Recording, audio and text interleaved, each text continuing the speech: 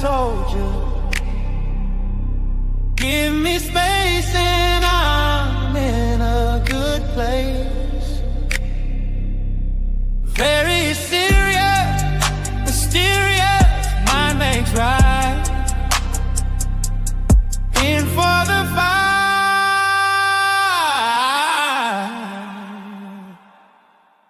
Starlight out on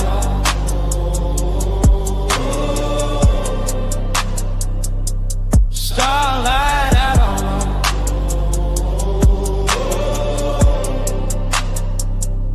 starlight outlaw, cosmic soldier. Give me space and I'm in a good place. Very serious, mysterious, mind makes right. In for the fight.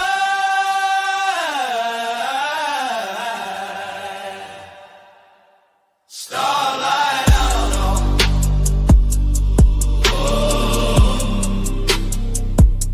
Starlight outlaw.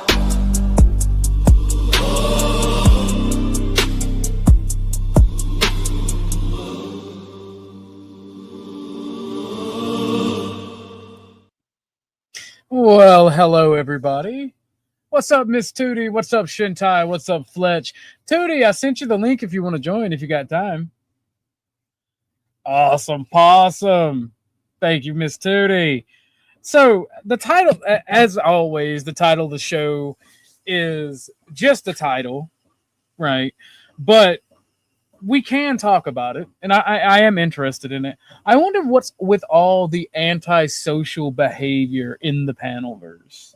And when I say panelverse, I mean like the degenerate wild shit that we get up to, and then the doxing, bitching, crying that we get from Snafu, and then the He-Man Woman Haters Club we get from Andrew Wilson and the Crucible people. So, like, what is so magical about this place? Your boy is, by the way, less than 20 minutes away from completing a 36-hour fast. I may push it to 48 hour, but I am happy. I got me some. I listened to. I broke my rule. Hurricane Peril. I see in the chat. What's up, Logical Spark? I broke my rule. I listened to a woman. I went grocery shopping today for the next 2 weeks, and I got me some lemons and some cayenne pepper to put in my water. So I listened to Beth about that. So, 'tis not magic, sir. 'Tis a curse. I think it's magic. And it's funny because I went to RLM, which many of you might not know, but Snafu was there waiting in the winds to run his mouth, and I find it hilarious that he just got cucked from running his mouth. And the more people that do that, the better. Jack didn't even let him run his mouth. And for some reason, Mr. Talcott modded me. So thank you, Mr. Talcott, if you're out in the woods watching. I do want to interview Jack because I'm a religious man. He is the Antichrist. I kid. But I think Jack ultimately is a good guy. So I want to interview him, and because we had a little bit of a short, interesting conversation. Because I could smell the Thorpes wanting to come up, and I don't want to be associated with them at all personally. But Jesus Christ, excuse me, that is the washing machine in the background. I apologize, but I feel great. I am happy that I was able to complete my fast as a fat boy. Makes me happy. So I feel great, bro. Unironically, obviously I feel hungry, but I have a lot of energy. I genuinely feel wonderful. So I'm on the fence. Like, I don't know if I should drink this cayenne and lemon water and go for 48 hours, or if I should just drink this and break fast at 7 p.m. Eastern Standard. But I feel really great. I was talking to my friend because I did this fast mainly in a exercise of self-discipline because after the fire, um, no, well, yes, actually, I seem to have slept better. Actually, I woke up at a decent time, easier. Granted, this is only one time or the first time I've done it. But I told my homie, based on how I feel in my sleep schedule, the benefits seem to be happening relatively quickly. So I might wind up doing this for like once a week. Once a week, I think I may be doing that once a week, doing this once a week because it is fucking awesome feeling. What's up, Miss Cynthia? If you want to join the chat, that would be it. Would join the panel? It'd be awesome. But yeah, I feel great. I have energy, and but I did the fast because like after the fire, I found myself getting into this like depressive survival state where you're going and going and going and going and going and going and going and going at every opportunity you can to move forward. And as that was happening, I wasn't taking time to process or be upset or have any issues. Let me finish my monologue, Miss Cynthia, and I'll bring you up. Any issues, and it was causing personal problems. I wasn't noticing interpersonal relationships going down south. I wasn't noticing a bunch of stuff happening, and I wasn't noticing my mental health slipping from me. That's why I took the break for those 3 weeks. It may not have been 3 weeks. It was a while. That's why I took those break that not too long ago because I could felt my mental health slipping, and I was becoming somebody I really did not want to be, and becoming, you know, just a nasty, mean person, and I didn't like that. And so I had to take a break. I had to chill, and I've mostly healed. Like I've had a bunch of shit. If you hadn't told from the post, happened a bunch of personal interpersonal bullshit happened with people, and I'm not gonna dog anybody out. I'm not gonna talk about it because it's nobody's business. I will vent about it on my community page and be called emo because that's how guys deal with it. That's why Flo does it. Flo, men are not gonna go pet you. If you're a guy, men are not gonna pet you and say everything's okay. They're gonna say quit being a pussy and man up because that's what men need to hear for the most part. And in the background, they'll be like, "Bro, are you okay?" Not saying Flo did that, but there are people that have done that. And like we got to fix ourselves, and that's what this community was about from the get-go. It wasn't about me bitching and complaining. It was about us helping each other, us having a place. Emotion enjoyer. I will say one thing. I am firm in my emotions and I understand how they go, but I've just been through so much shit that my regulation got fucked up for a minute there. And it got bad. And like the shit that I've gone through, and I won't talk about it, but I think everybody would understand if they knew just the sheer amount of metric fuck ton. But the trickle down economics, that's funny. But the fasting is gone, and like for me, my plan is to get more regimented, work out more than I've been, do targeted workouts, and walk and spend time with Tucker more. And then my secondary goals are financial and my YouTube channel, because that is a large part of my financials. The reason I even took on the debate with Paige is I want to create content that you guys may enjoy. I want to do better and more stuff for y'all. So hopefully this is going to be a trend upwards and not something that is just one and done. But like I said, this was mainly an exercise in self-will, because the more you do things you don't want to do, the more you train your willpower. It's kind of like a muscle. And obviously, me being a fat boy, I want to eat. So, I mean, I feel like this was the best choice to go as a small step. And right now, I like it. But let's welcome, what's up, Miss Cynthia? How are you? What's up, Miss Tootie Bug? And what is up, Dennison? How are you guys doing today? Welcome to the show. What up, guys? Howdy, howdy. Yo. The topic of the show, the topic of the debate will be eugenics. And it's not a moral argument. It is if it is pragmatic and beneficial to society.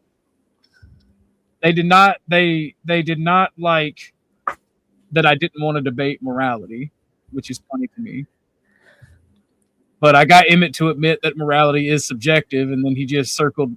I love Emmett. This ain't a shit talking to Emmett, but he just circled back into my group can do what they want because they're my group, right? You don't lie and mislabel people because it's objective morality. You do it because eventually you're going to do it to the right person, and they're going to use force doctrine to cave your head in. But I digress. Uncle Ted was right. I mean, I don't know about all that because I mean, there's been benefits and positives from the industrial society. I think Uncle Ted was an extremist and had his own set of issues that he didn't want to grapple with. Extremely correct. I mean, he was. I didn't say he was wrong. I don't think that he was all the way right on it, though. I think he was just making a guess from what he saw and the negatives. I think the benefits outweigh the negatives. Came out. He fucking called 40 years into the future, like with more accuracy than Nostradamus. Yeah, fair enough. I mean, I've found myself saying Uncle Teddy was right, so I mean, I'm not going to argue the point. For those of us who know, you know.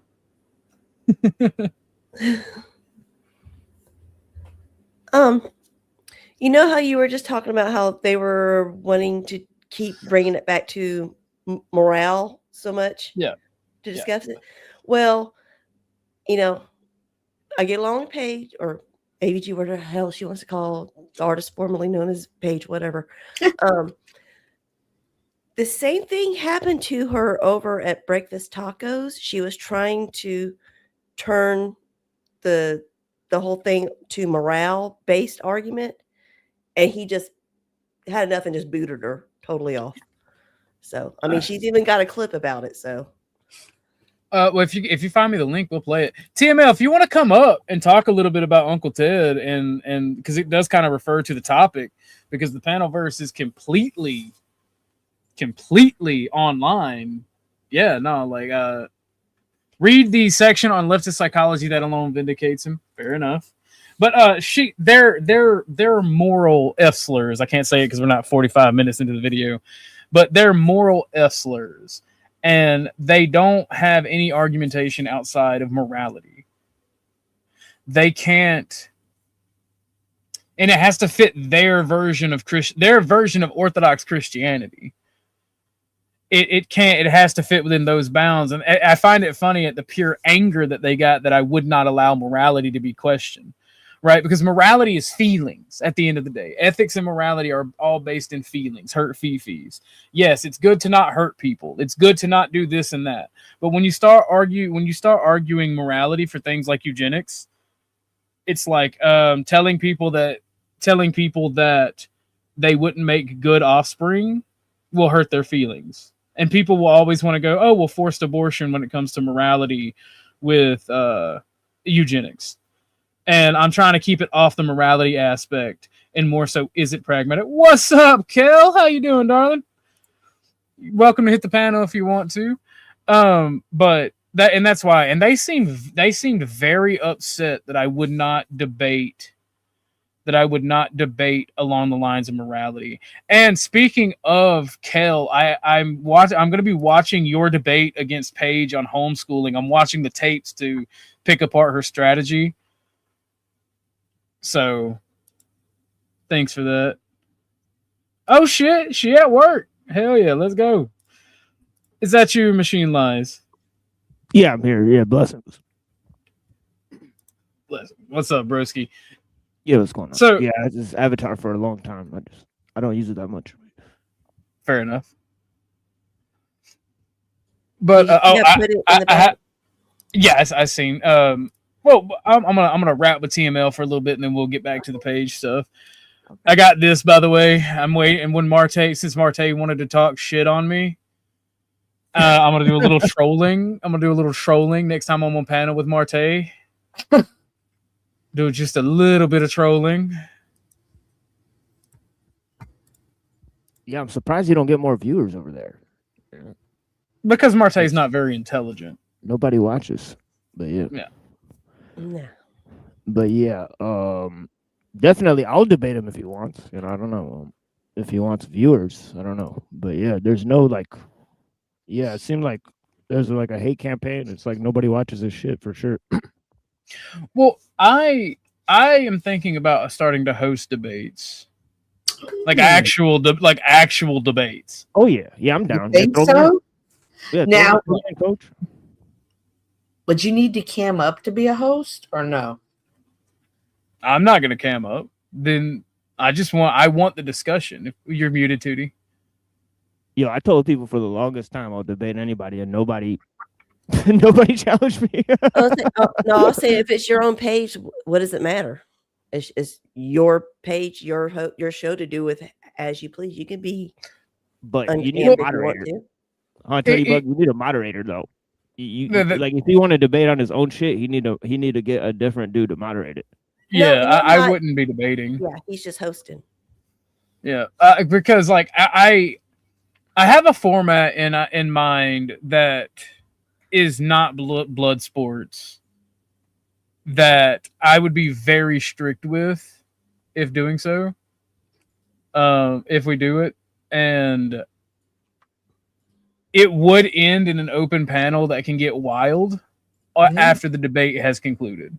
Yo, what you got to do is get like something where the audience takes a large percentage of the super chats. That'll get people to participate. All right. I've always recommended that where you start a debate league, but it's like rap battles where people throwing money into a pool and shit.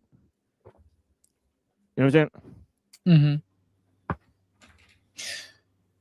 Well, the only issue I'm having with my own format for debating is one. Well, it's two issues. One, I don't network enough, and I hate debates, so I don't go to the debate communities. And two, debates are gay as fuck. Yeah, the online debate community is gay as hell. Yeah, it's gay as fuck. And two,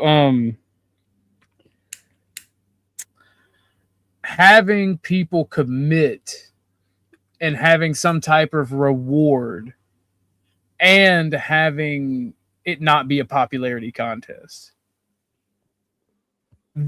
That's what I don't want. I don't want it to be a popularity contest, and I don't want any bias. So I would have to have moderators. Dennis and Joe Cool would definitely be judges. I meant to say judges, not moderators. Because Joe and Dennison are capable of, I don't know if they're capable of not interjecting to tell the person making a bad argument they're stupid. But I know they're capable of seeing the arguments for what they are and who gave the better argument.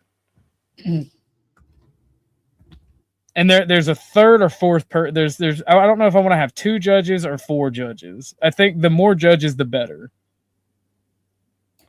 I think Dennison is Honestly. smart enough, mature enough to not bring his own feelings into like a professional type of a situation, you know?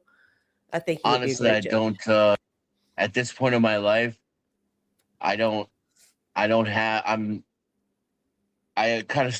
kind of born irreverent. You know, it kind of came naturally, but I've been working on it now, and I don't even really have my own beliefs anymore. I don't believe in anything, and nothing that I think do I associate with my identity. So I don't take any of it personally, and I can genuinely be swayed one way or the other simply by the merits of the argument. Well, that's why I definitely want you and Joe to be one of the two, either the 2 judges or or 2 of the 4, because I know that y'all can see the argument for what it is, and even if you absolutely disagree with the person, if they gave a better argument, nominate them for the winner. Yeah. But Yeah. Kale says my debate sucked. Where are you debating her? Emmett will be hosting it. I think I'm going to restream it from Emmett's, and Yeah, Emmett will be hosting it. It's Emmett. It's a debate about the pragmatism of eugenics. I don't know how Emmett's going to word that in the title. I completely got ahead of the fact that Paige is going to try to make it about morality and be like, Jesus says it's bad, thus I win type shit. I thought you said the morality wasn't the topic. It's not. That's why I said I got ahead of it. And it was like, no, this needs to be She's about gonna get pragmatism. slaughtered. Huh? She's going to get slaughtered. If you take morality out of the argument, what argument is there against eugenics? Actually, if you really know about if you know about genetics, there could be a potential scientific argument against eugenics. I'll leave it at that. Oh yeah, no, I'm aware. I'm aware of that. I'm aware of like one of the few arguments you can make. But it's such a niche thing that it's something that can be used to argue against eugenics in totality.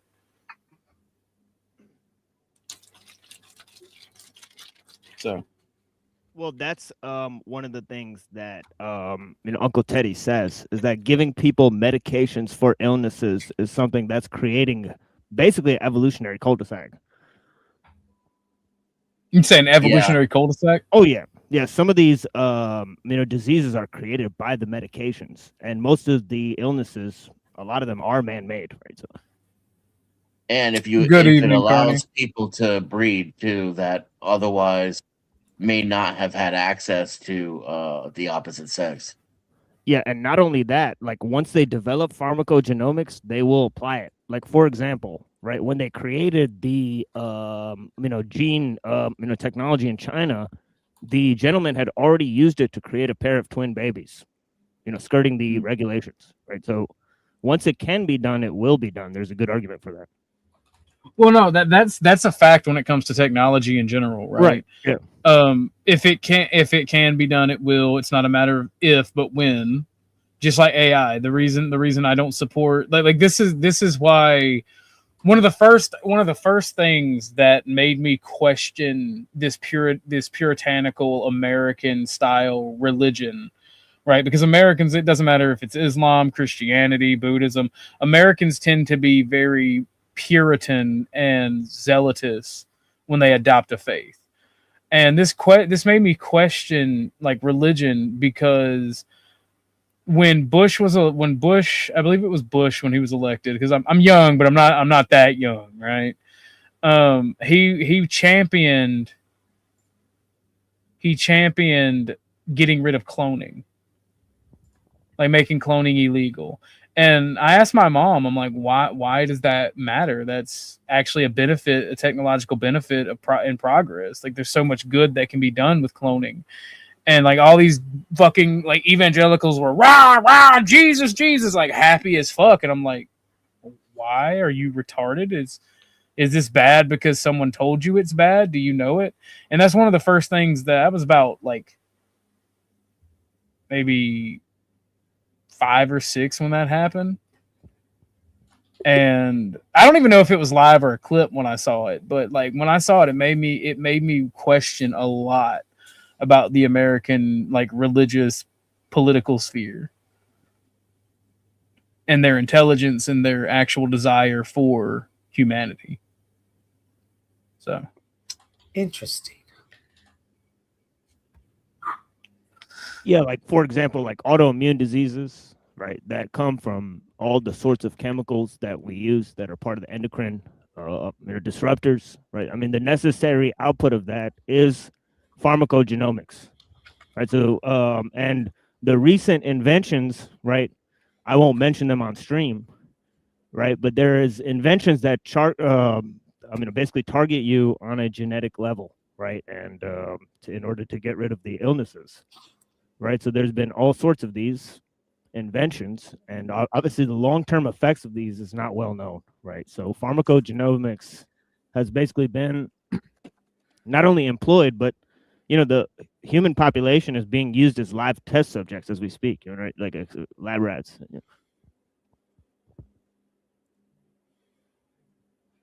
I mean, I wouldn't disagree with that. I think there's always been some level of human testing, though, whether it was coerced, unknown, or or voluntary.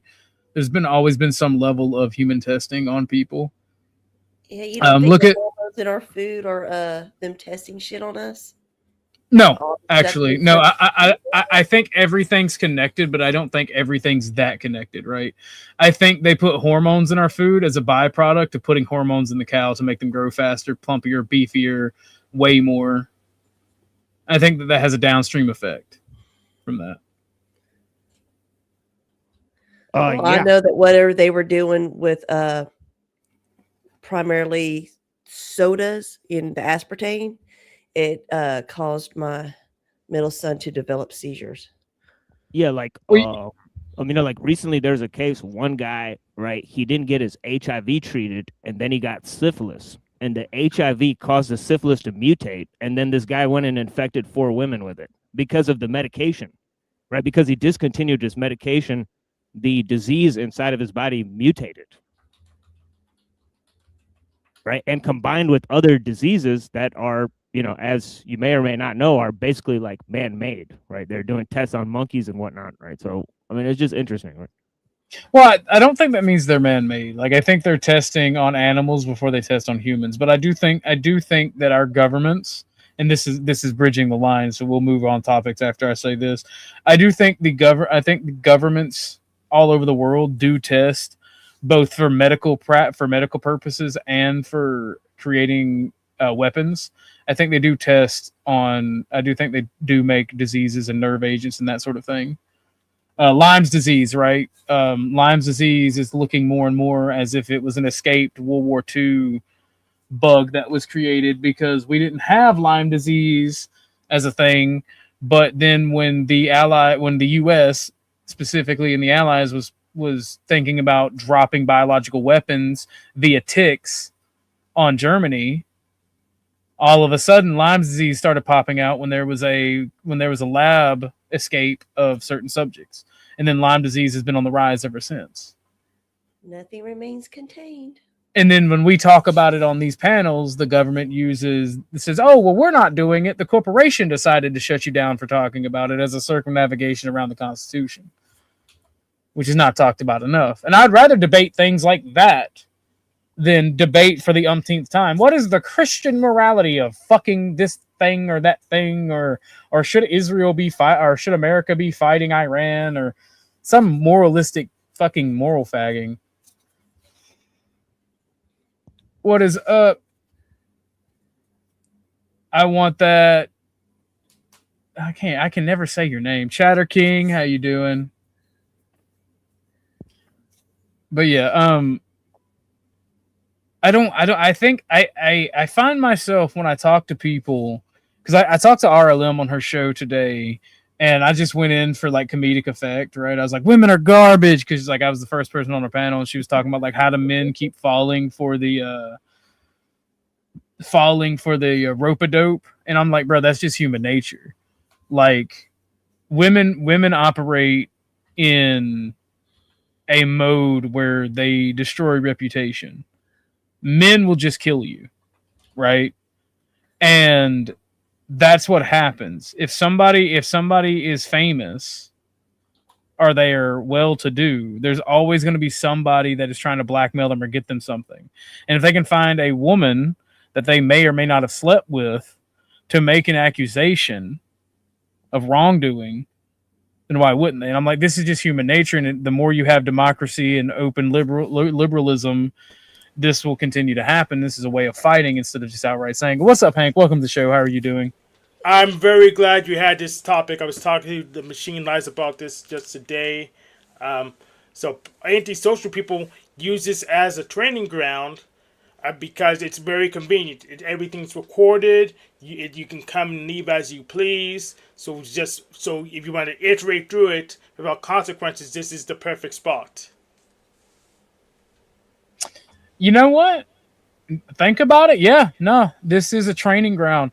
The problem is some of us can play the game very well naturally, and they choose not to be good people. and they're being pushed very, very, very, very harshly into being the biggest fucking scumbag that they can be. So, I strongly agree. like, I like, for instance, Snafu with me and Snafu. Whenever Snafu starts his shit, I don't back down. I won't back down. You have to stomp these people out. Imperius is right. Imperius is right about Spurgs. All right. Andrew Wilson's right about women. Imperius is right about Spurgs. He's Right, one of the so- biggest burgers around. He knows them. And I did stomp Snafu out. That's why he is my intern for life, and I'm on the Keystone Cop crew. I took all of his mommies away. He has no leverage. He can't make it to court. He is irrelevant.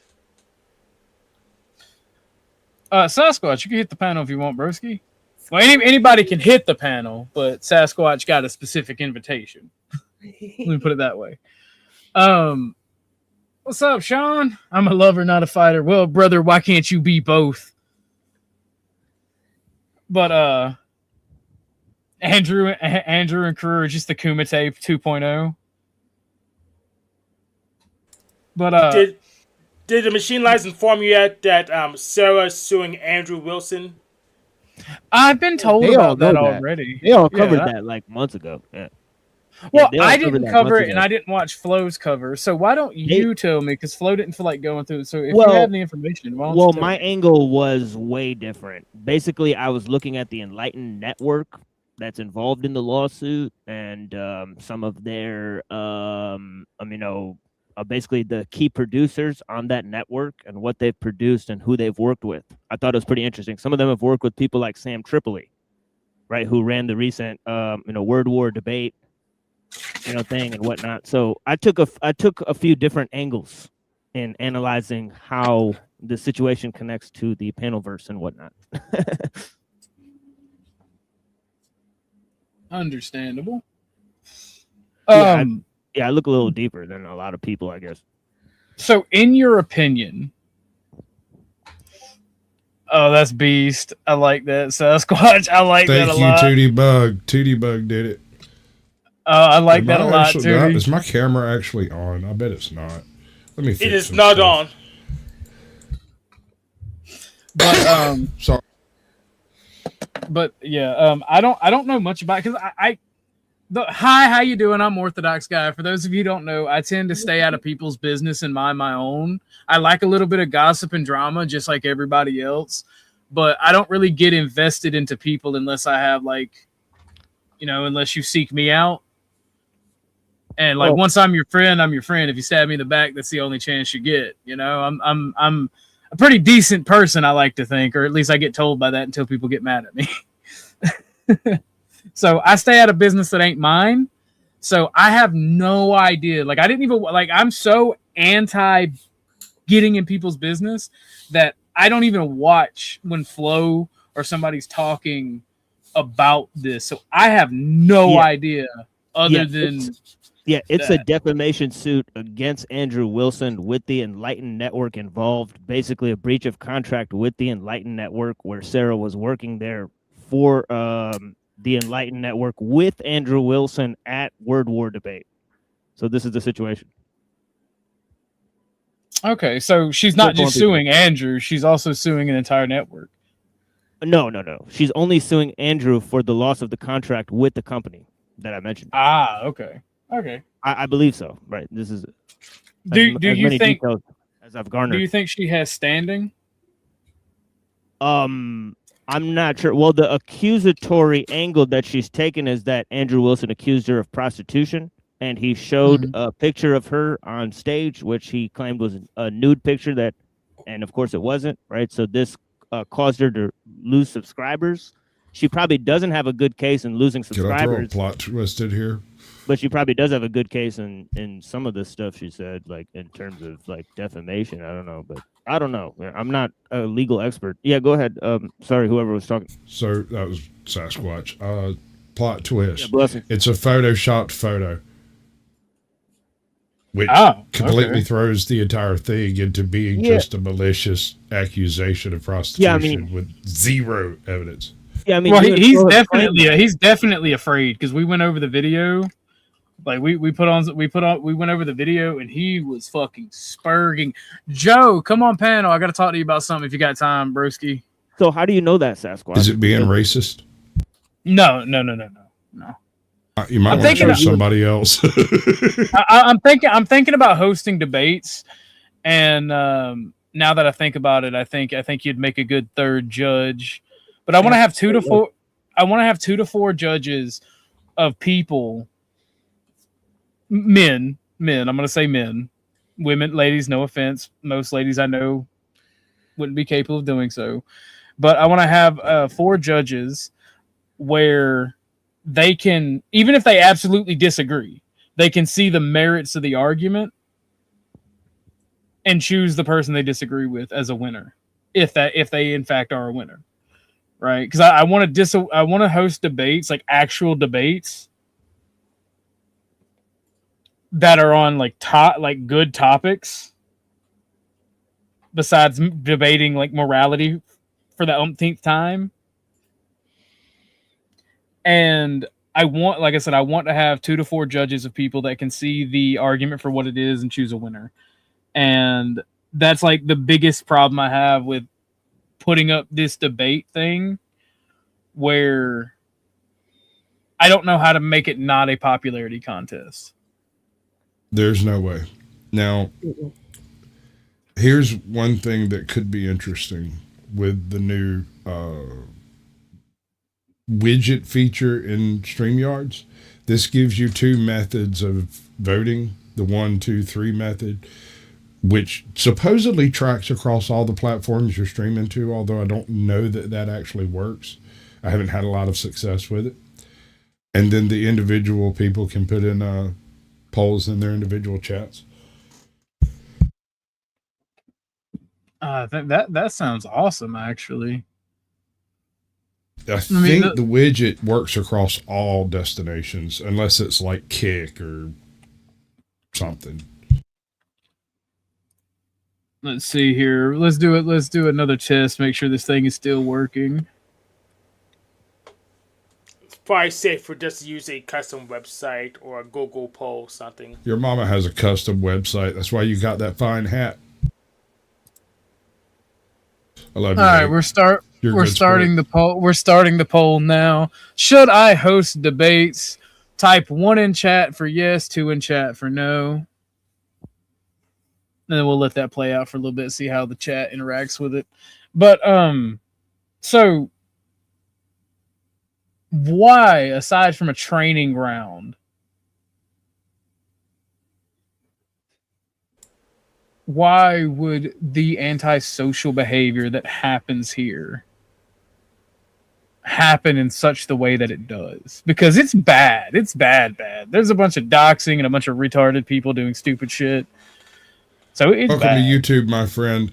Over here we have the insane people. Over there we have the sob sits. Right here we have the machine eyes. There's Tootie Bug. Enjoy yourself.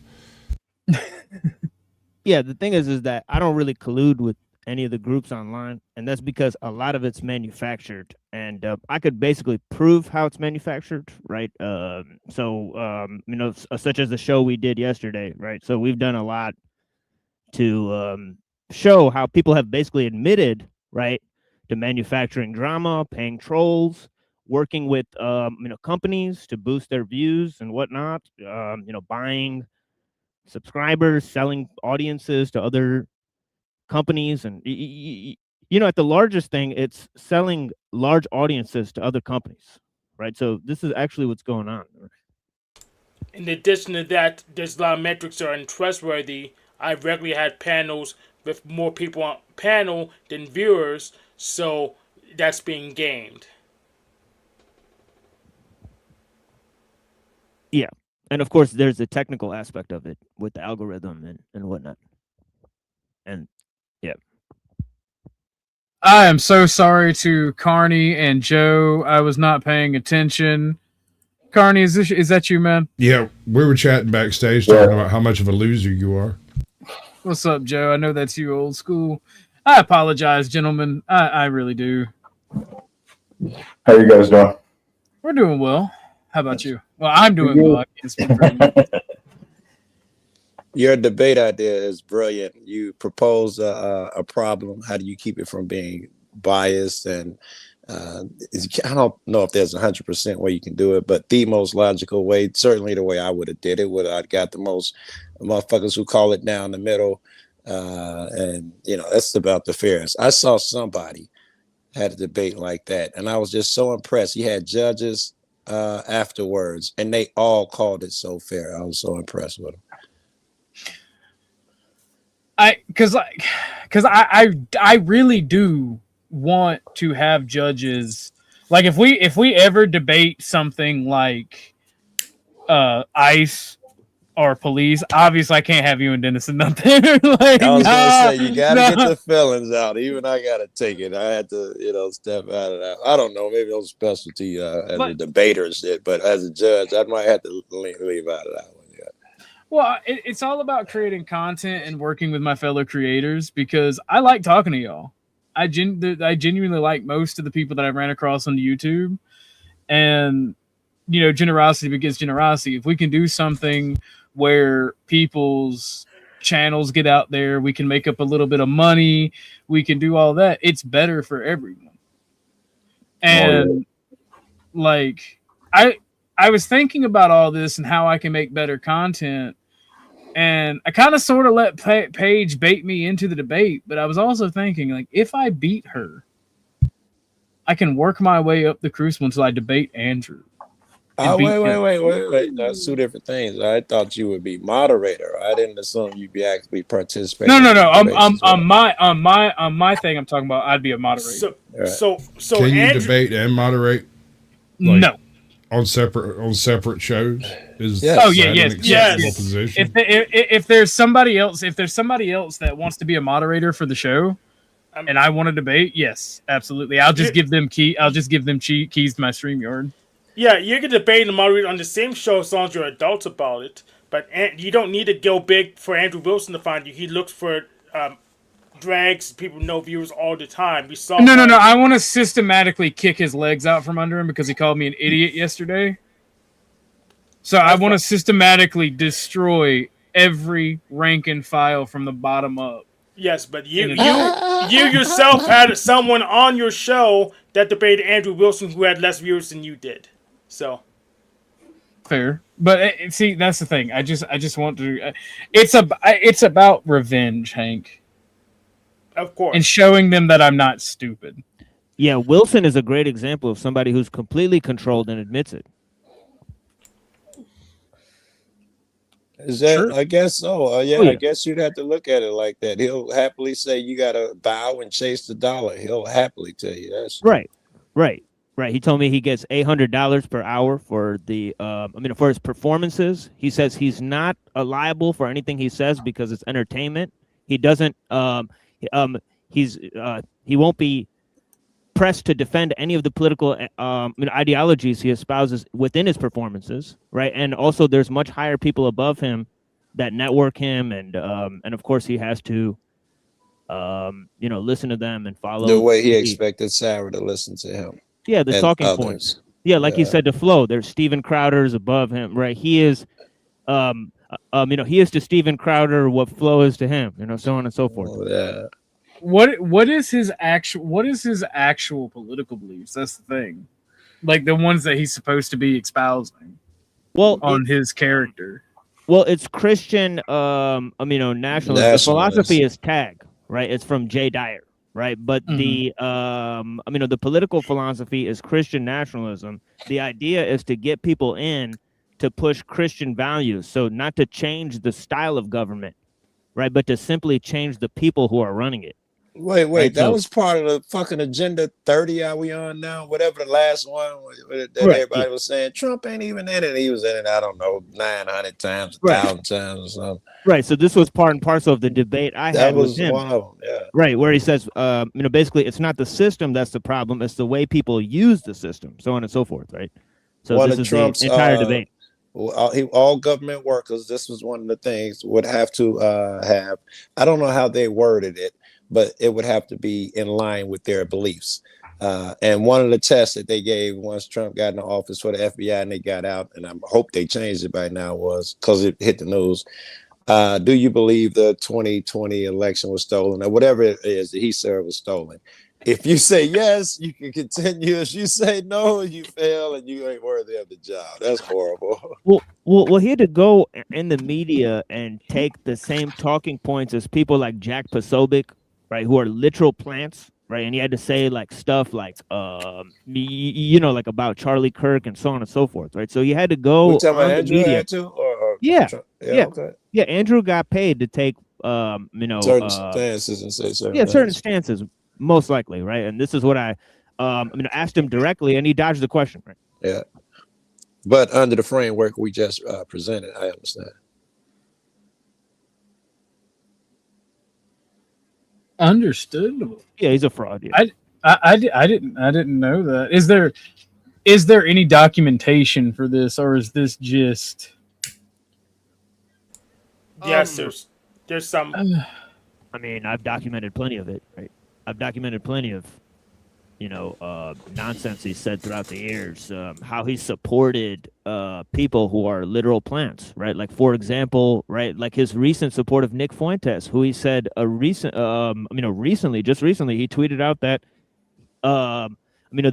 Nick knew, right, on the J6 idea of the Ali Alexander guy doing the PDF stunts, right, that he was doing. So they were all tweeting out that Nick knew about this guy's activities, right? And then later, Andrew goes on and defends Nick, right? So it's obvious that he changes who he supports, right? Like, does a 180 pretty much, calling, slandering a guy and then changing it. What's up, Truth or Cot? I don't really know who you are, but I've seen you in chat sometimes. What's up? What's up, man? I came up here last time. You booted me and all that. You said, "What's up?" And now the That's name. not of a good start, my brother. Well, the name of your channel, what is with? I can't see it right now. It's what's with all the panel drama, or what is it? Antisocial behavior. Yeah. Yeah. Well, I've seen you on here like 3 days straight. I might be a little antisocial. You booted me last time though, so I'm becoming a little aggressive. But I'm sorry. Well, I don't really know who you are. Well, I had one question. Cool. We know this guy. Yeah. I was told that we shared a birthday. You vouching for him? Yeah, I've done entire shows with this dude. Yeah, he's cool. Yeah, he's a legitimate journalist. Yeah. So thank you, TML. Well, I was investigating. You see that? You give TML word, you're a highly respected journalist, and bam, worlds open up. Isn't that groovy?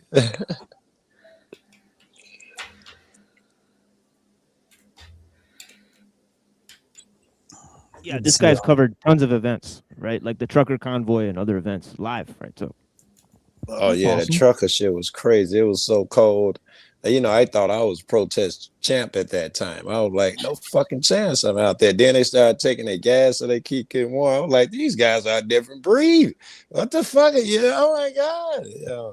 That was this crazy dedication. It was super cold out there. They were out there in thousands.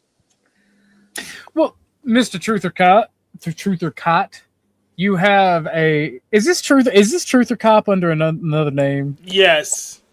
Well, okay. It's like evolved. The other day TK came up and it went from, because the Truth or Cot, it was COTT, but then TK came up there talking shit, so I changed it to Truth or Cot with a K. If you would have just typed in the chat, "This is Truth or Cop," I wouldn't have kicked you, because I had no idea who the changing faces and panels are.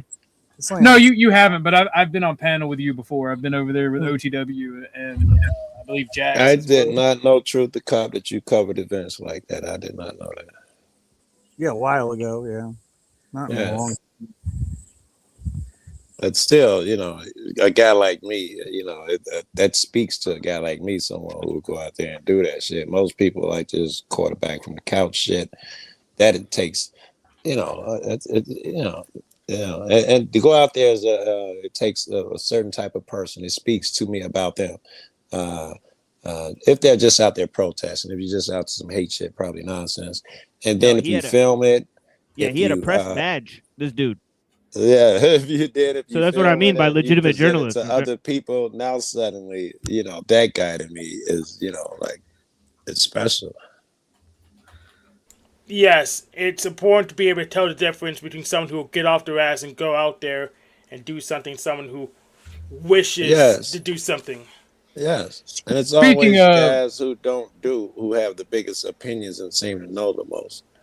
Speaking of getting off your ass and doing something, ladies and gentlemen, please consider donating to me so I can get off my ass and do something, earn a little bit of money. I would appreciate it. We've got Cashapp, Ko-fi, Super Chats, and memberships if you would like to donate. Please join the Discord, help grow the community. I don't really grift that often, but any donation is appreciated. And memberships are 99 cents to $25. So I would appreciate that. He used to be good at it. He had all these sparkling clips of dancers. He used to be good at it. And then I still have some of them. Set his house on fire. It was crazy. So true. Yeah. So true. But Truth or Cop, what is what were you beginning to talk about when My before we initial changed inquiry subject? the other day was like, it's a simple, stupid question. I was told, see, this is part of my investigative journalism, I guess. I was told that we share a birthday February 1st. Is this true? Yeah. Okay, all right. I'm February 2nd. February 2nd, Sasquatch. Does first mean that sometimes, Yep. what do they call that when you fall on? Well, no, February 1st is nothing. February 2nd is Groundhog's Day. see, my initial reaction is to be hostile with that question. One, No, why do you care? Why do you care? Like Two, that. I was thinking, he doesn't know how I'm coming with it. Don't January get an extra day every few years or something? Negative. That's February 29th. Oh, okay. Yeah. Leap year. Oh, February, yeah. But you guys, I forget that I did a birthday stream. oh yeah, oh yeah, yeah. I was doing a stream that day too, and that's when I think TML was on my stream that day. And then people were in my chat saying OG has the same birthday as you, so I was trying to check on that. But Which is why it's so easy to hide information. If you don't put it out there, pretty much the lazy psychopaths really can't find it.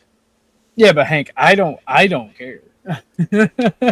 Yeah, I you don't have to have an care either. opinion first, and I just haven't gotten around to developing one. I just don't give a shit. I think the idea, if your opinion is worthy, is to get it out in front of many people as you can. I mean, even the loudest ones can't get to court for anything important. So they're What would that mean? Anything important? Because to me, little shit like being able to film in 5 states is important, and that's made it through court several times.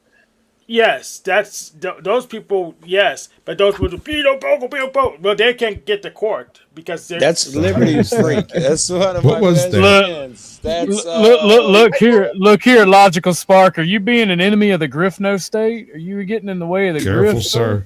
Do you ever taken a good look at the wall? Oh no! Oh no! Did you ever think he's been asked talking about the rabbits?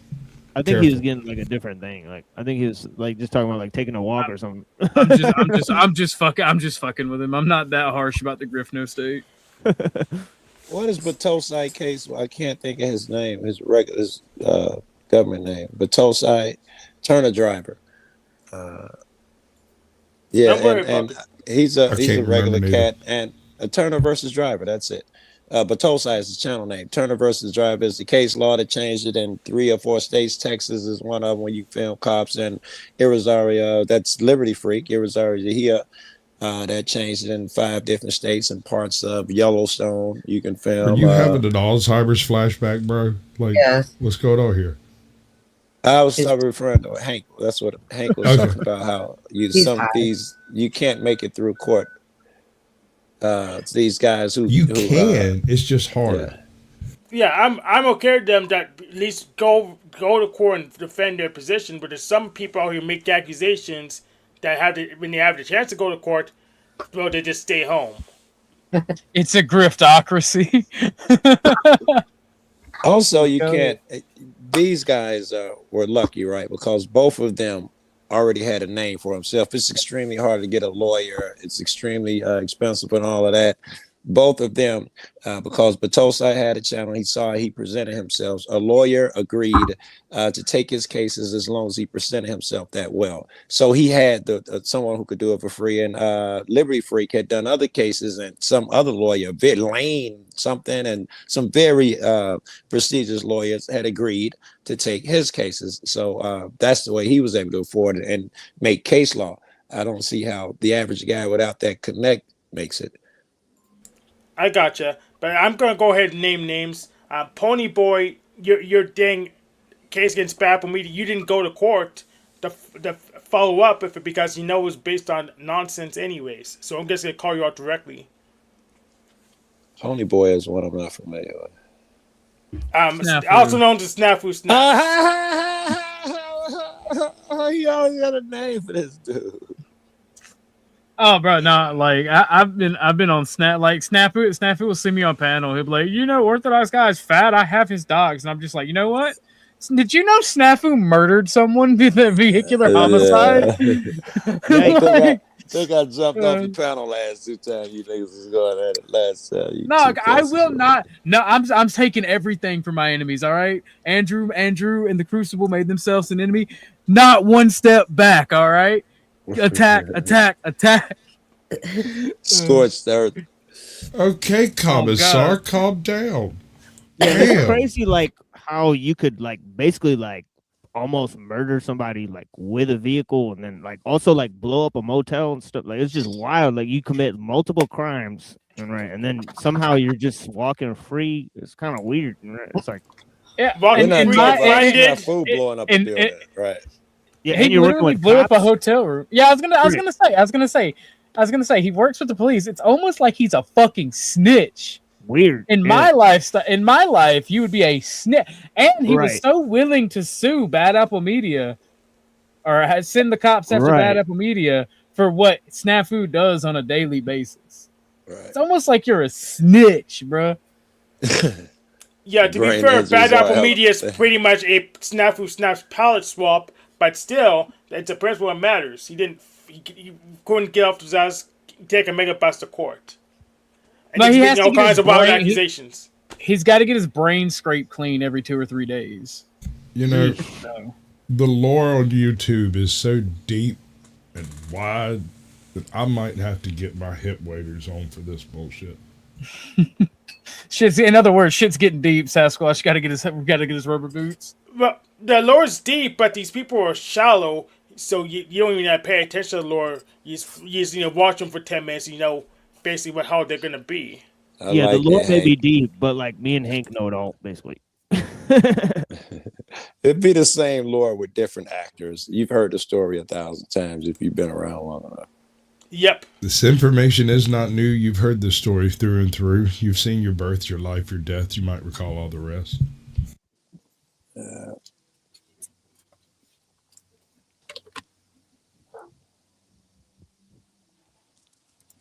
It is disgusting. There is nothing worse on this planet than a fucking rat. Takashi. Takashi 69 is the worst fucking rat of the modern world, bro. There's a lot of people that say it's not a rat when motherfuckers try to kidnap and kill you. Some people still say it is. I don't think it was a thing when I was banging. You can't call the police. Kidnapped and killed. That still wasn't a thing when I was out there. It's part of the goddamn game. That's literally part of the shit that you sign up for when you live that life. That's what your buddies are for. They Get scared, go to church. Yeah, right. Call a cop. Yeah, you're not in their jurisdiction anymore if you're part of a gang. Yes. That's why I don't know. I think all people deserve special considerations for the murder. In particular, I don't think gangs get it.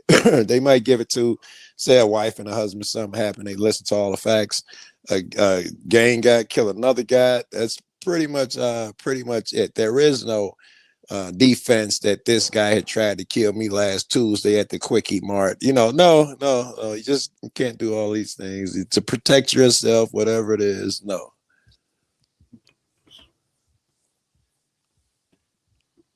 What's up, Just Becca? Thank you for pulling through, darling, and thank you for having a membership. Thank you, Chica. What up, homie? Chica.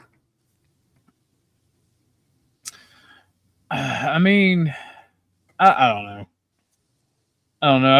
I feel like there's a lot of snitches and people that would get their ass beat in their own community on YouTube. Or worse. I don't know. There's a lot of just extra antisocial behavior going on. Well, really, It it's the depends people that where are you go. platforming them. You know, it's the people that are platforming them because nobody has to pay attention to any of these people. You know, right? Right. It's people that platform. They don't have a show that anybody watches, right? So it's at the end of the day, it's the people that are platforming them, right? That are the problem, right? So I've determined that, you know, people who give space to those people, then fluff them up, allow them to grift and get money, and so on and so And forth. that's a Give little them a different. leg. Just talking to them is one thing.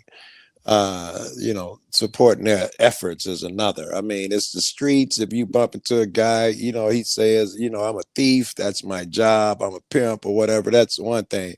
But if you're saying, hey, I support you being a thief, and there's a guy who I know who keeps a lot of money under his mattress, if you're, you know, supporting it, that's different than just you know, him being on the platform, you bumping into, you can't stop who hop up on a panel and that type of shit.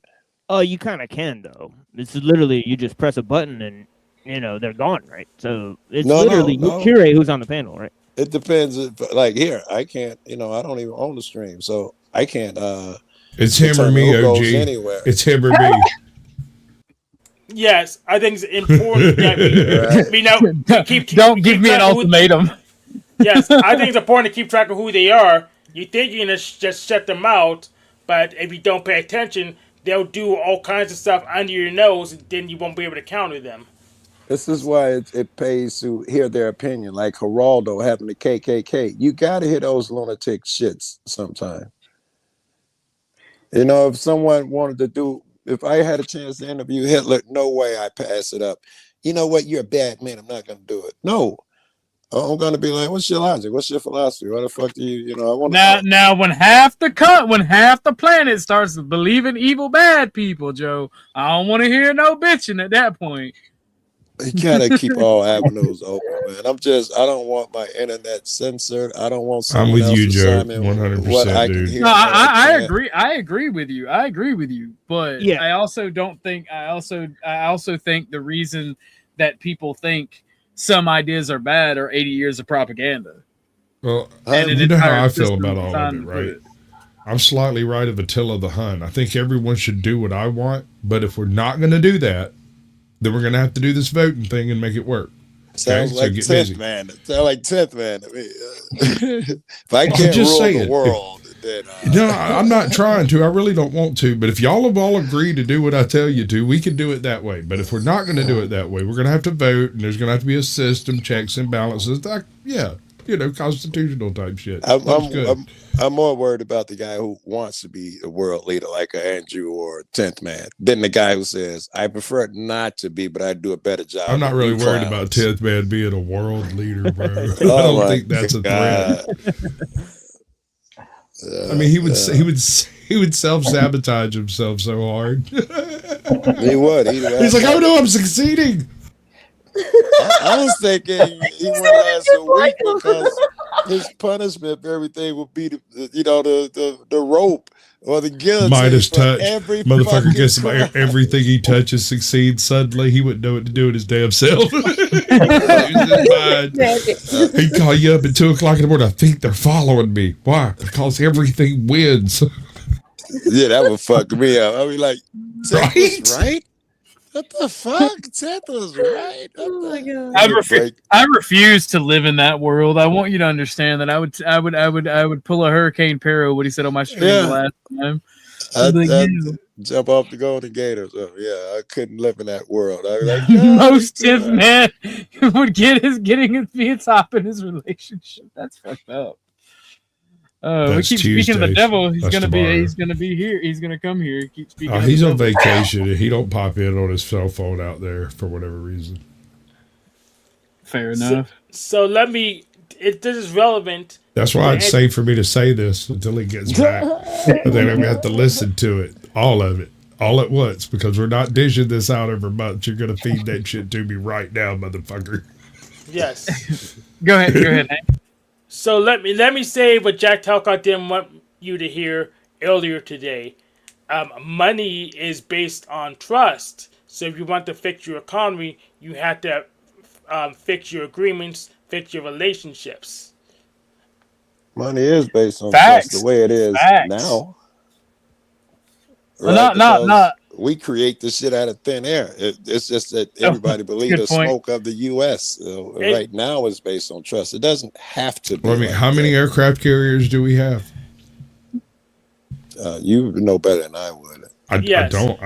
12, 13, active or inactive? Like how many active? Just active. We'll keep it conservative. So Jack says he doesn't want to use money.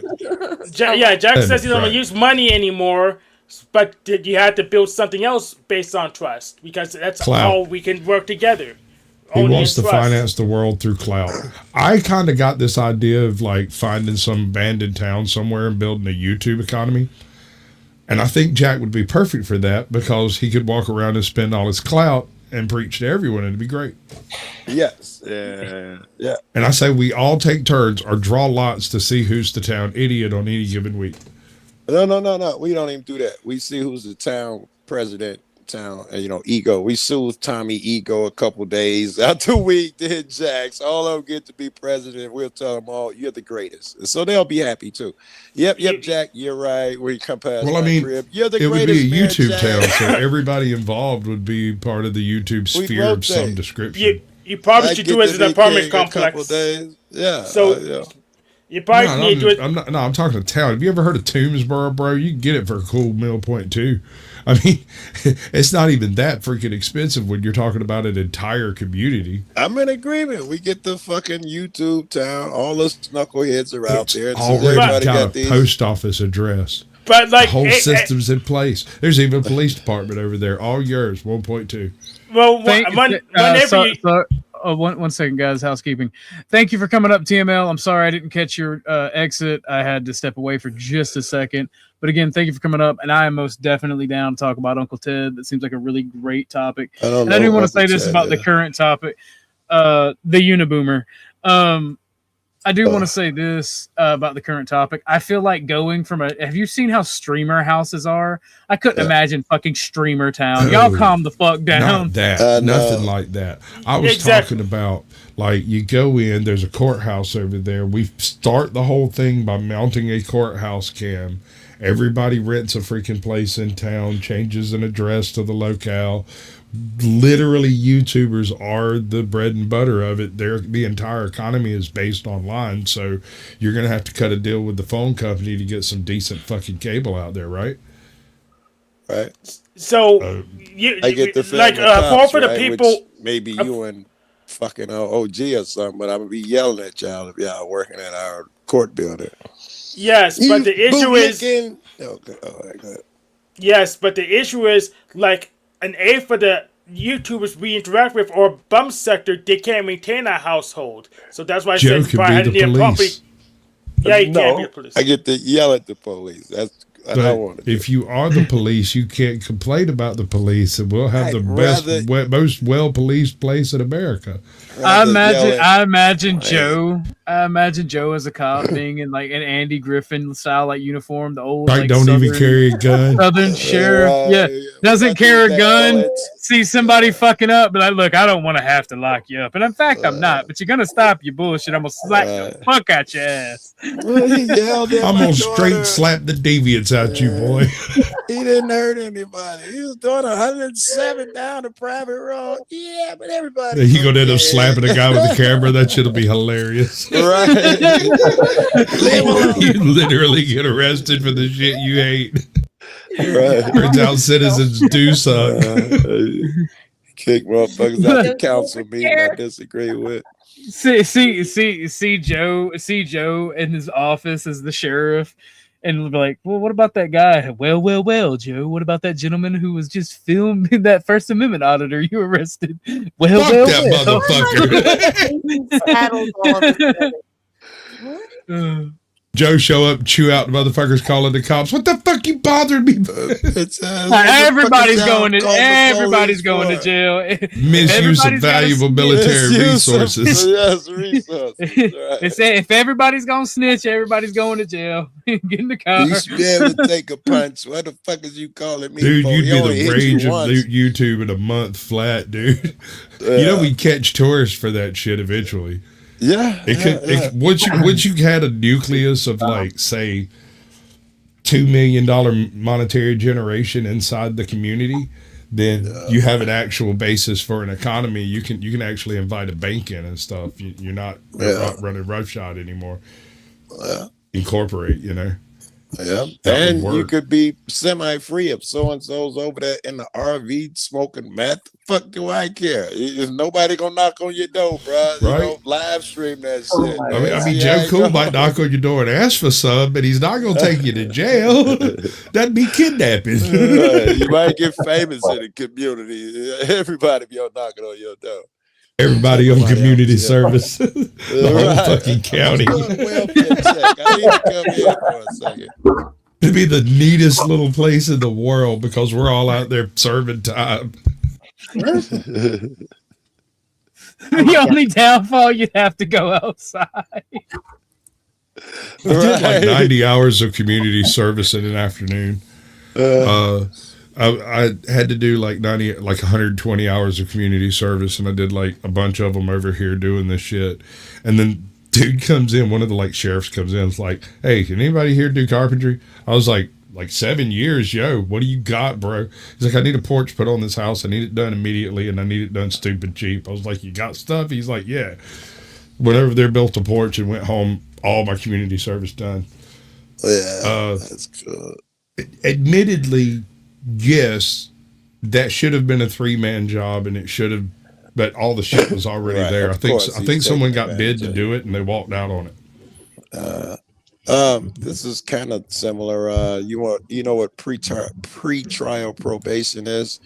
It's when you haven't even been to court yet and had your shit adjudicated, and they put you on probation. They did that to me one time, and it was new then. And back then, all of the desks were in the open. So if someone yelled or something, everyone can hear it. They got people at every desk all over the place. Just one big open area. And when they explained to me what it was, I was supposed to do a year or something. You know, you go up there twice a month or something. And I, like, what the fuck you mean? I ain't even been, this is crazy. How the fuck you gonna put people on probation and they ain't even been? And he was like, oh yeah, just hold on. And he wrote it up where I didn't have to come back until the last day after my year. I just come check in on the last day and we're good. I never had to go in. I think it was because it was like, hey, don't be telling everybody about. But you've my always hustle. been fairly reliable, though, right, Joe? Yeah, even when I was on intensive probation. See, I'm one of those autistic fuckers. If I make an agreement with you, it's going to take some significant earth shifting for me to stop doing the agreement, right? I would agree. Because I agreed to it. Yes. This was So, before like- I even agreed to anything. They're telling me I'm on probation, and, Right? That's fucked up. Yeah, out your fucking mind. And if I'm being honest, back then I was so stupid I didn't read the shit. My lawyer told me you did about a year of house arrest, so we should be able to get you out. You only had to do a year of probation and all this shit. All the shit he told me was a fallacy. It just lied, just to get me out of his face. They're horrible, bro.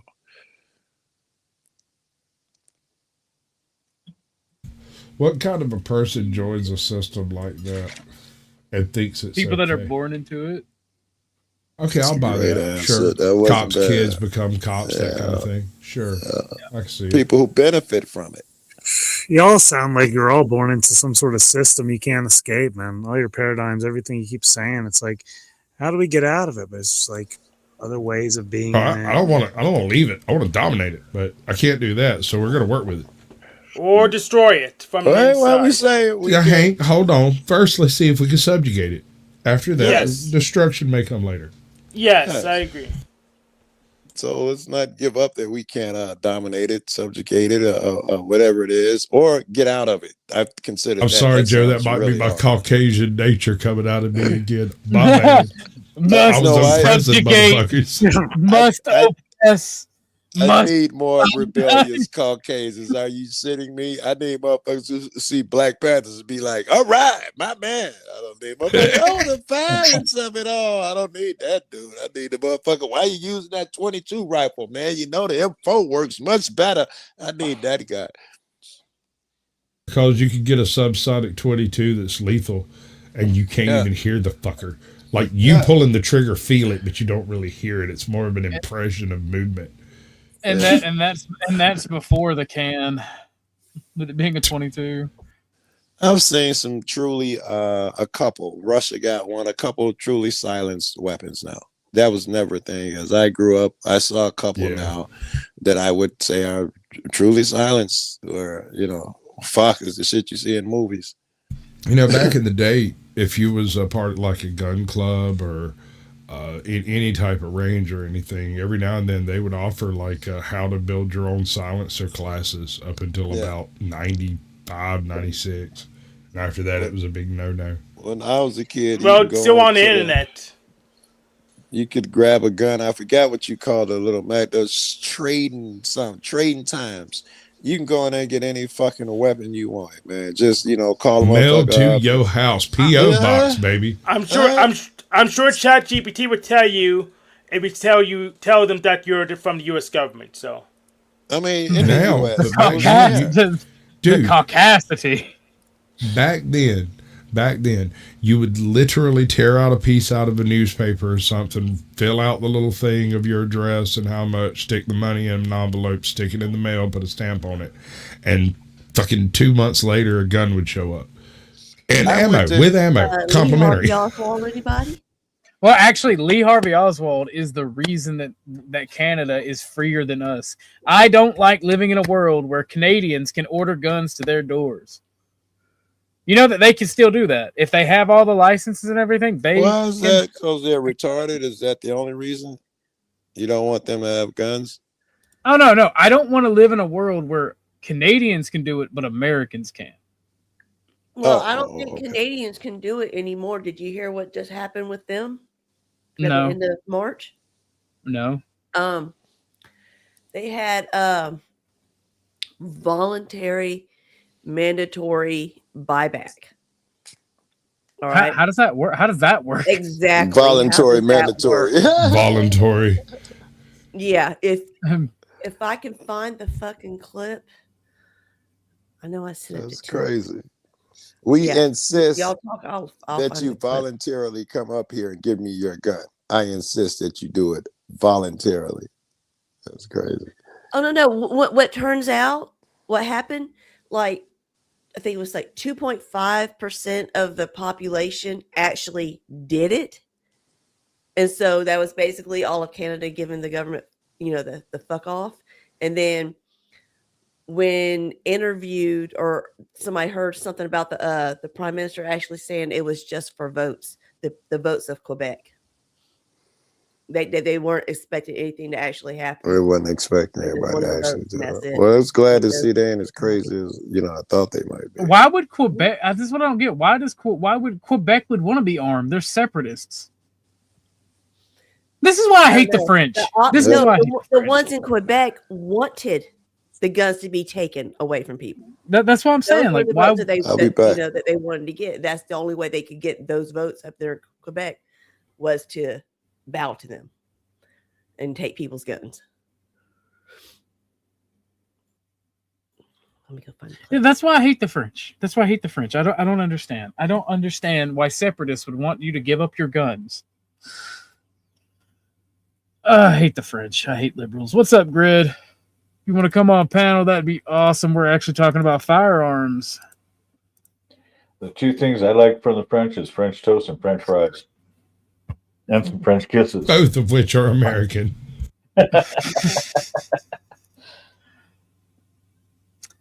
But I I did hear about this that just happened apparently a couple of hours ago. There was a mass attack at a Chick-fil-A. Does anybody know anything about that? Negative. Apparently, I'm making a shepherd's pie. Might be back later. That sounds good. Shepherd's pie does sound like a bomb. It's gonna be fucking fire as fuck if I'm involved. Daughter's making a shepherd's pie. I'll be back in a minute. I'm getting some mashed potatoes, a chicken breast, a chicken thigh, a biscuit, and this water, this lemon cayenne pepper water that is going to be my first. That is going to be my break fast meal. So, maybe a little bit heavy on the carbs. If I feel like shit next time I fast, I'll get something lighter like a salad, with a little bit of protein in it. Put some chicken in there. Yep, chicken with deodorant. All right, OG. There's the clip. It's from Coley Noir. So we like him, right? I don't mind Colin, but some of his takes. I used to watch him when I was a teenager. Some of his takes are not the best when it comes to guns. But this isn't even about guns per se, like American. This is the Canadian thing. He's talking about it. Yeah. I found a story on Chick-fil-A too. If you want to post that in the back as well, we'll go over that. Oh, I didn't. It was reading it, so I don't have anything. But it's basically men stormed in and went directly behind the counter. It looks like they were targeting a particular individual. A gentleman called from inside and described it as a war zone. So, and they do suspect narcotics is involved, a personal beef. Damn. Man, the Chick-fil-A in my area, that's one of the employees got shot there too, and it was her boyfriend that she had broken up to, and she lost her life. And Chick-fil-A closed down that day, but they were back open the next morning by 6 o'clock. But I've noticed a lot of the Chick-fil-A, those always are intended targets. They wait for the suspects wait for them to get to Chick-fil-A. They always do it at a Chick-fil-A, and it's peculiar. I know exactly what it is. It's the lily whiteness of it. If right. That makes sense. It's that they know there's not going to be any guns. They know that there's not going to be any security. And this is why you can't live in a multi-ethnic or multi-racial society, because you have to have those things to be able to have a multicultural society work. But I digress. People tend on doing it, so I guess we're just gonna have to arm everybody. I want 2-year-olds walking out of the womb with AKs, okay?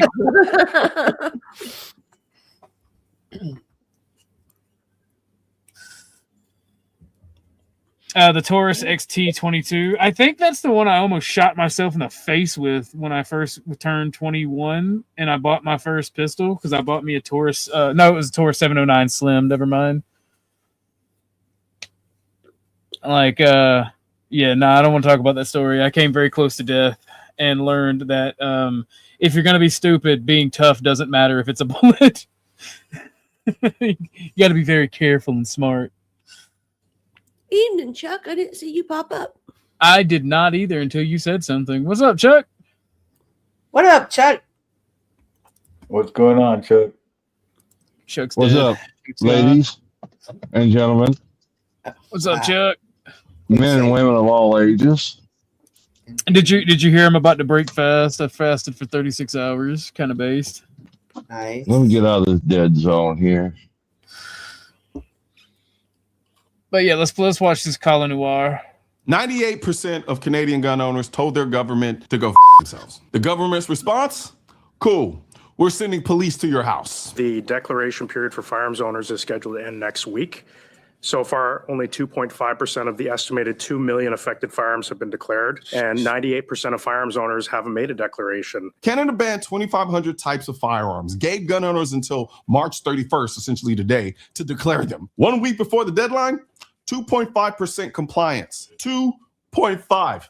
That's not a slow rollout. That's a full-on rejection. So if they're not declaring by next week, what's your plan, Minister? The plan we have is as of March the 31st, the time to complete the enrollment will be done, and then the RCMP and other agencies will be available throughout the spring and the summer to do the collection. The collection? Do the collection. Like he's speaking about dry cleaning, not firearms, not property that belonged to law-abiding citizens before the government decided it didn't anymore. So, Minister, you're saying that RCMP members, we just heard an Auditor General report saying we're short 3,400 members. We're dealing with a wave of violent crime across this country. And you're saying that your plan is over the spring and the summer to deploy RCMP officers to go door to door to firearms owners. And that, dear friends, is called anarcho-tyranny. Anarcho-tyranny is when your society becomes so shitty and corrupt that the corrupted officials stop enforcing the law and enforcing safety mechanisms and allow criminals to do criminal things and then begin taxing the regular citizens for breaking the law. They'll write you tickets. They'll send you to jail over owing the state money. But yet you'll see meth needles and meth heads all out in the streets getting dealing with. You'll see drug dealers and thieves and criminals running fucking wild, and then they will come after citizens because they know the citizens will obey. And then that's when the fun part happens, because people stop obeying a corrupt government, and I'm here for it. Let's fucking rock, baby. And seize their firearms? So this is a voluntary program, Mr. Lloyd, as you're aware. And the RCMP resources and the resources we will use with law enforcement does not contemplate in any way using existing resources. These are additional resources. So these are those who are off duty, those who may be retired. I can ask you to do that. Minister, I just find that very concerning that we're going to be sending police officers door to door because, frankly, many police forces across the country are refusing to participate in your program. And here's the part that should make your jaw hit the floor. The Minister of Public Safety, the guy running this entire program, was secretly... I'm just going to say this. He's Indian. He's Indian. Foreigners are taking your guns. Canada. New York. Mandami's pulling the same shit, ain't he? I'm not sure, but New York and California gun laws are just as retarded. And again, they're pushed by foreigners. Indeedly do. Recorded saying the gun grab isn't worth the money. The Minister of Public Safety accidentally told the truth, and he was recorded doing it. He said that the gun grab is not worth the money. He doubts local police will have the resources to enforce the Liberals' mandatory gun buyback program and says the reason the Prime Minister is sticking with the policy is to appease voters in Quebec. He privately admitted the police can't even enforce it. He said they're doing it to win votes. That's it. This was never about safety. It's never about safety. It was always about politics, and they're still sending people to your door. So the next time someone tells you nobody's coming for your guns, show them Canada, because that's not a slippery slope. That's a fucking staircase, and they're already 3 steps down. Yeah, I talked to something similar with RLM today about the I can't remember the dude's name. He slept with a Chinese spy, and then Eric Swalwell. Eric Swalwell. And she was talking about like women. I'm like, nah, it's not a man or woman thing. Like, women are evil, do shitty stuff. Men are evil, do shitty stuff, right? For different reasons. This is really because, like, you don't even know if the allegations are true against Swalwell, right? It's just politics. It's just fucking politics. You don't know if the allegations for him are true. And at the end of the day, it's just in a democracy, you're gonna have underhanded, shitty people doing underhanded, shitty shit to get views. Like all they're doing, all the liberals and left wingers are doing, is they're dogpiling Swalwell because he got caught. They're doing the same shit. It reminds you of the panelverse. They're always the first to eat their own. And like you keep saying, like people do shitty shit, woo woo woo. Like, there are just some people that don't have the same morals and values as you, for whatever the reason may be, evilness, greed, whatever. And you just really understand that. And like Chuck was saying, it is like the panelverse. People are just crappy people, and it's just who they are. Then you got to learn to maneuver. Like TML was saying earlier, we just don't let them on the panels, but you can't eradicate them all. You just can't. At some point, you're going to interact with a crappy person who's just a crappy person.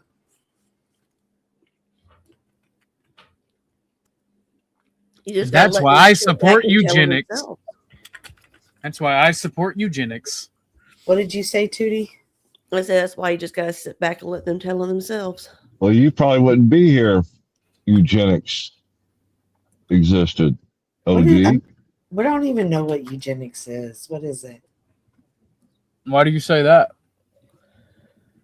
Same reason none of us would be here. There's something wrong with us. Therefore, we got to eradicate them. Ain't shit wrong with me. Only 2% of the people use the gun buyback program. Sure, police can come to your house and ask to see your guns, but you can just tell them to fuck off and they can't do anything. I mean, that's what that does seem that they were pull up. Yes, sir. Thank you. Sorry, I didn't know we had to mute Chuck. So, I mean, like, that seems what they were alluding to, and that is pretty based if that is the case. But the precedent here, not laws, is what matters. You know, I rock with you, I fuck with you. I think a conversation about gun ownership with you would be awesome because we'd be probably at the opposite ends. But the common ground and understanding could go a long way in helping people actually be better gun owners, in my personal opinion. But I digress.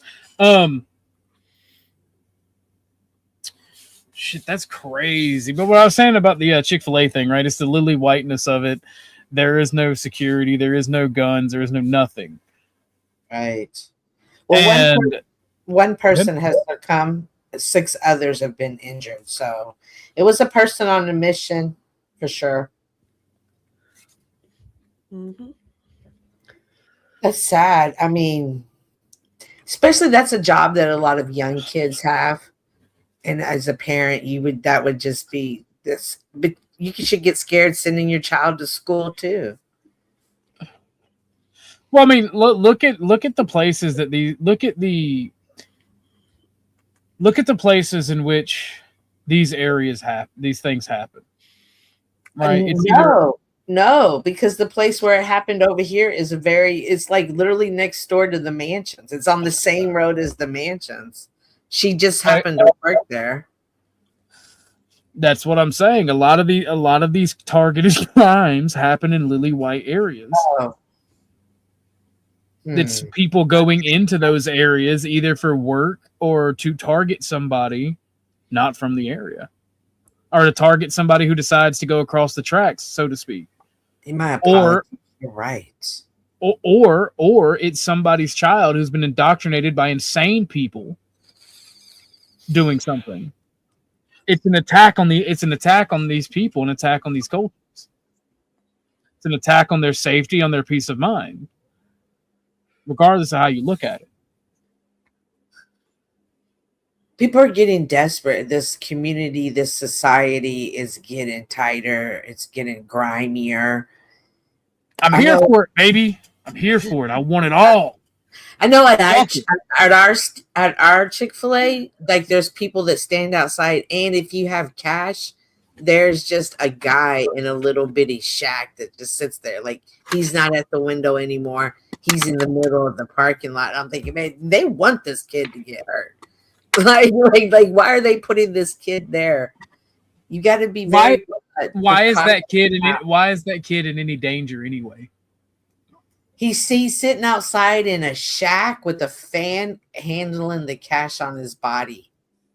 Exactly. Why do we live in a society where he's in danger? We don't have to live like this. But I was just saying, society, like groceries are getting high, gas is getting high, bills are getting high. Anybody looking for an opportunity, that is going to be a lick. That's going to be an opportunity. It's a young kid in high school. Get out of here. You know what I mean? Give me that money. I'm gone. Don't let nobody get hurt. People are hungry. Hungry people do desperate things. You telling me.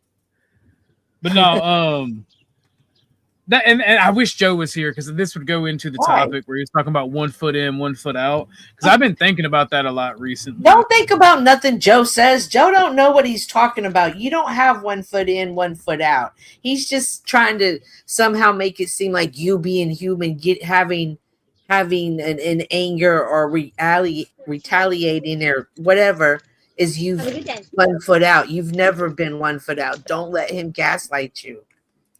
Don't trust Joe. Joe's crazy. Well, I mean, in a way of thinking, Miss Cynthia, he is right because I call it out in other people, but I never call it out in myself.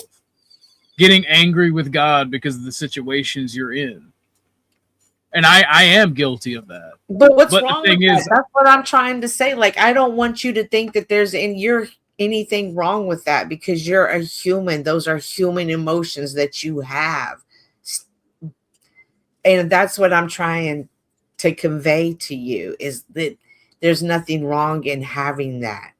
So don't. With some of the incidents that have gone on in my personal life, right? Again, I won't talk about them. But I was talking to my best friend just now before the stream. We'd come back. I had to go grocery shopping, and we come back. Now I told him something very violent that I wish could happen, and I said I hate thinking like that. I hate carrying that anger with me, but I don't know what to do about it because certain people in my life have pissed me off so much and have done me so fucking dirty.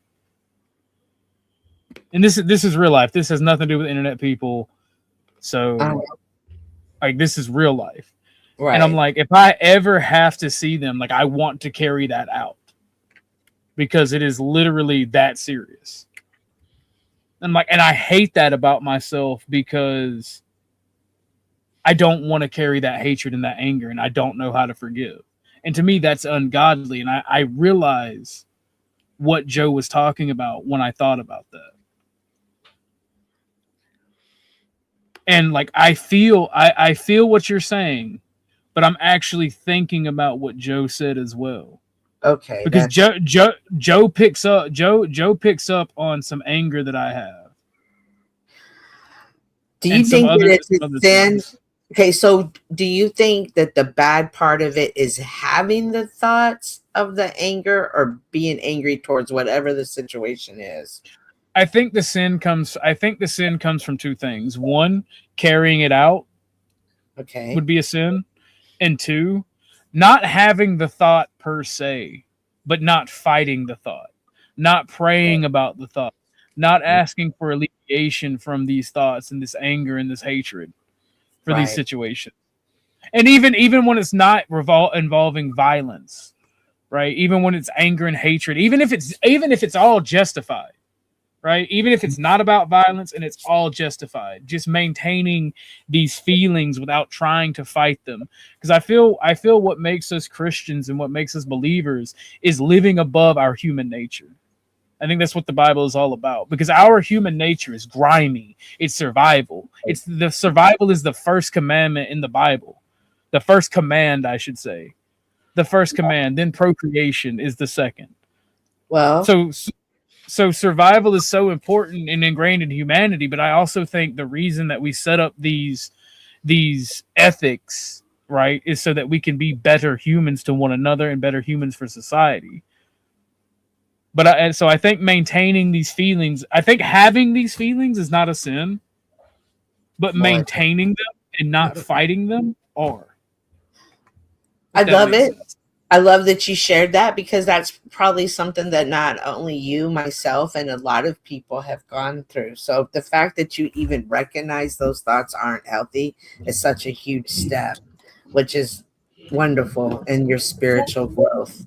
I mean, it's all I know, right? It's all I know. Like violence is the world I grew up in, and if it's not like you never like, there's some codes that I grew up with. You know, never hurt women, never hurt children, but there are also things like like being angry and yelling and screaming and domineering over people is okay. So but it's not. You know. Well, I liked that you were talking about, you were praying for it. That's definitely what you can do. For me, if I was dealing with something like that as a Christian, I would definitely pray for, like, why am I having these feelings? Heal me of them. I think you use somewhere like it's hard to forgive people. That forgiveness, I can only speak from my journey, is like when I think about my sins are forgiven from the Lord, like how could I ever hold anybody else's sins against them if my own are forgiven? That is something that I really had to spend a lot of prayer time in growing in. It doesn't happen overnight. All of these things that you mentioned, the anger, the thoughts, the idea of wanting to carry them out, I think every spiritual journey has that along the way, and you're doing wonderful on your journey. The bondage of self. Well, that's the thing too, right? And that's why I do take Joe serious when he says that, because I think Joe can understands from the life that I lived how grimy shit can get and how bad it can get.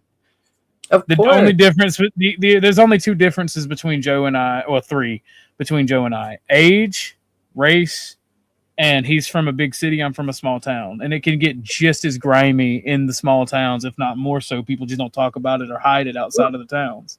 It's just as grimy in the Bible. It's just grimy. It's always been grimy. I was just talking about there are just evil people out there. It's always been that.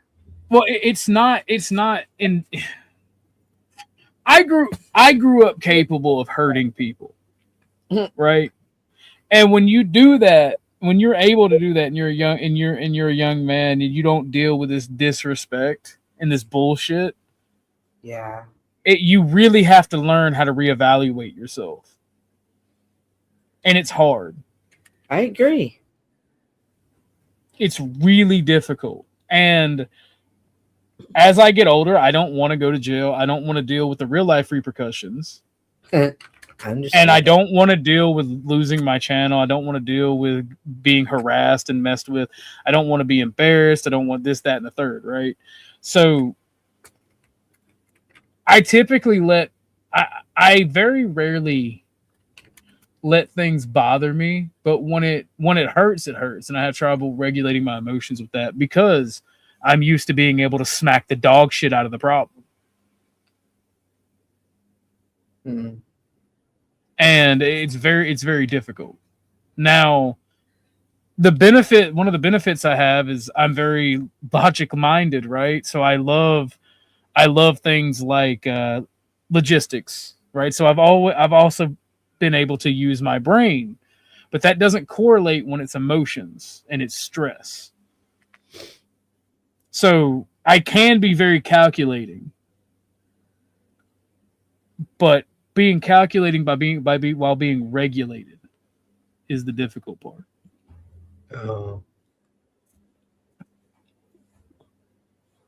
I don't know. Some people just need to be hit. I agree. That's how come in my short, I left the part in there where my pastor talked about there's been times he's wanted to slap other pastors. I wanted to show the real emotion that is humanity. And even though when people somehow they put this unfair expectation on Christians, and like we're somehow not immune to all emotions of being a human or this or that, we just choose to handle it in a different way. I think that with even the way you or OG are handling, and that is the true walk of a Christian as what the Bible calls us to be and calls us to walk. I'm going to say something that you and Chuck may disagree with. I don't take anxiety medication or these brain pills because I don't trust the corporations that make them. I try to use as many remedies as I can, and the fact that you say you think I may need an anxiety pill is why I smoke weed every day, all day. Well, I definitely don't take medications, and I agree with you on not taking that. I think it's mind altering. I think that there's nefarious agenda behind the whole entire thing. You're talking to the woman who refused all pain medication during both labors. Like, I was not interested. Sir, I abhor meth. I despise methamphetamines, crack cocaine. Now, cocaine, regular cocaine, regular cocaine. You know what I'm saying? But no, I despise most drugs. The way you spoke about, you don't take anxiety medication or anything like that. That is when we're called to call upon the Lord through prayer, through meditation. And when I say meditation, I mean focusing on God's word, filling yourself with God's word. That's when we're called to do that. Because I personally face that myself. Do things feel so overwhelmed that one step seems even step one seems difficult? Yes, sometimes. But eventually, I just work out or smoke a bunch of weed and start keep it pushing. I see sometimes people get to that point of feeling stuck, and they choose not to take a step because for whatever reason they may impose a huge step on themselves. There have been times in my life that I've been like, you just got to make it the next 5 minutes. Like, after that, reevaluate things. And it gets to that point sometime, but I agree with you, OG. You never stop. And some people do get stuck there and on a rinse repeat cycle of their loop. Welcome, I Grid. started deliberately listening to my What's up? anxiety and choosing not to do things that make me anxious. I gotta grab my food, so just give me like 2 seconds. It's on the back porch. I'm like 3 feet away. So I'm hungry. give me 1 second. Thank Good. you. Go ahead, Cynthia.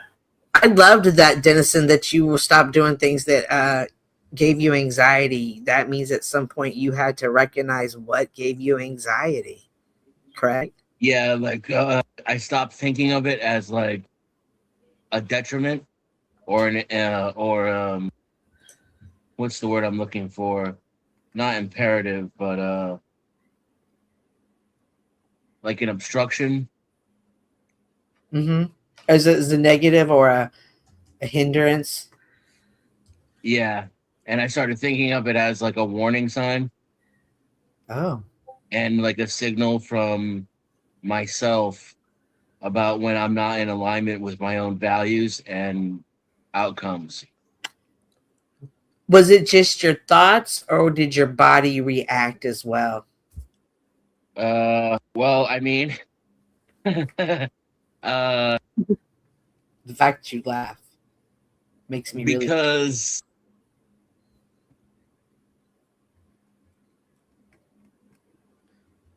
Did he cut out? Oh, he paused. I'm just What's going on, Grid? yeah, I'm just thinking about the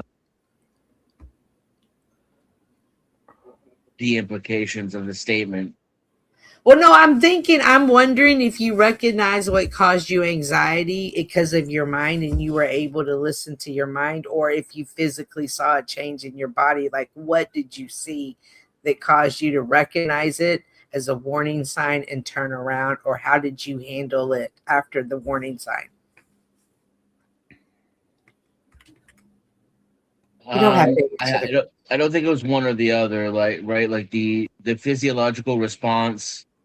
Oh, it always comes with the mental process, and then depending on the circumstances or the intensity, that will determine how much of a physical response there is. I realized once, it was like shocking to me, and then I felt stupid for not realizing it earlier, but I just remember not really doing anything physically exertive, and not being like depressed or ill, but I slept for like 13 hours, 2 days in a row. Mm-hmm. And I realized it was because I was exhausted, but I didn't do anything physically exertive. I was exhausted because of anxiety, because of like just the worrying that I had done the previous 2 or 3 days in a row. It physically exhausted me to where I had to rest to like compensate for it. And like a friend pointed it out to me. I was like, I don't know what's wrong with me. I feel fine. You know, I haven't been working out. I didn't like do anything really physically strenuous. And he was like, well, yeah, but you've been dealing with this thing over here for the last week. And, you know, you've been stressed out as hell. And you finally got some, you know, you got some resolution. And I was like, holy shit, why didn't I think of that? Like, it's so obvious looking backwards. And so then I realized how, you know, stress and anxiety are not just in the mind, and you have to, the same way you have to take care of like what you eat and, you know, like what you put in your body, and like even be careful not to like fall down or, you know, break a bone. You have to be careful not to stress yourself out, because it will fuck you up in ways that you just really don't even realize until afterwards. I agree. Thank you for sharing. When you said that, you know, you realize, you know, what you were dealing with causes stress, that's one of the main reasons. I always get upset when people say hateful things to other people and they're like, it's just words. Words don't affect people. But sometimes the words we say can cause someone stress. And whether we understand it or not, it can physically make their body ill. So I love that you shared that story. Hi there, goth, Dami Mommy, Ahimsa. Hit the panel. Bring your bubbly personality. I'm not the scared type, or like, and I face problems head on. But I'm a warrior, even though I know better. So like, even though I know worrying accomplishes nothing, and I haven't met a challenge that, you know, even if I got my dick knocked in the dirt, I didn't get back up and defeat it. I still worry for no reason. It's like part of my personality. So I try to exercise ways to let go and not worry, just because it's like a core fundamental part of my personality. Even if I've got all my ducks in a row, I'm still the type that's like, you know, I'm going to go check all those ducks again over and over and over and over again. And then it gets to the point where I can't even enjoy the victories, right? Because as soon as those ducks are cooked, and it's on to the next thing to worry about, you know? Now, the reasons that you worry, are you worried about what is happening, has happened, or what might happen? I'm just worried about being able to perform or handle the situation, you know? So, Are the situations actively current, or are you worrying the situations might occur? And then if they occur, how am I going to handle them? they're on the horizon, but I do worry about things that haven't happened, right? Like, I'll think of everything that could possibly go wrong. And that's given me an advantage in my career, right? Because of what I did for a career. But it doesn't do wonders for your cortisol levels. You know, Dennison, you said you were a warrior, and I want to know if my brain's cooked, because this is the only thing that came to mind. No, please. I'm a warrior. I'm a warrior. I heard warrior, not worrier. Yeah, I meant warrior. I worry for no reason. I mean, there's no reason to worry. That's why I worry for no reason. I don't worry for no reason or worry about nothing. I have really good reasons to worry. It's just that technically there's no reason to worry. You know, like if it hasn't happened yet, and you're planned, you know, and you're prepared, there's really no reason to worry about things that haven't happened. But I don't do that. I obsess about them.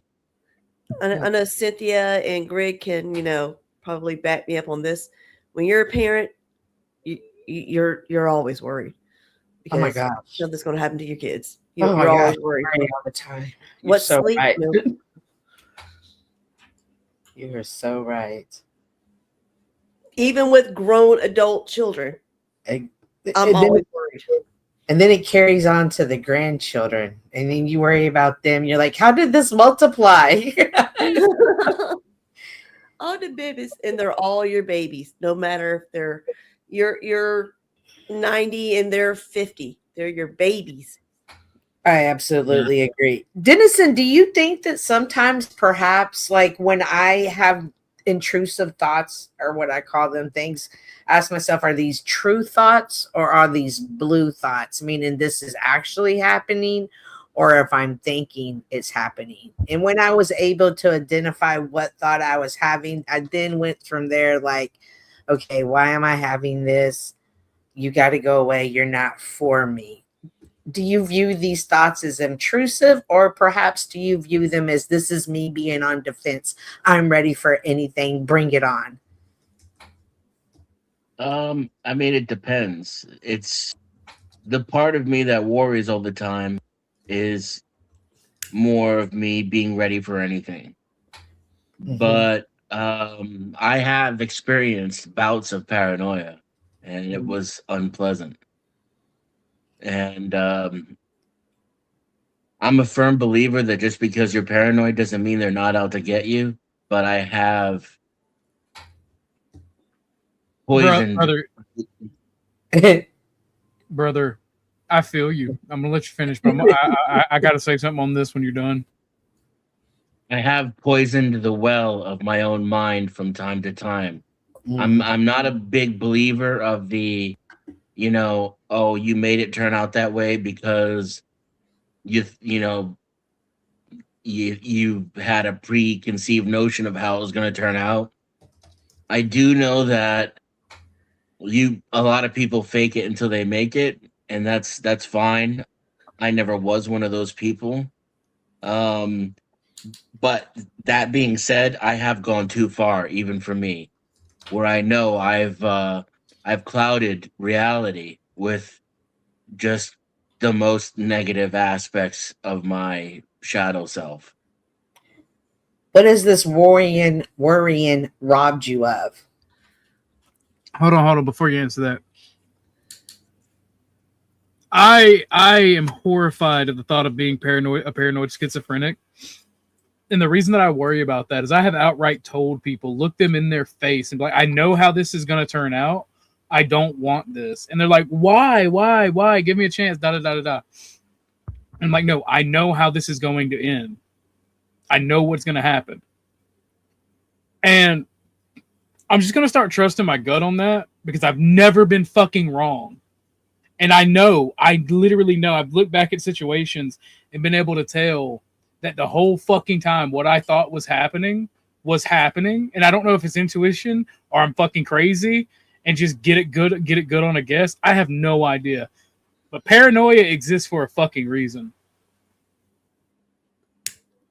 Yeah. I think Grizz over here looking bored because he thought that he was coming up here to talk about guns. No. It got all psychological. Well, I mean, that part doesn't really bother me. I can't add a lot to it because I don't really get that like paranoid I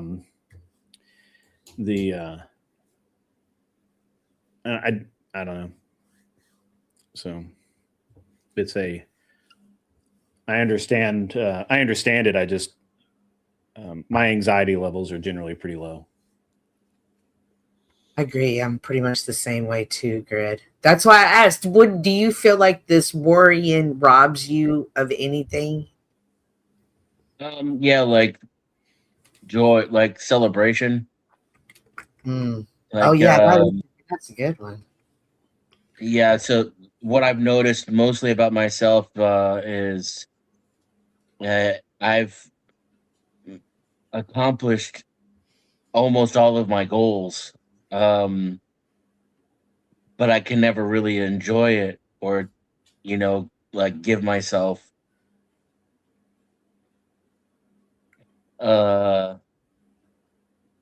like respite or a feeling of accomplishment. It's always on to the next thing that has to be taken care of. You know, there's no like I've climbed mountains. Ain't no rest for and, the wicked. and when you get to the top of the mountain, there's a sense of joy, peace, accomplishment. And then if it, you know, like once the selfishness and arrogance of that kind of melts away, there's this real sense of peace and oneness, you know. But in my career, I never was able to achieve that, or my personal life. It's the always goth dummy the mommy. next thing I have to fix, you know. Can you hear me? Yes. Hey, chica. Dennison, that's why I feel like you're the older version of me, because I feel the same way and have gone through the same shit. And it's gotten to the point I've accomplished so many of my goals. Like I don't, besides basic survivals and necessities, I don't know what else to do.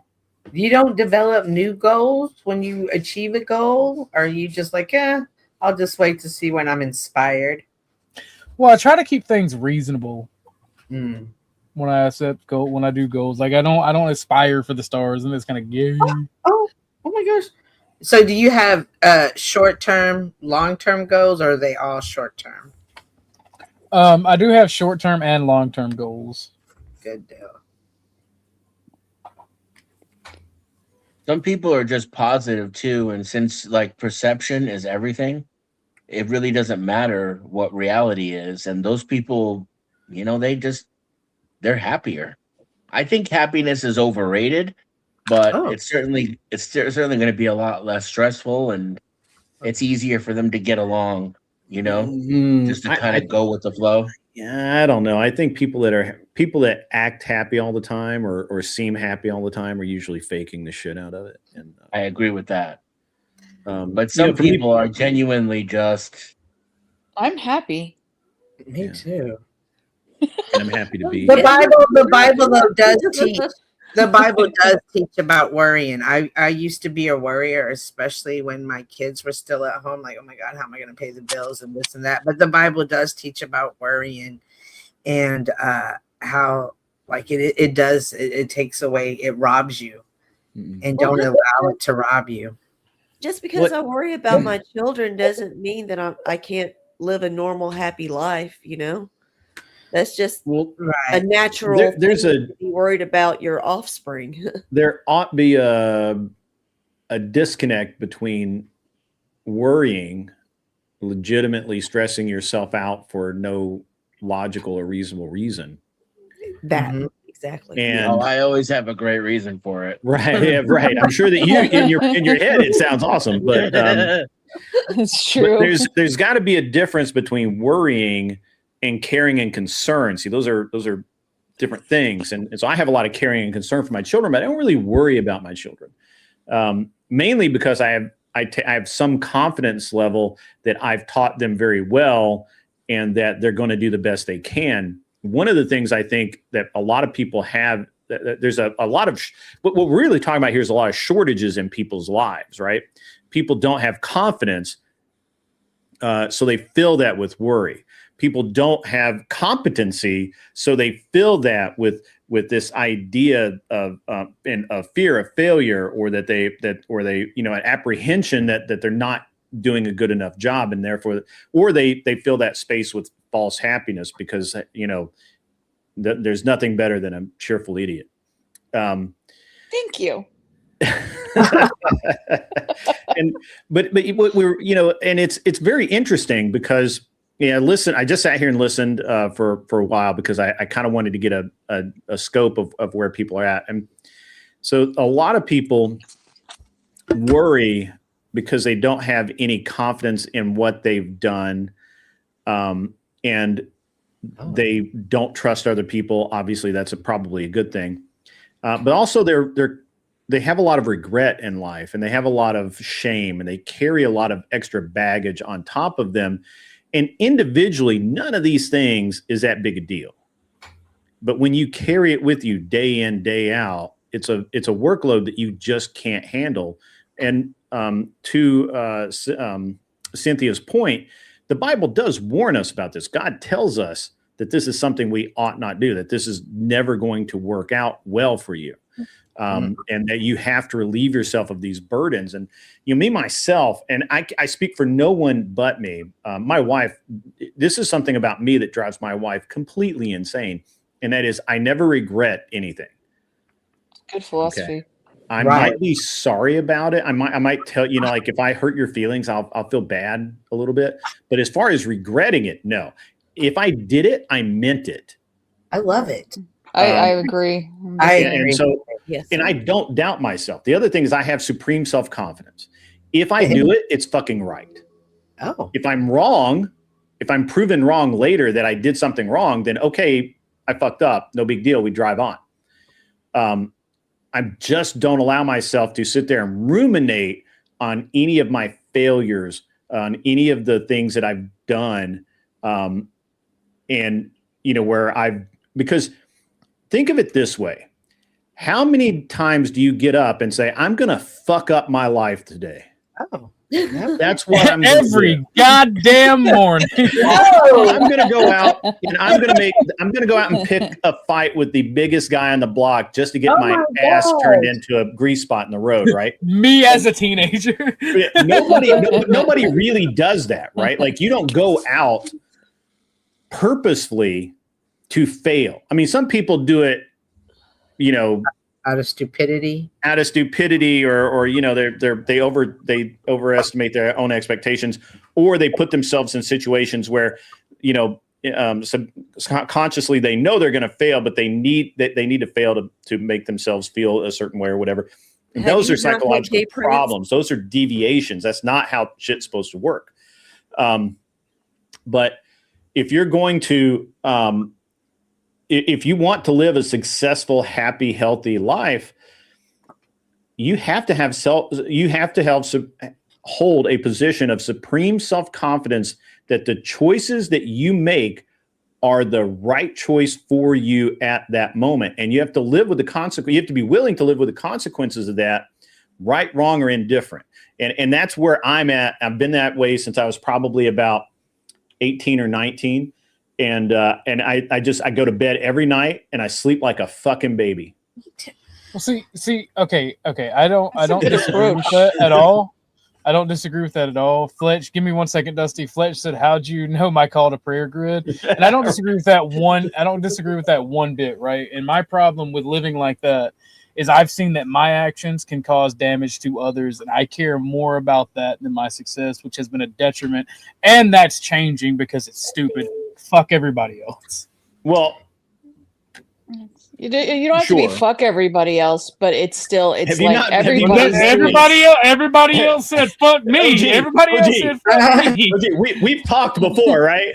Like you understand my position on life, right? Like fuck all y'all. Yeah. Well, just to piggyback off of what the grid said, actually, 1 second. Listen, there are three people that I respect that I've met through here purely on success alone, right? Not character, not anything else, not anything like that. Doesn't mean I don't think they have good character, but that is you, Ike, and Dusty. Just on the dogged determination of I know what I need to do and I'm going to get that shit done for me. I'll help people if I can. I'll be a good person if I can, but if it does not benefit me, fuck them. And that I respect the fuck out of that for some reason. If I can. What? I was glazing you. You missed it. Yeah. Do it again. Start it over. No. send me some money. No. Send me some money. All right. Well, if you're who's next? Well, I was just Your going turn to say next. off of grid that I agree with everything that Grid said. The one thing also I would kind of say is different than that is that I stopped looking at everything as a win or a loss, and everything wasn't a success or failure. It was a lesson. And you know, what did I learn from this lesson? Do I want to look? Do I want to do this again? Do I not? How did I handle this? How can I correct it? And when I looked at it from that point of view, a lot of things changed in the way I handled things. So did anybody else have that image of Stewie hitting the kid with a baseball bat and going, "What did we learn?" Oh, that's a metaphor. When she said, I like this girl. What did we learn? We got it now. Sorry, Family Guy's got a lot of truth to it. I apologize. You ain't got no reason to apologize. Oh, that was funny. It was pretty funny. What did we learn? But Cynthia, I think you're right. I mean, to some degree, I think that outlook is individual, right? Like, and one of the reasons why I really don't get pissed off if somebody has a different outlook than I do is, well, first of all, I honestly don't give a shit what your outlook towards me is, because unless it directly affects me, like if your outlook on me is going to put me in jail, okay, now I care a little bit. If your outlook on me is that you're not going to like me and we're not going to be friends anymore, hey, that's your loss, pal. I'm sorry. It sucks for you, but I'm going to keep on rolling. So I just don't get wrapped up in that, and I don't know. It's a very interesting concept, I think, but I think that. Go ahead. Sorry. No, go ahead. Good. Finish your thought. I was going to say, I think it differs also to some degree between, men and women. Women tend to be more nurturing, not always, but they tend that direction. Men tend to be more apathetic. Fair enough. I found that clip. This shit is funny as fuck. It'll be a souvenir of your first major league game with your dad. My God, I shall cherish this forever. I say, Opie, I'll trade you this baseball for your souvenir bat. Sure. What did you learn? It's a learning experience. I see it now. It's a learning experience, Cynthia. It's a learning experience. What did you learn? I gotta clip that bat making contact. Like, what did you learn? I like that. What did you learn? Welcome to the show, Flo. Any thoughts so far? No, I barely have any thoughts at all right now. I just woke up from my second nap of the day a little bit ago. Who trimmed your beard? Nobody. Why does it look like you have less beard? I mean, all right, whatever. You got beauty sleep. It sleeps well. So I just woke up like this. He probably did just wake up. He probably literally just rolled out of his bed into the studio, and he's about to. Actually, I rolled outside. We've got some tornado-y-ass weather out, and so I went outside and walked. Oh, I support the beard arc. Support it. I was in Texas yesterday, and it fucking poured ass rain. I mean, we were under a pavilion, and the rain decided to come in sideways just to get us. Like that shit was. That way, it wasn't quite Moses and biblical, but it was trying really damn hard. So, but whatever. I actually have footage of grid in Texas right now. Oh yeah. Let me get it pulled up. There we go. Let me get it pulled up. I gotta be quicker on the draw with these. Williams with the Blackie weather forecast. Ollie? It's gonna rain. Thanks, Ollie. Oh no, the wrong one, bro. The wrong one. Fuck.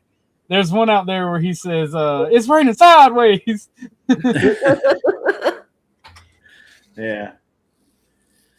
So what's new, Dusty? I hadn't seen you in a minute. Besides the beard, since when? I don't know. You got to tee up the ball better than that. I'm still groggy. It's been like a week. I mean, I know that. Last I heard in our last episode on Grid Doesn't Give a Shit, Flo and Tomato were fighting, and there was some, there's always the Andrew stuff in the background, which is, that's fine. But yeah, that was about it. Mm-hmm. Yeah, no, Flo and Tomato are still fighting. And actually, I don't exist in her world. You don't exist in her world? That's oh my God, man. I know. However will you survive? It'll be a short, miserable life full of substance use and you notice he said use and not abuse, folks. It's the little things that matter. It's the little things that matter. So but no, that's still going on. That is the opposite of what she said. What? In Flo's case, that's all she said. What she said. That's all she said in Flo's case was that it's the little things that matter. That's crazy. So, I did a lot of shooting, Flo. A lot of it. And I showed some video of it. Did you hit anybody? Not any. I mean, not on purpose. Not that there's any kind of a record of. I mean, he's saying it. I mean, what are you talking about? Mm-hmm. I hit a 701-yard target. That was pretty cool. On the clock, of course. Got drone footage of it. It was awesome. I showed OG today. What'd you hit it with? Your purse. A 9-iron. Yep. 9-iron. I hit it with just my competition rifle, just a regular old 223. Grid was getting swifty with it. Don't let him lie to you. He was getting swifty. 700 yards. 701 yard. They were lying to me because usually, and I was explaining this earlier. OG has already heard this. Usually, when they put the targets out, they'll tell you it's like, I'd say it's 701 yard, and you'll go laze it, and it'll be like 695 or 685 or 715. I mean, they never give you the exact yardage, and these motherfuckers did. They were not getting. I lazed it. It was 701 yards. I bet you was doing that with open sights, weren't you? No, I did that with a 1-8 Night Force LPVO. So we're not talking golf here, are we? Golf with guns. Lead instead of ball. We got video. Do you want to watch the video? I can tee it up. Golf with guns? Yes, I definitely want to see that. Right. I want to see golfing mixed with guns. Yes. I caught that grid. The tee it up. That was a nice play on words. Oh, I missed it. I didn't say anything. I put a net over my head. I did not. That just went. Yeah. Well, you're short, so it wasn't like. Yes, I am. Man, I am just an asshole today. No, you really are. Bravo. I haven't had any sleep. So the first thing I'm going to do is let me see if I can share this with. I got in it. Look, my flight landed at 2:00 in the morning, and then I had a 45-minute drive home, and then I got up at 6 to take my kid to school. So all you motherfuckers deserve what you get. AIDS. Whoa. Damn. Whoa. That's Houston spring break. All right. So, all right. This is when I actually.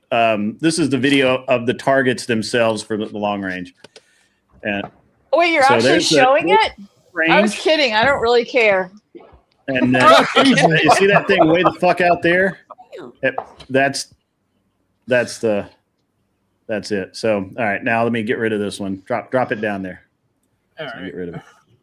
I was kidding. That was cool. Oh, let's get some you want to see golfing with for the man, the myth, the legend, Ike. All right, where's that one? I do want to see golfing and guns. That would be cool. I just want to shoot from a golf cart.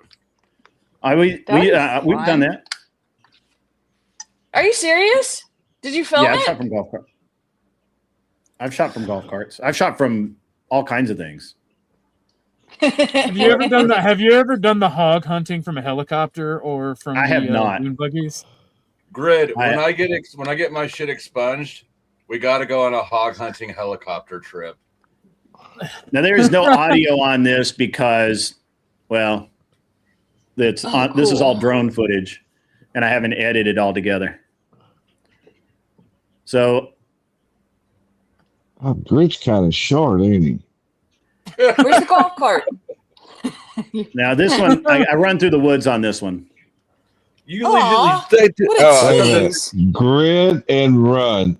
That I thought that doesn't- dude was trying to give you 5, and you were just leaving him hanging. Now you got to make ready.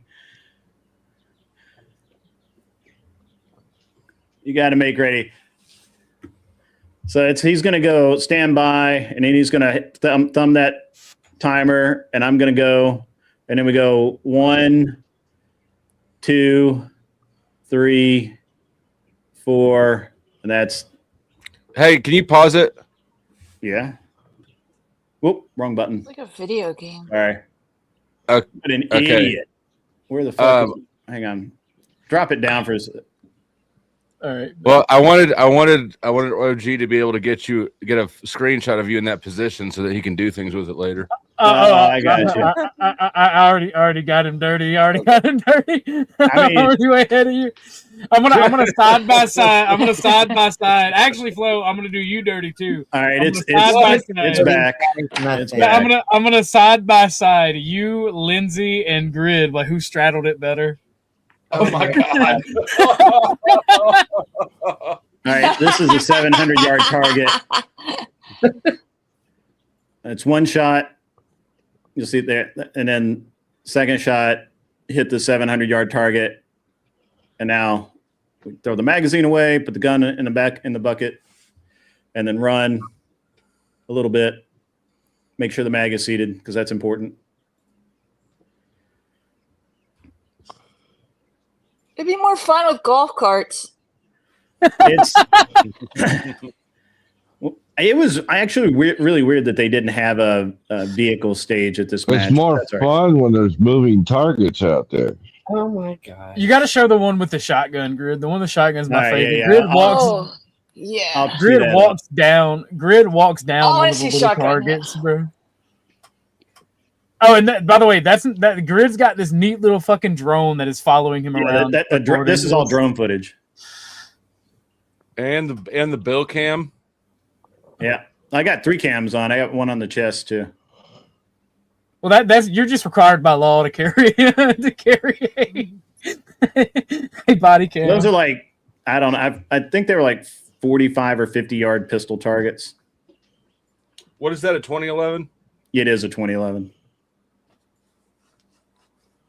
Ooh, fancy. I was going to ask you if it's a 1911, which a 2011 is. Yeah. Is it just a clone?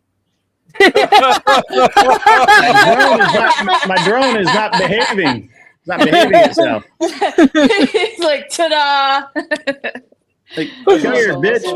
All right, so now let's. I got the one ready for you here. Hang on. We'll share screen again. This one does have audio.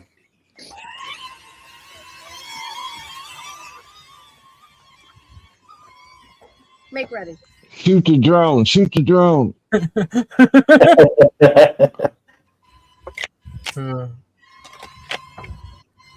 That is a motherfucking tube on that thing. That's what I'm saying, It's a unit, bro. baby. Right? That's a unit. You'll see him barrel stuff that little target right there in a second. Are you ready? Stand by. Slugs at like 50 yards.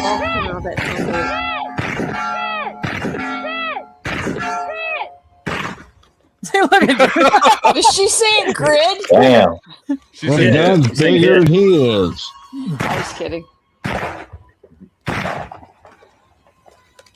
I just feel like popping that little target on the walk over the top of it was unnecessary. That's what I'm saying, bro. He won't that bitch down. That was awesome. Target was minding his business.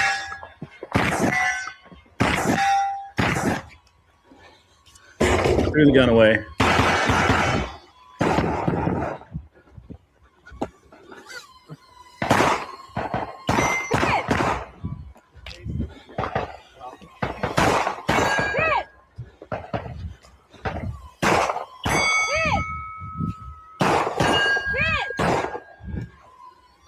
gonna slap her.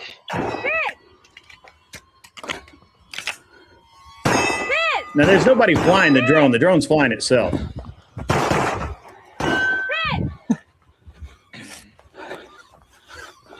Flesh said, "Leave no witnesses."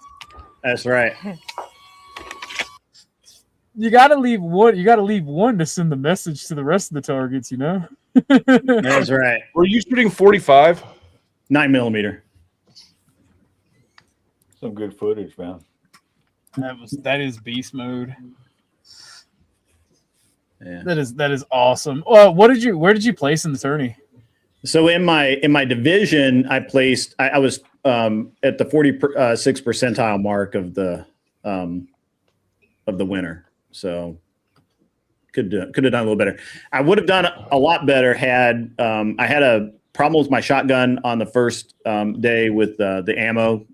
It's just You got violin music, OG.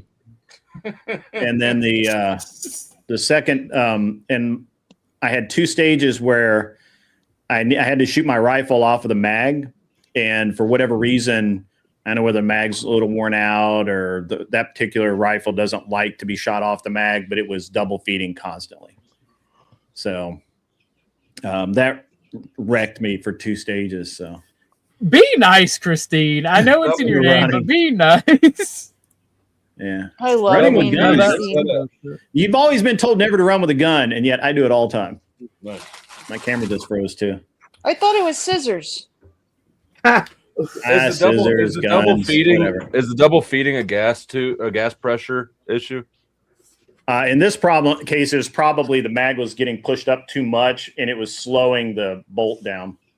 Too much friction. You know what that's like. I like to run them dry. The drier, the better.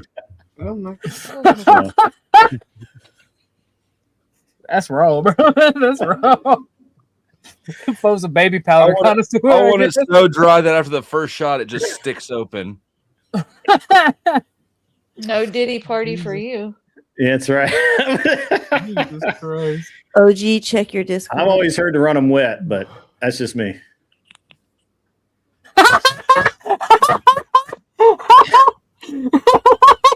Grid, you got done dirty, and I gotta show it. Thank you. Good. Thank you. I gotta show it. Oh my Lord. Oh man, hold on. No. Let me see what videos I can get rid of. Tootie did a naughty. Oh man. Oh Grok man, has been this shit evil. Grok has made you evil. Evil. You been hanging around Marte, ain't you? No, ma'am. Oh man. See, now I just got to go get the clips from Flo's channel, and Tootie did all the work for me, based. Let me see. There we go. I got a little sad because when your camera froze, it was a good screenshot, and I couldn't grab it, and then Tootie sent me this, and I wasn't sad anymore. It was great. It was great. All right. Who straddled it better, Flo, Lindsay, or Grid?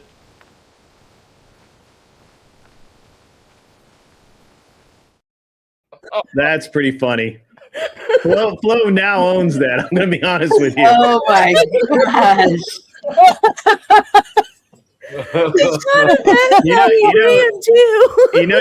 You've all dreamed of it. Don't worry about it. I understand. Don't let Marte see that. Can we work speakeasy in there somewhere? Don't get Mark. The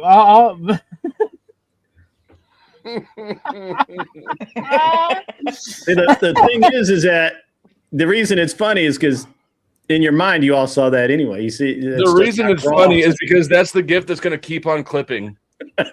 Marte's face. I'm going to get splinters. Oh no! I'm going to get splinters. No, that's Get it better. Oh, gonna get splinters. Look at that face. Look at Grid's face. Grid. This is the moment when Grid realized he fucked up. Where's that? Where's Crab at with that clip he made? Mandy said she saw that without the clip for sure. Fair enough. Well, at least Destiny's not my stripper name. What is? Whose stripper's name is that? It's Destiny, so obviously. I can't pull that up, dude. I We got feel like it's too Huggy far Bear. to US. Huggy Bear Senior is the stripper name. Remember? Oh yeah, I forgot. Jim Bowden is Grandpa Huggy Bear. That's crazy. I may have been up a little late last night. I got up at I had to shoot 2 stages yesterday, and it was fucking raining. Grid, your stripper name is Shot Caller. See, you know what? Mandy's That's awesome. That's fair. That's fair. That works. That's fair. That's fair. Fair enough. I'll allow it.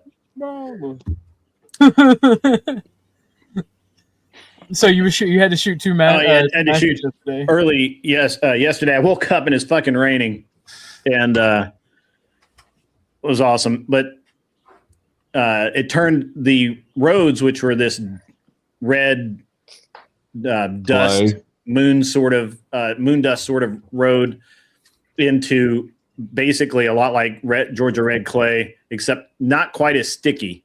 A lot more like once it was all. Instead of becoming like sticky clay, it became like grease. And so I had when I rented the car for the weekend, I rented a Jeep, and it was awesome. It was the right call. And because this place it's fucking huge, and I get to the first stage. I'm the first shooter on the first stage of the day, and it's another all shotgun stage. So the first 2 shots are 2 slug shots at one's at 75 yards, the other target's 50. I can see the 50-yard one, but I can't see the farther one. And I'm like, it's not, the sun isn't even up yet, dude. But I did the best I could and muddled through. Didn't have a great score. But everybody else, it just got better and better for everybody else. And then it started raining again, and it would rain and not rain, rain and not rain. It was fine. We go down to do the award ceremony, and I'm hanging out with all my buddies. And it was like thunder, lightning, massive amount of rain blowing sideways through this pavilion. Just make sure that we all got wet. And then it, as soon as it was time for me to walk to my car, all the rain stopped, and it was just fine. Everything was fine. I was like, all right, this is cool. But and then I flew back. My flight was at 10:30. I landed at 2 a.m, something like that. It was awesome. Yeah. Good times. Long one motorboats. That's pretty good.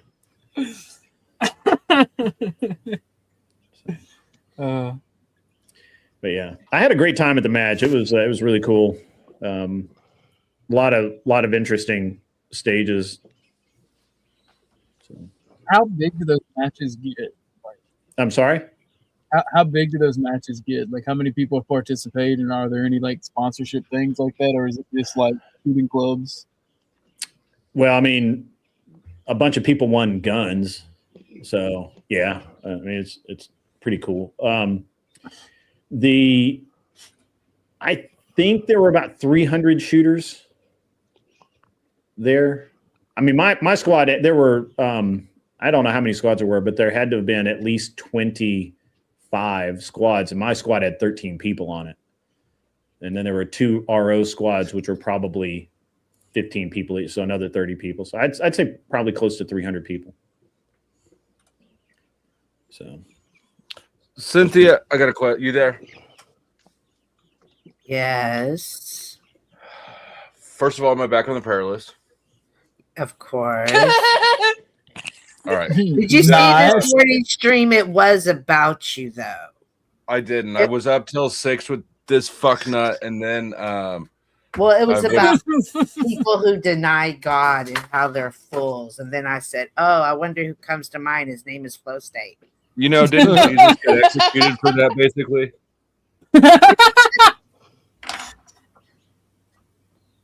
That's crazy. Do what? okay. Never mind. The important thing is, what was the important thing? Are you on the prayer list? And then you would think you had a question or something. Yeah. Okay. Yeah. No. The couple days ago, when OTW was starting to grift money to buy membership, and then Paul crashed in, I quit watching. Did anything else noteworthy happen there? I'm thinking about shitting on Paul a little bit for his. He went through the same bullshit that he always goes through about, oh, you chose to take the medical thing. And I was like, bro, Paul, we've had this conversation 3 years ago. If you want to be stuck here, feel free. You're a one-trick pony. He's like, at least I have a pony. I was like, oh my, at least I have a trick. Really? At least I have a trick. He ate that pony. Listen, He does want to be stuck there. He's like that guy from high school living in the past. People say I'm like that, but oh yeah, no, that's him. I went up there. I made OTW $40 for his birthday. Today was his birthday, and today's OTW's birthday. Yes, I love it when it's other people's birthday. And so I tried to have a conversation with people in the chat, help buying me off. So I concluded that's why he was sucking up to me at Jack's, was to get me over there, because I'm a money maker for him. I could be, but Jimmy Shively's.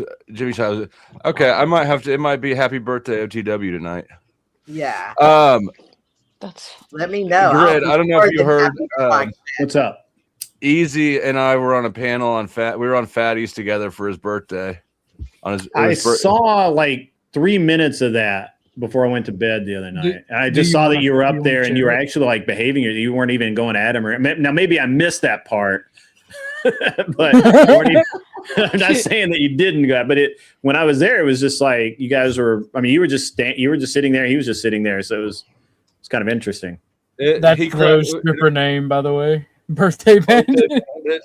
It only lasted about an hour and a half before Fatty had to shut it down because Speakeasy crashed out because I made fun of him for wearing mascara that was clumpy. Wait, was he meant what? He was wearing what? He took that so serious. Like he was like mascara. Clumpy. That was clumpy. You have to keep the clumpy part in. That's the funniest part. That's true. That is true. If you want to share it, Flo, you pull it up. Share it. Okay. Kelly, the best part about let me show Grid this video. Let me show Grid this video before we get to that. This is called Machine Gun Granny, and it's one of the oldest videos on the internet that I find funny as fuck. Is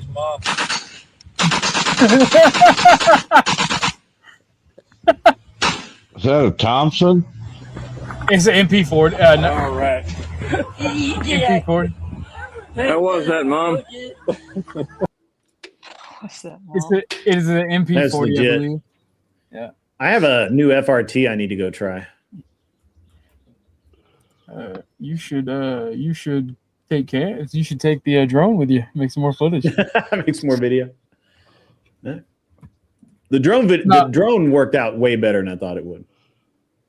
Do you have a link to Tactic? I can't remember the dude's username. I like talking to him. The dude was on your Clovertac. Yeah, Clovertac. Do you have a link to his Discord? Because I don't mind if I ever buy one. I don't mind doing it from his link, so help people out. Yeah, I don't know if I have permission to invite people, but I'll check it out. Then increase more censorship. Speakeasy. I mean, I guess you could call it hypocritical, yeah, but like I don't think it's a negative thing, right? To be hypocritical. We know. Okay, fruitcake. Why would he get mad at that? He just said it. You need to get better mascara, man. Critical. We know. Okay, fruitcake. I'm not the one wearing mascara. You need to get better mascara, man. Mascara, bro. Holy, bro. We saw when you zoomed in and you rubbing that mascara eyes. Clearly, you paying mad close attention to my eyes. Get better mascara, bro. That's crazy, bro. Hey, Sean, what's your opinion? Was it critical or no? I'm sorry, I didn't mean to do this. I'm on my phone. Hey, Fatty, you said history though, man. It's the first time I've ever seen two white men fighting in front of black folks. He's not white. He's not white. Ask him. No, I think it's like it's a diss or something. Is that a diss? Friends, don't get distracted. Don't get distracted. Let me ask you, Dusty, is it hypocritical for you to tell people not to smoke even though you smoke cigarettes? Is that a bad thing? It is actually hypocritical. However, he's not wrong to do so. That's it really aggravates me when somebody takes Andrew's argument. They don't actually understand it, or anybody's argument. It could be, DLP's argument. Is this one of Andrew's arguments? Huh? Yeah. Was this? Yeah, Andrew's argument is, people all the time go, Andrew, you smoke, and yet you tell us not to bang 50 dudes at a time. How can you do that? You're being a hypocrite. And Andrew will grant, yeah, I'm being a hypocrite. That doesn't make me wrong that you ought not do that. Like, you ought not smoke. Just because I do it and I'm weak doesn't mean that you ought to be weak. Like that's the caveat. He's willing to bite the bullet and say, yeah, it's hypocritical of me to say don't smoke, but I'm not wrong to say don't smoke, right? Or to tell his kids not to smoke, right? And it's annoying as fuck when people try and sound smarter than they are by using someone else's arguments or positions without taking the time to actually understand the arguments or position. So where do you think he was trying to walk me? Do you think it was, or was he just pointing out that I'm a hypocrite too? Because it deteriorates. Yeah, no, he was going to use Andrew's. He was attempting to use Andrew's argument of it's hypocrite. What he was trying to do is he was trying to say that it's hypocritical for you to smoke and then tell people not to smoke or tell people not to do something that's harmful because you yourself are harming yourself. But he just absolutely butchered the argument because he didn't understand how to apply it. You understand? I mean, it's not like his mascara. Yeah, it's like there's nothing. I don't know anything about mascara. I can't judge another man's mascara. I don't know. I don't use it. So I can't judge another man's mascara. I have to leave that to you ladies. I don't know.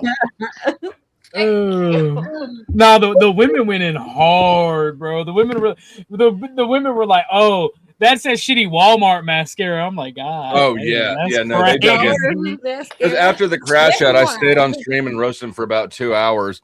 Tell him about the birthday cake in money. So Easy did 2 streams. That was the first on his birthday. That was the first one. He grifted $30 for his birthday. I grifted $600. I grifted $621 for his birthday. And then when he started the second stream, at the very beginning, he goes, very beginning of the stream, he's like, "What's this?" He's like, "Oh my gosh, I don't know if you want me to say my name. Thank you so much for the $800 Cash App." Okay, bro. It's interesting. It's an interesting thing that, and this is kind of not related to anything. It's just every time I hear stuff like this, it makes me. It's very interesting that someone who is attempting to be a streamer by career, and beg for money rather than actually be a streamer that produces enough content to drive enough ad revenue to them or to get sponsorships or whatever to be an actual professional streamer. You finna better watch yourself, Grid. I know.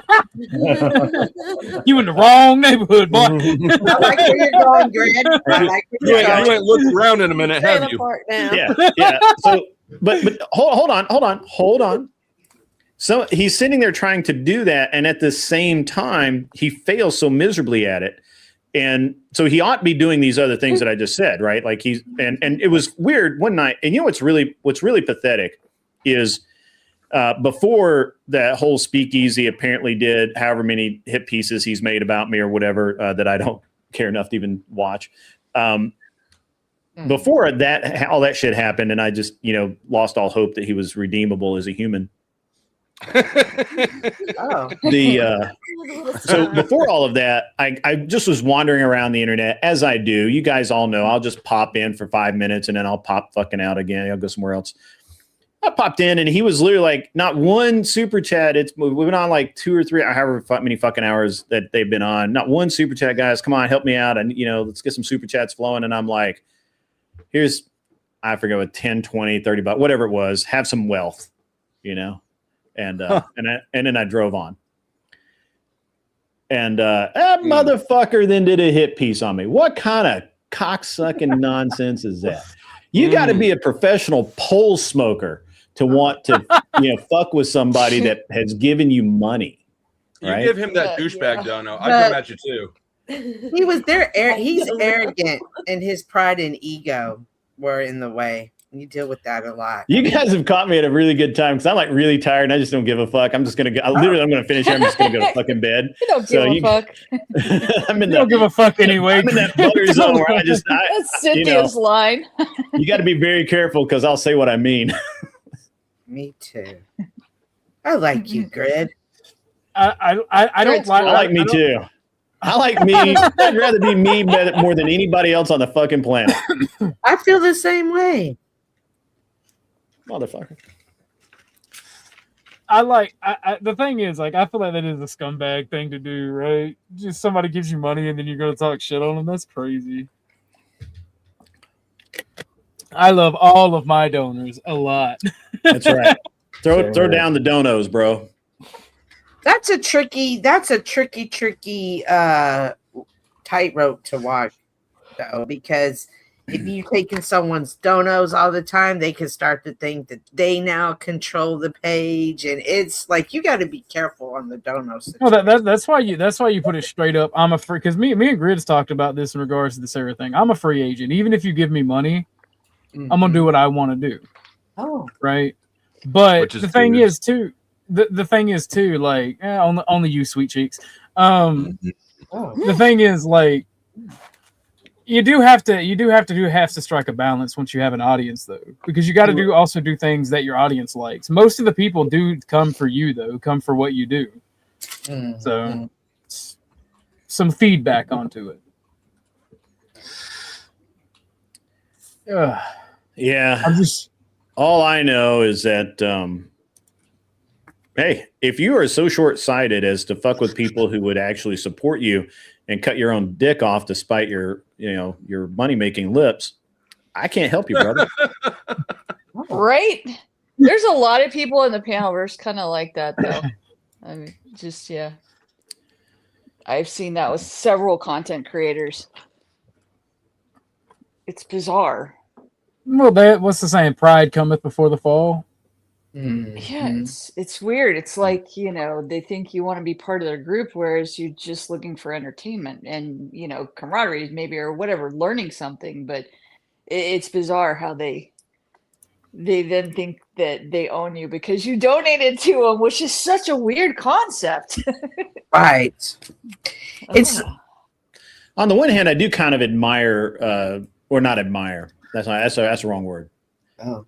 I have some respect for Speakeasy because he did make that hit piece but he probably did it because he's pissed because I wasn't giving him any more donations. Because when I was doing Verbal Combat over there, I'd drop, I don't know, a couple of hundred a night. It's no big deal. And then that shit went away when he became a douche. So yeah, I respect him for having almost a full set of balls. No. Oh Lord. I just don't like Speakeasy. And right, that's me. I just don't like him. I don't even care. Look, I don't care that the guy is a dirtbag, self-cucking motherfucker that's taking care of somebody else's kids while he ignores his own kids. I don't give a fuck about that. Thank you. Hey, dude, bro, you do you, man. You do you. I don't give a shit.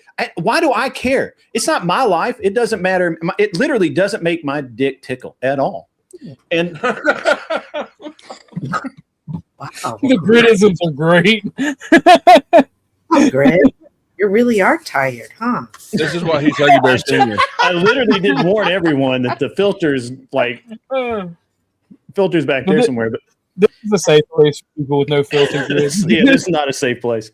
If you thought this was a safe place, you were wrong. But I honestly don't care about that. All I really care about is just don't be a douchebag when you interact with people. And he has proven incapable of anything except douchebaggery. And so I just don't like him. I'm never going to like him. Like, there's nothing he can do. He could literally get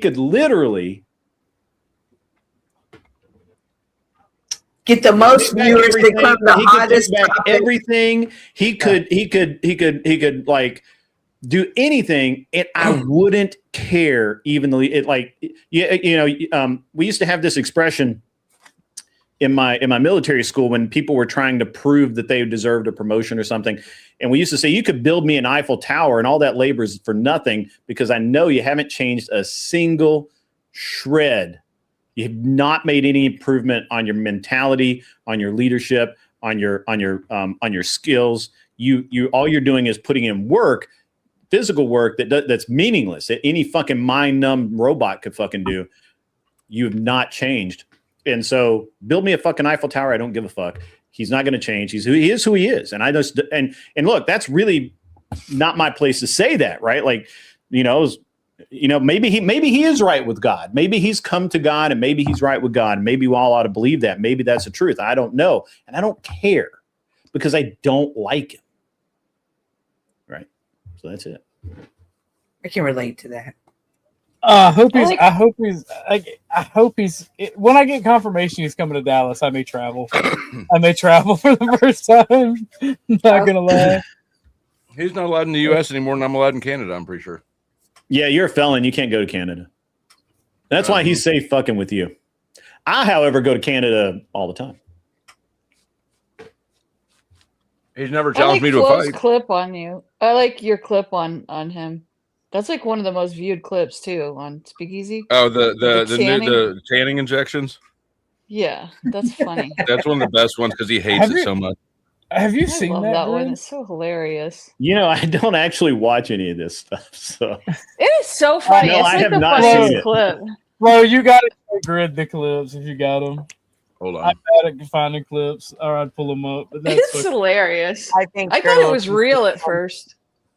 A lot of people did. That's why he doesn't like it. There was commenters on my video, and apparently people coming to his streams thinking it was the same person. Grid Caldy wants to know, what if he wears the fancy eyeliner for you? The problem is I'm not gay. Oh. So I honestly, why is that a problem? we can't get past that. So that's a problem for him. For me, it's great. It's wonderful. I love my wife loves it. I love it. My kids are great because of it. Yeah. Have you ever heard the Big Bob? Have you ever heard the Big Bob quote from Harold and Kumar? Go to Guantanamo Bay. I probably have, but it's been like years. So, oh man, I should play it. I'm not going to try to dig it up. Just that clip. See, Big Bob would argue with you, Grid. He'd tell you it's not gay to get your dick sucked. What's gay is sucking dick. All right. Got it. It's interesting to me. It's interesting to me. Which it's so. I was watching this show the other day at the hotel. I was I've been on. Went and shot the match. Went back, got a shower, sitting there watching some TV, kind of, decompressing, getting ready to go to bed. And I'm watching, and I wasn't actually watching TV. I was watching YouTube on TV because nobody watches TV anymore. I mean, man, get off that tangent. Let's go to the storage Grid. All right. So, and there's this guy, and I can't find his channel again, but he's talking about how that in one video he had done, he had a bunch of comments about how he sits with his legs crossed and how people might think he's gay and all of that. And he's like, are we at the point where young men or men in general are worried about being seen as gay? Like you don't know if you're gay or not. And the way you sit somehow is going to turn you gay. He's like, that's ridiculous. Like he didn't even really know how to respond to it. I don't either. But when I thought about it, I was like, I don't know how to respond to that. Like the way you sit doesn't make you gay, but It's you not know what could make your legs. It's jerking off with other men in the room that makes Marte gay. That could be that, that could be, I'm not gonna, I don't know. I wasn't, I don't know. I started walking towards that one way too quick. I don't know. It's none of my business. But the thing is that what's, to be honest, it's like we've gotten to the point where half of society is just telling young men to be afraid that something they do is going to turn them gay. And I'm like, that's dumb. Especially when you look at how like basketball players used to dress, and they would be all like, they were wearing suits and ties and they look squared away. They look sharp. They look masculine. And now you see these dumb fucks, these athletic motherfuckers out there that literally could probably beat somebody into the dirt with like their eyes closed because they're so fucking athletic, wearing tight stretch pants that are pink or fucking white, and like just it's the least masculine clothing possible. I don't know whether they're afraid of being defined as being toxic masculine or something. I don't know, but we're just overthinking what it takes to make him gay. Yeah. Yeah, I don't know.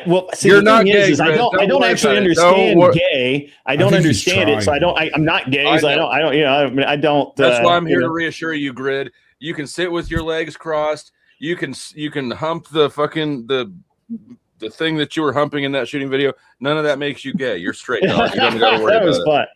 It was funny. I just think it's hilarious, man. Like you have all of these like Hollywood stars male stars that dress more like women than the women do. Like that's crazy. Like what is that? Can we acknowledge Cock Squad's badass graphic right there? Oh, we already have. That is pretty rad. Oh, this is a different one. She made a few of them. This has the right rum, and I love the fact that I'm smoking, but Dusty's on fire over there.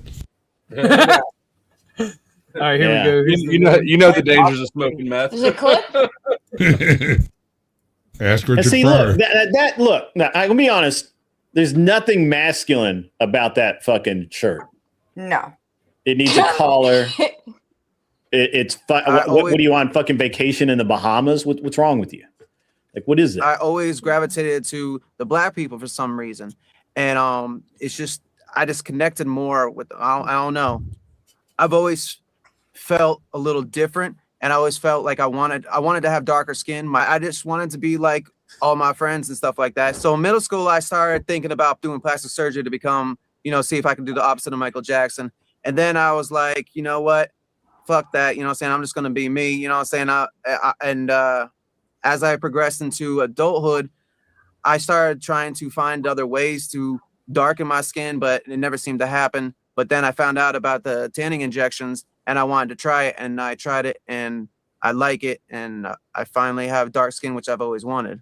Every time So if you didn't know, those are two different dudes. That one guy is called Nuka Zeus, and I just overlaid a little bit of Speakeasy's like wiggerish behavior, and I saw that. Gorgeous. That he hates it. I would imagine that to be right after our fallout. It was Glenn Lawrence. Glenn, where are you? I want the link to that motherfucker. But Glenn, I know where Glenn is. Well, Glenn, I want the link to this episode because Glenn decided to try to broker a peace treaty, and it ended with Easy damn near in tears going, "Take it down, take it down, take it down." Yeah, I don't know. Again, the other thing that's always really interesting to me, I don't know, maybe I bet this has been You're Dusty's not gay, experience. Grid. You're not gay.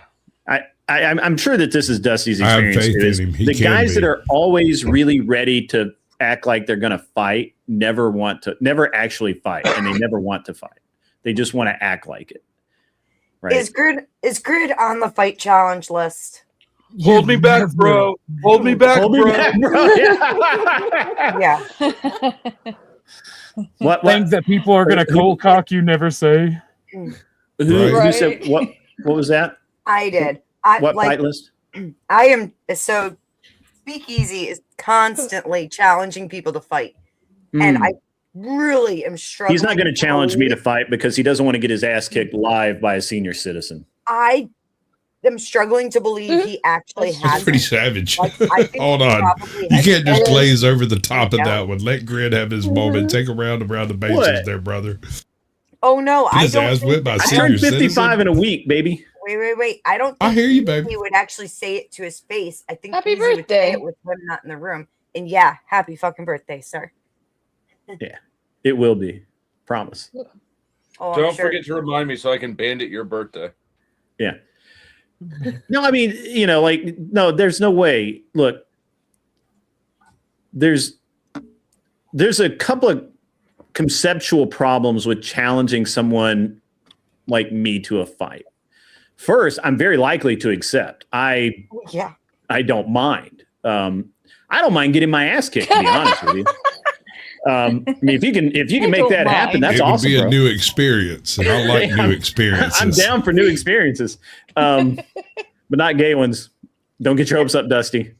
And Well, here I was half chubbed and everything, dude. I was leading you right down the garden path. Don't worry. This is a non-consensual safe space. I mean, look, come on, look. Dear God, no. How do I vote The problem no? with challenging someone like me to a fight is that I buy plane tickets every day. I don't have any problem traveling. I'm unencumbered by the legal system. I can go places. Right? I feel like I caught a stray. Well, he can't go anywhere either, right? Oh, yeah. Right. And so, I mean, the problem with so challenging somebody like OG, that's like he's willing to do that because he's like, OG's, if OG gets any spare money right now, he's got places to spend that money, right? Like he has things he needs to spend money on. So he's unlikely to go buy a plane ticket just to go kick Speakeasy's ass live on CNN. Although, if you want to grift for that right now, we will make it happen. That was a lead in. That was a lead in. Well, if you guys want me to go fight Speakeasy, I need some money. I need some super chats, cash apps. That was a lead in, baby. Just type in the donation bar for Speakeasy's ass whooping. What happened to Marquez challenging Dusty to fight? Oh, did he challenge Dusty to fight? Yeah, you were supposed to referee it, Grid. I was? Yeah, they talked about it. Yeah, there was a big full Vix. Okay. Grid, you said you would come and you would ref it. Oh, yeah. I mean, I will for sure. 100%. That's no problem. The problem is that neither one of those fuckers can cross the border. So they're going to stand on one side of the border and punch each other across the border. That'd be fucking epic. With the Mounties. I'll bring my crossbow to the fight. Speakeasy and hold his crossbow sideways. Make sure you practice against the girls first. I almost feel bad for that one. That's funny. I mean, but there are problems, like I've proven that I will, and I go meet people, right? Like I don't, if I want someone, if I want to be a part of something or I'm not afraid to meet people in person. I've met Beth, I've met a ton of people in person from the internet. I'm not scared of that at all. Which is weird, I guess, to a lot of people. Of all the people that Speakeasy's challenged to fight, you know how many he's actually fought? None. 0. Fucking none. Fucking none. Look. At some point, you have to kiss or get off the fucking pot, right? Like either drop that load and make shit happen, or just stop talking about it. Right. OG, you've got enough votes. You're getting impatient. I mean, two is not going to make a comeback. Two is not all right, man. Two is not. Give it a chance, bro. Is this something I need to like cam down for? Nah. Rest assured that we all look down because you make gay porn. Oh, that's gross. This motherfucker right here is so queer that Gay Man jack off the videos he made. He covered his ass in oil on cam. Did you know Marte did gay for pay? When you're jacking in a room full of dudes that's stupid and it don't even matter whatever you say. At the end of the day, playing with I hate you so much right now. I hate all of you. What's the incentive here, Marte? Sitting with your legs crossed doesn't make you gay, but watching this whole music video does. You ain't no troll. Hey, Kinetic Kel met. Yeah, I met Kinetic Kel. Nice. Oh, okay, there's enough of that. Thank God. Thank you. I have it out for Marte because he was a shitbag to me when I went over to Speakeasy to try to finalize the fight. He was talking mad shit in chat, so he can catch it too. Yeah. $5 is $5. $5 and then he called me an idiot over on Paige's thing, and I'm just like, bruh, you didn't even know what a national mandate is or a mandate in general. How the fuck are you gonna call me an idiot? Oh my God, he just says words. The other thing, I guess, is that I've met a lot of people who act like badasses on the internet, but they're not who they are in person. I am fairly confident that I'm exactly in person. I may even be worse in person. I might even be. Yeah, I'm an incredibly nice guy in person. On the internet, I'm a bit of a dick. I think you were exactly who I was expecting you to be. I'm a lovable troll asshole in real life and on the internet. You can ask Tootie. I'm a trans woman in real life. You're a trans dude in real life? Woman, I still got my vagina. I gotcha. I'm actually less likely. Fair enough. I'm actually less likely to hit you. I'll just walk up and give you a bear hug until you squeal and ask me to stop. I wondered why you were going to hit OG with your purse. That makes sense. That makes sense. Well, I did that to my uncle because he came showing his ass when Tootie was visiting, yelling at my aunt. I'm just like, Uncle Joe, do you need a hug? Come here! And I lifted him off the ground. I was like, I have company. You should be nice.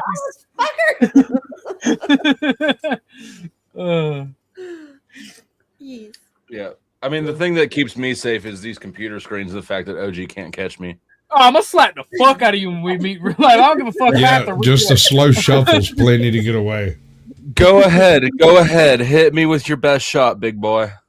Flo's gonna cry when we meet in real life. He goes to run. I just fucking bolo his ass. I'm gonna walk up and be like, "Now we can do this the easy He's way." He's gonna get harpooned. He's gonna hit you with a fish gun.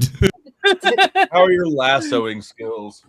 Actually, quite well. I used to do it when I was a kid for fun. You seem like that type to play outside with a rope and a tree stump. Yes, I grew up really poor. Bows, You know guns, how cheap rope. a stolen rope is? Yeah, exactly. Ace Hardware store, brother. All right, hey, Flo. So just so you keep your calendar clear, I'll be coming through Kansas, Nebraska, that area, in the weekend of May 29th. Hey. Sorry. Let him call his personal assistant. I'm clearing my calendar. Clear that fucking calendar. Just don't send anything to him in the mail. And May 29th is when Grid needs to come to town. I'll be there. Yeah, I'll be there either. He told I'll me to keep drive my on calendar Thursday clear. the 28th, or I'll be there Friday. I think it'll probably be. I'll drive through on the 28th, and then I head back Sunday the 31st. I think it's a Friday. Okay. You can But I'm headed to Grand. How close are you to Grand Island? 5 hours, four or five, I believe. Okay. Grand Island in a landlocked state. That's Stop fucking it. wishful Get some thinking. help. That's crazy. Thank you for coming up, Ahimsa. Them motherfuckers ain't even got a Deepwater Harbor. My birthday is April the 16th. April the 16th. Yeah. Should I schedule my live stream now? You can do whatever you like. That's in 3 days, Grid. Yep. I'm aware. Yeah. A happy early birthday, Grid. I appreciate that. Thank you very much. Yeah, 4 hours and 47 minutes. Yeah. All right. That's cool. I've only been in Nebraska once. Nebraska is like Kansas, but colder. Yeah. More or less corn. About the same level of corn. Actually, probably more corn. I feel like Nebraska grows more corn because Kansas is a little warmer, and so it's got more variety of crops like It's the Cornhusker state, right? Milo, and I hated Milo harvest. That I don't have allergies, but that Milo, when they cut the Milo, it's just like, ugh. So I'm allergic to sunflowers, the green parts. Ask me how I know. How do you know? I already know how you know. So shorts and like tank top, I see a field of sunflowers and they're beautiful, and I'm like, fuck yeah, and I go running through them. Frolicking. Obviously, I go frolicking through the sunflowers. Frolicking cocksquatch. That's yes, sir. And scary. there I was later that night in an oxygen tent in the fucking hospital, like on heavy steroids. I wish that we could have filmed that. You know, there was that trend a few months ago, black men frolicking. I don't know what type of porn you that is in your search history, not mine. That is Cynthia, back me up here. I want to see Squatch frolicking through. Hold on. You know what? You guys are gonna force me to. Yes, please. Tiptoe through the window. Oh Lord.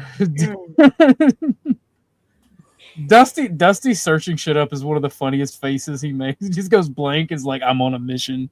Like, overlay. Dude, you can literally see the browser change.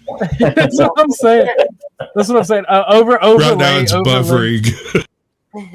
Overlay the John Wick. He's a man of pure focus and determination.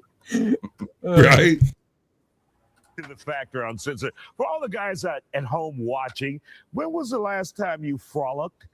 What? In nature? It's part of a new trend on TikTok that celebrities or individuals celebrate black men having fun frolicking through nature. Take a look. I'm frolicking, y'all. I'm frolicking. Frolicking. Look at this.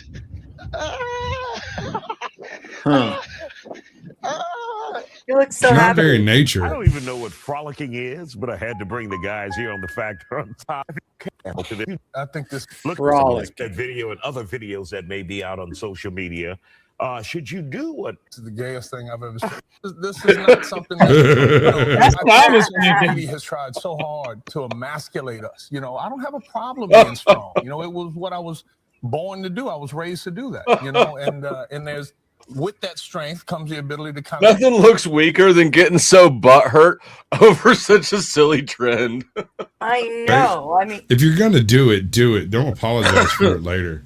and make change within my community. To see a bunch of black brothers out there just running in the woods filming themselves, that does nothing. You know, it's all fun and games till it's, you know, Till a bear eats your. I play poker, you know, I do things that, you know, I think a lot of There's Sasquatch running through the sunflowers.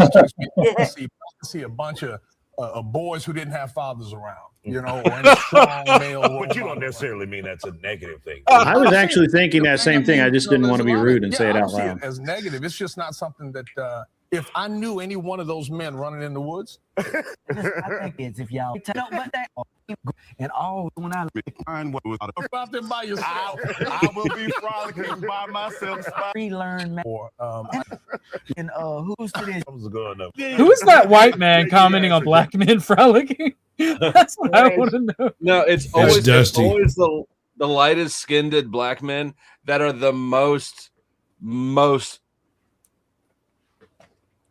black power-ish. So this is my honest reaction to that. Nigga, you gay. Like, solid. I can't believe I'm the only one here who knew about black men frolicking. I guess I'm the blackest one on the panel. Sorry, Cynthia. That wasn't exactly what came up in my search parameters, but okay. Well, your search parameters are actually I probably have never in my life felt the need to. Somebody take that shit from her now. That is fucking rainbow bright Sasquatch right there. Next thing you know, that bitch gonna make me a brony. That may be a thing. To him, Tootie. You know what? We need to market that as My Pretty Pony Sasquatch Edition or Bejeweled Sasquatch Edition. I'm not sure why, but all of these have me as an opalescent Sasquatch. Rainbow like bright Sasquatch. Yes. The pretty little brat holding his Now, hair Grid, back out of his- Grid. I know the names of the My Little Ponies because I have a daughter who's 15. Why do you know the names of the My Little Ponies? I don't. Didn't you just say one? No. Rainbow Bright is a cartoon character from back in the 80s. Yeah. Starlight. Yeah. Rainbow Bright. Yes, I had all the Rainbow Bright. I was a big Rainbow Bright kid too. I mean, I knew it existed. I don't know its Was it theme Rainbow song. Bright, the thing where you plug in the little light plugs? No, that's a night Light bright. Bright. She had a belt. Oh, Light Bright. Yeah. Brought out Light rainbows, and she would ride Light her Bright, white Rainbow horse. Bright. It's all the same shit. Yeah. I hated No. My Little Pony. I loved Rainbow Bright. So, I interviewed this dude who's, and I'll only caveat this saying he's a weightlifter, and this is really the only reason that it was weird. And in the after dark, after the show, and everybody had gone and left, it was It just got me and really him, weird. and I was sitting around talking. He goes, "Dude, I need to show you something," and I'm like, "Don't show me your penis." He's like, "No," and he moves the camera, and his entire room is done up in My Little Pony shit, and he's like, "I'm a brony," and I was like, "I'm drunk enough to not give a shit right now. It's fine. But brony it up, bro. I don't care." And I sometimes think about that, wondering, A, why he showed me, and B, what he thought the result of showing me was going to be. He thought you were gonna dick him down, brother. That's what he thought. For free. Oh, the for free part, that's just not happening, Grid. The free part. Got me fucked Grid, up. I love your camera. It's like a free screenshot grab every time. It's not the camera. It's something to do with the software. I've had the internet's just randomly been a piece of shit lately. I don't know if they're fixing something or they need to fix something, but something needs to get fixed. I'm about to go get the Starlink and just plug it in and just tell the cable company to go fuck themselves. The problem is I'll literally tell them to go fuck themselves, and then I'll be blacklisted and I won't be able to get cable again. So. Oh, you ever seen the South Park episode about the cable company? It's so good. I don't think I have actually. No. So I can't show that because Comedy Central is very litigious, but in that episode they're trying to get the cable company to do anything. The cable company is being like these, just saying, "Oh, I bet you want us to come out there and do your cable, right? You're gonna cry." Dude has these these buttons where his nips are, takes them down, starts pinking his nips. "Oh, you'd like us to come out there, huh?" Being all sadistic and shit. Oh, that's you're gonna cry about us not. There's nobody else in town you can go to. What are you gonna do? Did you see the what was the name? It had Adam Sandler in it. And Switch. Chris Rock. And it had and Chris Rock was a cable guy. What's that? Anyway, so it was Chris Rock was a cable guy, and his mother-in-law kept asking for cable, and he would like wait till she had to go use the restroom or something, and then ring the doorbell, and then stick the we came by, sorry we missed you, we'll be by tomorrow between the hours of 2 and 4 on the door. So she never got cable. It was fucking hilarious. We got some good news. Flo just told me this stream is YouTube featured now. Moving on up. Hell yeah. Nice. I like that. So give him $1. Hey, big man, let him hold $1. If you're just coming in, pay your toll to Huggy Bear. If you've been here, pay your toll to Huggy Bear. We do name changes too. You can, in fact, change my name to Huggy Bear, or you can change Flo's name to something funny, or Grid's, or Sasquatch's, or anyone's. Just please, not me, not Huggy Bear, for the millionth time. Thank God Chuck is in the audience. Oh my fucking God. Not if I didn't mention that again, it would die. Baby Spoon. Oh man. The little dipper. I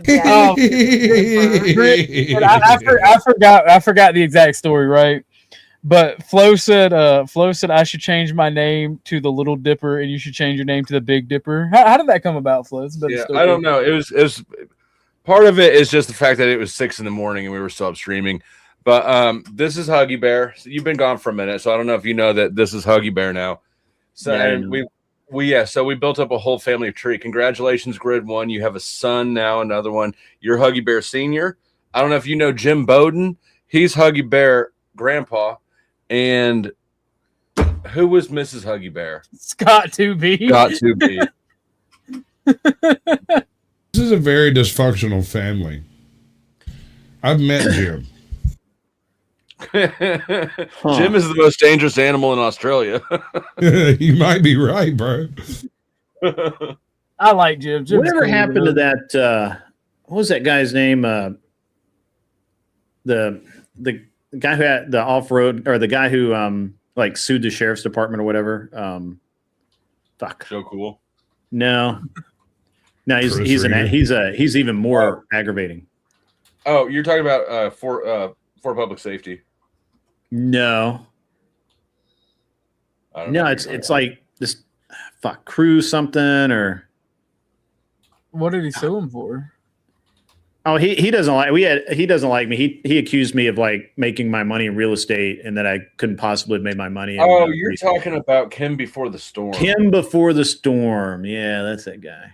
Can't remember his name. I went in on him a couple weeks. It's probably been 2 weeks now. Cry Before the Storm. Cry Before the Storm. That's better. I like that better. That works. Yeah. That actually works. Kim Before the Storm. It doesn't roll off the tongue, but Cry Before the Storm. That's much better. Or Cringe Before the Storm. Cringe.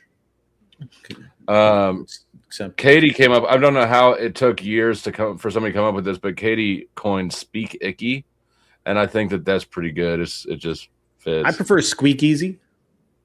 Squeak Easy. I was calling him Crash Easy, Cry Easy. My favorite part of that stream was actually reviewing after Fatty ended his stream. The last like 10 minutes of Speakeasies was like 10 minutes of dead air and 1,000-yard stares, just like. Hey, but he got that $800 Cash App at the beginning. That was the next stream, right? The $800 anonymous Cash App. While living in Canada. Cool, he can pay his child support. Yeah.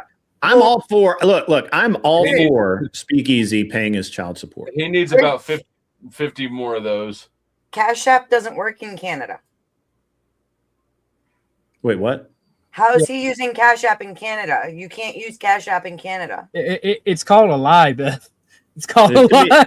You can use a VPN, I'm sure. You are Jade, too good for this world, honey. He used to have a mod named Jade who handled his Cash Apps for him, and apparently she ran off with a bag. Well, that's his story. I actually talked to Jade once. She was cool. She's wise Jade now because, oh my fucking God. I don't hate this. I'm not unhappy, but don't I say why am I not unhappy? Dusty looks concerned. Yeah, no. Dusty's got the same face in that one as when he looked stuff up. It looks like he. Yeah, I don't know. I'm here for it. I'm here for the frolic. Frolicking. Look at those black men frolicking. And this is later that night after a long day of frolicking. Right. I'm smoking in your own fire because you're flaming homosexual. You know what else it gets me about, like, and look, I'm not just picking on Speakeasy here, but there's a lot of dudes out there that just can't take a fucking joke. They literally or they can't take being bagged on a little bit, right? Like it's like, you know, I think OG and I were kind of talking about this earlier today. It's like, why do you care? It's the fucking internet. Like, you know, just if you and the cool thing if you about can't give the narcissists, shit back, right? Like the reason that I don't ever really get mad at Flo is if Flo throws a little shit at me, I throw a little shit back at him. It's cool, you know. You're actually a really hard person to pick a fight with. Yeah, I know. I tried for like 6 months, and it was. I know. You have to give a shit first, and I was sense an immense amount of not giving a shit from this motherfucker. It was like pushing a boulder up a hill. I was that Greek god or whoever. Sisyphus. Atlas. It was Atlas, right? No, Sisyphus. Sisyphus pushed the boulder. Sisyphus Atlas had to held pull up the sky. Yeah, the boulder. Okay, yeah, whatever. And Diogenes was the bum who the asshole who lived in a winding for the Diogenes streets and is my pissed on fucking Alexander the spirit Great. animal.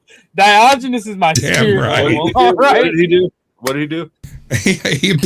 Alexander the Great. He lived in a wanted to fucking talk to cave the and ate greatest- scraps, and they were going to throw He him lived with into dogs. they lived were in a going to giant throw him pot. into prison if he didn't get a job, and so he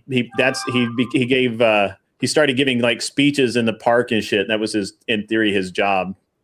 Yeah, he Right. became a philosopher. Hold on, here's the Alexander fucked up Great- thing. Okay, Hold on, Alexander before- the Great was good. You know more. This man was a relatively wealthy elite Yes. who despaired of his money and simply walked away, leaving it for slaves to deal with, and Yep. lived in the streets with dogs and would sermon to dogs on a regular.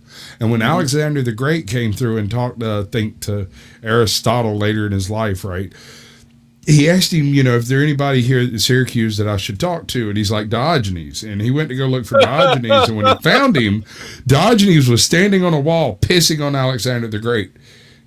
And Alexander the Great's response was, magnificent. I'm literally the only human on earth that Diogenes would deign to piss on. Yeah. Well, he was Diogenes was also talking to himself, ranting actually like a crazy person. So that added to the fun. Well, sometimes, sure. Not only that, like Alexander stood there waiting patiently to Yes. talk to him, and when he turned around, like putting his dick back in his pants, Alexander asked him the question, and Diogenes stared at him for a minute. Was like, "Move, you're in my sunlight."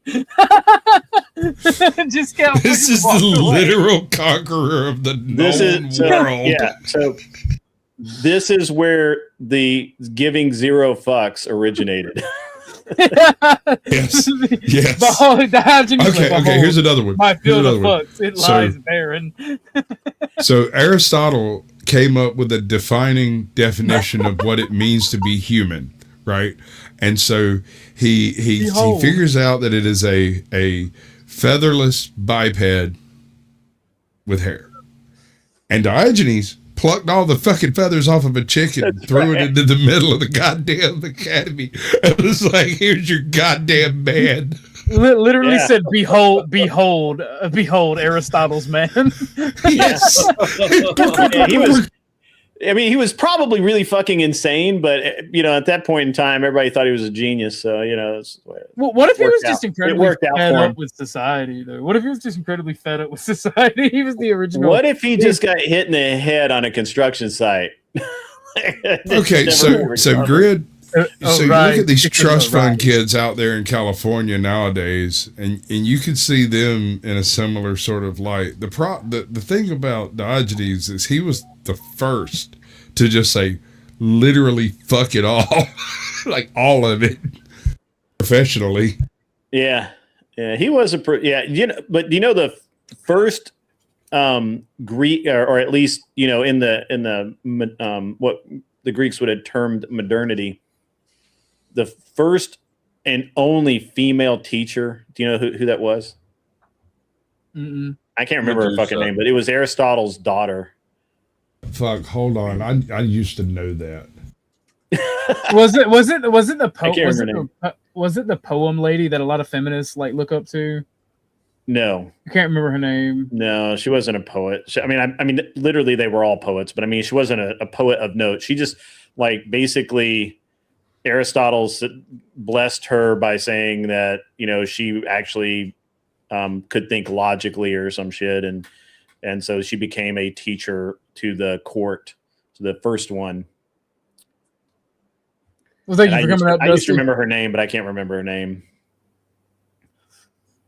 So Beth, I owe you an apology. I have a new favorite drink. All right. So I went grocery shopping before the stream. I got me some cayenne pepper and some lemon. And I put way too much cayenne pepper in it, but I like spicy things. So like the lemon juice in the water and the cayenne pepper tastes amazing. And that's what I ate with my dinner. And like whenever I fast, because this is not going to be a not regular thing, I'm going to probably do it once a week. I'm going to be drinking the shit out of that. It's good, right? Yes, very good. And it actually like cleanses like your kidneys and your liver and your intestines, and like it's really, really good for you. So see, like I'm gonna listen to a woman this one time, and y'all are gonna hear about me on the news like my kidneys exploded and I fucking bled out, internal bleeding style. And like on my gravestone, I want to say Andrew Wilson is right about women. Don't listen to him. Islam is right about women. So shall it be. Bravo. Arise, chicken, arise. Have you ever seen Aqua Teen Hunger Force? That's from. That's the fun, driest, funniest shit ever. Oh, did you look at your Discord? I did not. I can. Yeah. Dude, Aqua Teen Hunger Force was my jam for a while there. You remember the one where the dude gets pinned under the drink machine and the robots collect his teeth as trophies? Yeah. I was on mushrooms the night I watched that. And it stuck with me. But no, so my favorite episode of Aqua Teen Hunger Force is just when Carl goes out in the woods and the trees kidnap him. I'm like, we must write this down. We must write this down. They start ripping his flesh off and writing on it. It's like, I messed up. They ball his I flesh had to look up. this up. Damn, that Aristotle's daughter was a player. So she was named after her mother. Her name was Pythias, which was basically Greek for pissed me off. And said there's some accounts suggesting she may have helped her father with biological, specifically embryological research. She married 3 times. 3 times. And is referenced in Aristotle's will, ensuring care for her after his death. She first married Aristotle's nephew, keeping it in the family. Not a good look. Then to Procles of Sparta. Georgia, so she married a Spartan. so She married a Spartan. So there you go. That's And then finally to She's a in her doctor hoe named phase. Metrodorus. Metrodor. The metrosexual guy. And yeah. Okay, She so started let's before play her this out. father. Let's game theory this relationship. Well, the first one she married. One second, ended up- gentlemen. 1 second, gentlemen. Tootie made me something with Grok, and I think it's cool, so I'm going to show it.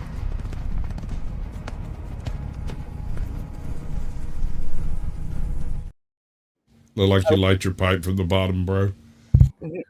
All right, Saz, go ahead. I lost it. I don't know what I was saying. What was I saying? No, I feel bad. Oh, shit. Just Sorry Becca to said, fall. I smoke a lot of green and got ordained today. Finish our fence, too. We're almost done. Hell yeah, Becca. Speaking of green, I'm the show's winding down. We got like another hour to go, so I think I'm gonna start smoking and really enjoying the day, relaxing.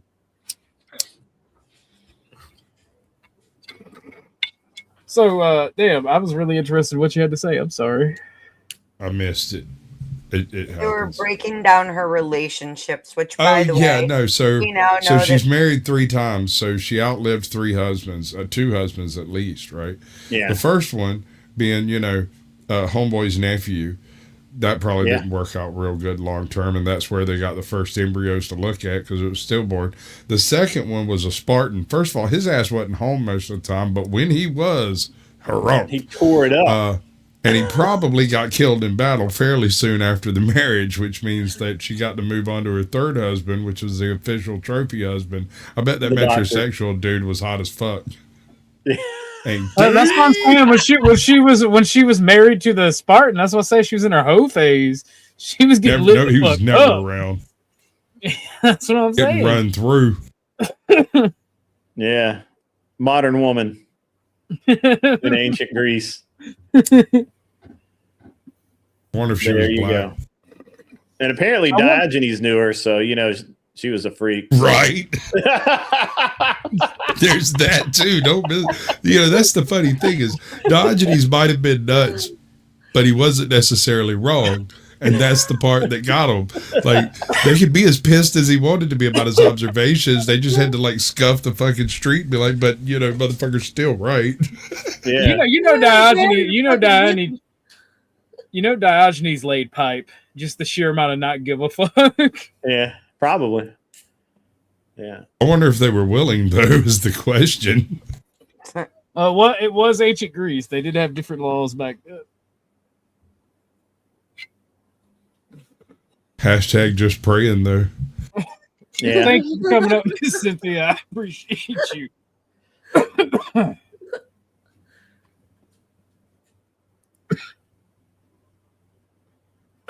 Sorry, I'm coughing. You okay over there? You gonna die? He's going down in an earlier round. Hey, Flo left. Was it something I said? Swallow. He's only getting ready for a show, right? Yeah. It'll start up in an hour.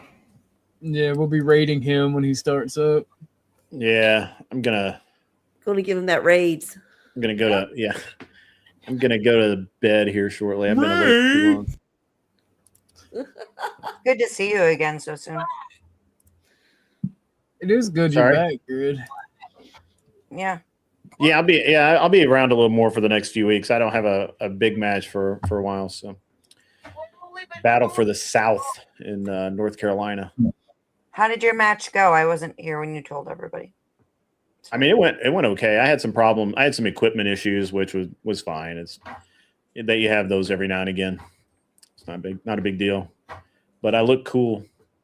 That's what's really important. And I made the whole reason I went was to set up, interviews for content for the gun channel. So. All right, yeah. Sasquatch, thank you for coming. You have a good one, man. Yeah, much love, brother. Later, Squatch. So, I think what's interesting about Speakeasy is he's turned on literally everybody that's ever tried to help him, and I just feel like that at some point he's going to stab Andrew right square in the back, and I think it's going to be funny. Oh yeah, I foresee that. And if he doesn't, that again, I guess the thing that I have to caveat all of this is that I hope I'm wrong, right? Like I hope he's actually changed his ways. I hope he loves his current wife or girlfriend, whatever she is, live in, whatever. I hope that that's all real, but it's hard to look at the circumstance of, he literally does have 3 baby mamas. Like I'm going to be honest. I don't pay attention to this shit. You guys know I just don't really care. I thought that it was 3 kids by 2 women. I was wrong. It's 3 kids by 3 women that he apparently only really interacts with 1. That seems odd, but I've never been in that situation, so I can't really speak to it, right? It's fine. And supposedly he's a inquirer in the Orthodox Church. I hope he is. I hope that he comes to God. I hope that he becomes a really strong Christian and actually starts acting, like one. But that doesn't mean I have to like his dumbass. Have you seen the clips of him? One, like talking about being on Destiny's side and also claiming to be pagan, like right before, like literally right before he. I mean, I kind of know the story, and I don't want to get into it because some of it is it's hard to prove, and I don't really like to talk about shit that I can't prove. But there's like a whole backstory here that I'm aware of, which is one of the reasons I don't like him. You know, and so I just don't like the guy. You know, I like Andrew. Andrew's always been very honest with me. He's been very open. He's helped me out. He didn't have to. I like Andrew. Andrew's a cool dude. I will always be Team Andrew, period. I like Sarah. I think Sarah's not, I don't have any real problem with Sarah. I think that some of the things that Sarah's chosen to do makes it so that I don't have any real interest in having dialogue with her anymore currently, maybe in the future, but not right now. And that's fine. You know, I was 100% okay. I guess the thing is my life was 100% awesome before I knew any of these fuckers. So why does them not liking me or having an issue with me or anything else, why does that make my life any less awesome than it was before I even knew they existed? So, yeah. But yeah, I don't really care. And he can make all the hit pieces he wants. It makes him look like an idiot. He can talk shit. That's fine. I'm not talking shit. I'm literally just giving my position. If I wanted to talk shit, I could, but it's not really worth it. I just think that if I were somebody, so here's the other thing. I've been around people who have had shit to hide, and every single time I've told them the same thing. I'll say every single time in the situation. If you have bad shit in your closet, it's going to come out. Right? Like I told, one of the first things I said when I came when I was early and maybe more people, I need to be more what's the word here? Maybe I need to be more vocal about it now, because not everybody's been watching me for 2.5 years, but I had a past. I was a degenerate for a long time. I'm by no means any kind of angel. And so for someone to say, well, this guy accused you of cheating him out of something, or you got sued for this, you got sued for that. Yeah, that happened. That's real. Hey, camera stop. Get your clip, OG. Can I ask a question right quick off of what you said? Yeah, sure. Which part? If you're saying it's not worth it to talk shit, then what's the cost of talking shit? I'm sorry? You said it wasn't worth it to talk shit. It wasn't worth it. So what's the cost of talking shit? Yeah, it wasn't worth it to me to bother talking. It wasn't worth your time. I got you. Yeah. Is that it? Yeah, because the way you said it implied like there would be some cost to talking shit, but you there is went a ahead and cost to confirm what it is. There is a cost to talking shit. Well, what would that cost be then? Well, people may not like you. You may not be funny. A lot of people talk shit and think they're funny, but they're not fucking funny. I'm fucking funny when I talk shit. People fucking laugh their balls off when I talk shit. Chicks go out and get balls to laugh off. When I talk shit, I don't care if somebody finds it funny or not. I'm talking shit because I feel like talking shit to that person because that person did something to offend me. And, I feel so like it's worthy of you're a addressing. reaction, right? Like that's a reaction in your case. Sometimes, yeah. In most cases, I don't react. Anybody that knows me can tell you most times I don't react to shit. Except for maybe laughing at it. I think that's a character flaw. The fuck out of you. Sorry? Exiled is the type of guy that'll just troll the fuck out of you. Like I've never really seen him react, but a few times I've seen some shit, he's like, all right, bet. And just started trolling and being the biggest smartass, and it's funny as fuck. Yeah. Yeah, if I have a problem with somebody, I sort that shit out. Otherwise, if I'm just talking shit, it's just to be funny or to Well, I think to sort it out, people have to have something to bring to the table to have it worth sorting something out. Because if you're somebody I was given a chance to, and then you fucked me over and you had nothing to offer from the get go, what's the initiative for me to forgive you and do Yeah, but business with you again? if I don't need you, if I have nothing to offer and all of that, I mean, why do I care? I don't care. Like it, Yeah, that's what I was saying. Being Yeah. offended, this is one of the problems I have with like Squeak Easy, right? Like, what does him being pissed off cost me? Exactly. He has nothing to offer, and then when he offends you, what's your It's not a question of initiative him to having forgive? anything to offer me. It's just that I don't have. It doesn't matter to me because I'm never going to see him in person. He doesn't affect anything that I do. He can talk shit all he wants. He can literally troll me 24 hours a day. What does that matter? Can I just say it'd be pretty fucking hilarious if he did meet up with you in person? I mean, it would, only because there would be video proof of him not doing shit. Yeah. Why are you trying to get Speakeasy to beat the Yeah, fuck? he tried to get Brolic at my boy State Church channel just to find out one of the dudes he's getting Brolic with was in his city and ready to meet up then, and then he backed out of it. So years ago, I had a customer, right? And one of the things about racing is it's a very small community, right? In truth, right? We all know each other. Everybody knows who everybody is. And he had, I've been doing some work for him, and he had come down to pick up a cylinder head that we had done. And we were supposed to be putting it together for him, but he got impatient and he came down and just took everything. I wasn't there when he did it. And my guy, and he told my guys just kind of put it all together, just kind of throw it together and we'll sort it out when we get back and whatever. And then of course, when he gets it to his garage, his house, and he starts going through it. Now his guys don't know shit. They don't know what they're fucking doing.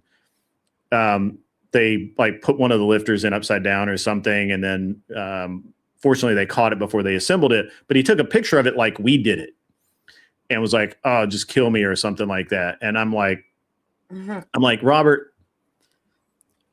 I understand that you're frustrated right now, that you're behind schedule and all of that, but you have to understand that I'm going to see you at the track and I'm going to face you about this because this is not how adults handle problems with each other.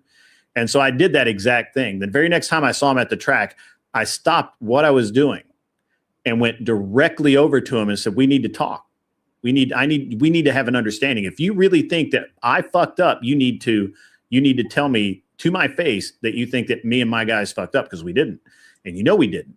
And you need to take that shit back, because you saying things publicly that aren't true, while it doesn't necessarily hurt me, it pisses me off on a level. And I need to, and you need to fix that, because otherwise I'm never going to do business with you again. And I'm going to make sure a lot of people don't do business with you, because I will send this to everyone I know in the fucking industry, and they're going to see your character." And he fixed that shit. And that's how I take care of things. Right. And this is the same thing with, because a lot of people don't have the balls, for lack of a better definition, the testosterone count, the sperm count, whatever you want to call it, to walk over to somebody that's bigger than them or angrier than them and say, "Don't fuck with me on this." I mean, you might kick my ass. It's been kicked before. But that's not going to solve the problem. You're going to have to fix that problem. And we're going to deal with it. And if I have to, I'll deal with it in person. I'd rather deal with it not. But we'll deal with it any way we have to. Again, I buy plane tickets every day.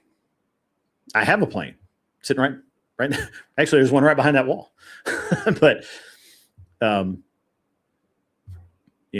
I think there's just people are very comfortable. They're in very safe spaces. I like to remind people that there's no such thing as a safe. So that's why Speakeasy doesn't threaten to fight you. He knows you'll fly out there. Oh. Mike Jones from Ohio. No. That's a really common name, Mike Jones. I know like 3 Mike Joneses. I don't know one from Ohio that I can think of. Is he? Do they do road racing? What kind of cars do they do? If you tell me what kind of cars they ran, maybe. But I haven't actually been in racing for almost 10 years. I retired. Hell, you might know. Did you do anything with drag racing? A little bit, not a lot. Shit, you might know. So one of my best friends, his dad, and actually you may even know him. I can't remember. I can't say their names though. That's all right. That's all right. So in drag racing, I knew some people, but most of what I did in drag racing was like there was a rocket car, a jet dragster that it was, they just ran exhibition races against each other. And when I would fix the engines for them, which basically fixing the engine was just welding the blades back on the turbines when they would blow them up. So I would do that for them. And then we had a couple of import cars that were drag racers that I helped out with. There were a couple of cars that I helped out with when they started doing these not really no prep, but yeah, kind of no prep, like outlaw races. I did a lot with the tuning and the traction control with them, and so I helped with a GMC Cyclone. It was badass. I did a lot with Pikes Peak at the hill climb. We ran my car there in 2010. And we ran an Evo there in 2011 or 12, and a Subaru at the same time. And I don't know. I've done a lot, man. I've done a lot. Did your work ever bring you up to Watkins Glen? Yeah, we ran at Watkins Glen a lot. I think we won there a couple of times. That's like 20 minutes from me. Yeah. It's a nice area up here. Yeah, literally all over the U.S. and Canada. So badass. Grid, you thinking about getting into plane racing? So oddly enough, I'm one of my projects last year was we were trying to develop a sport plane racing series for very small airplanes, under 400 pounds, maybe 500 pounds total weight, powered by industrial V-twin engines, like 30 horsepower. And they would do probably about 120, 130 miles an hour. Really small, but there's some things about that allow you to race them around kind of people. So we were really trying to get that going, and it's still in the works. It needs somebody that is like really, really well known to get behind it. And we just never got anybody to really, bring that star power attraction to it, but we'll see. Still kind of doing it. You know what would be funny? You should check that. You should see about talking to Joe Rogan about that. I feel like he would like that. Seeing Grid on Rogan, that would go hard. Yeah. I had a bunch of. I have all the hobbies, right? I play golf, I fish, I hunt. I don't race anymore, but I used to race. I shoot. Driver. Sorry? Were you a driver or mechanic or what? I was all of those at one point in time, but I ended up, my actual career was I owned the race team. A race team, yeah. Mm-hmm. And they built engines and built race cars and from scratch. Well, I don't know who they is, but yes, we your built team. those. Your team. No, we built it, which means I did a very large chunk of the work. But yeah, I had like 2 or 3 guys in the shop with me. Yeah, I remember in Houston they had a. No, I was never based in Houston. I was based in Colorado.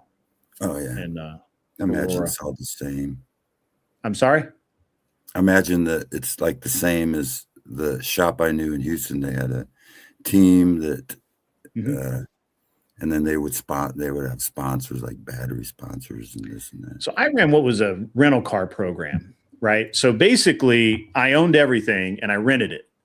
In a lot of ways, I was a lot like a hooker, right? Like I promised, look, I sold a good experience with no proof of perform or no promise of performance at a reasonable cost. So yeah, I used to go to the tractor races where because I lived in Nebraska, and they'd have tractor races, and they'd have these hopped up tractors, and they drag so much weight so far so fast. Yeah, I never got into that.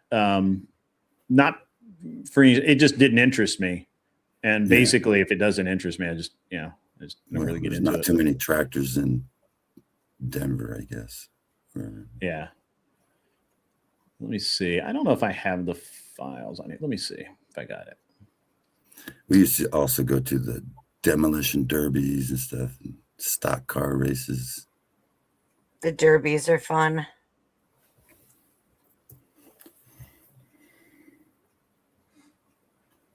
And then the muscle trucks, that's pretty good. Yeah, so I mostly did sports car racing. For a long time, I was a Porsche racing. Before I had my own shop, I was a Porsche racing technician. I was also we also ran the Vipers. We ran the C5R Corvettes. I ran a lot of stuff over the years, but a lot of Porsche. I was with Porsche a long time. When I was in Houston, I had a neighbor who used to fix up 240Zs, put like a Corvette 327 in them, and race them on the streets.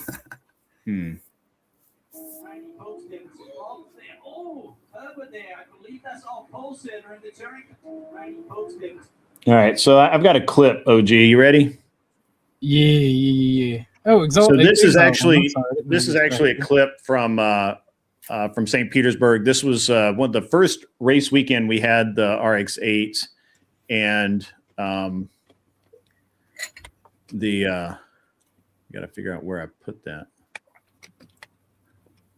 There it is. And this is actually from the race coverage. I don't know if I have the in-car, but I have some in-car I'll put up in a minute.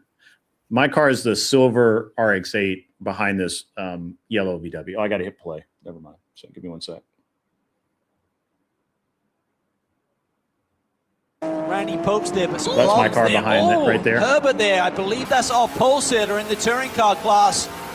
Tristan Herbert flips the outside wall. We're now on board with Aschenbach coming through that fast King. Sitting in that third spot right now. And we get hit right here. And Chip Herr and Herbert. Boy, look at that, man. That's Herbert's wheel. And he cuts our tire right there. That's the left front wheel of Herbert, obviously, from that contact, Cal. Take another look at it. Chip Herr down to the inside. And there you see the problem. That's why Tristan was slow through that corner. And Chip takes the lead, and Aschenbach is right there with him. Great piece of evasive to get around that tire. As we hop on board now in the office with Randy Popes, and this is that battle for the lead. Wow! Oh, what a move around the outside in the King. So that's a video from that's a video from back in the day. Nice. Did you ever participate in the race yourself as a driver? Yeah, I raced when I was younger. The problem with me racing was, whoops.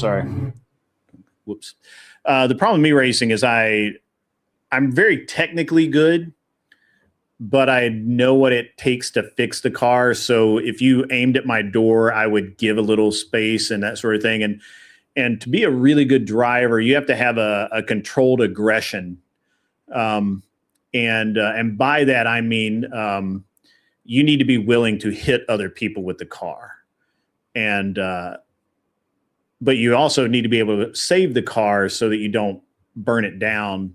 And then, there's nothing left to bring back, and you lose. So yeah, basically you gotta be able to rub fenders.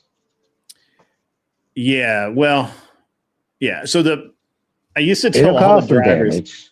damage. I used to tell all the drivers that that front and rear bumpers were consumable items. Like we planned on replacing those, right? So if you took one off, who cares? We didn't care. Headlights were expensive, so try not to damage the headlights or taillights. Those were expensive, but the bumper covers, no problem. And other than that, please, to bring the car back in a good in a good condition. And in the bump, I kept pre-painted bumpers and fenders because of that. Because I anticipated, I expected people to hammer each other, right? And I just had, it's just the way it worked. And so at the end of the day, the drivers had to be very, very aggressive, and they had to have, like, I have supreme self-confidence, but they're like next level with that. They're literally like the drivers I wanted, the drivers I used for the most part. I kid you not. So one of the best examples is this kid named Dan Clark that drove for me, Speedy Dan.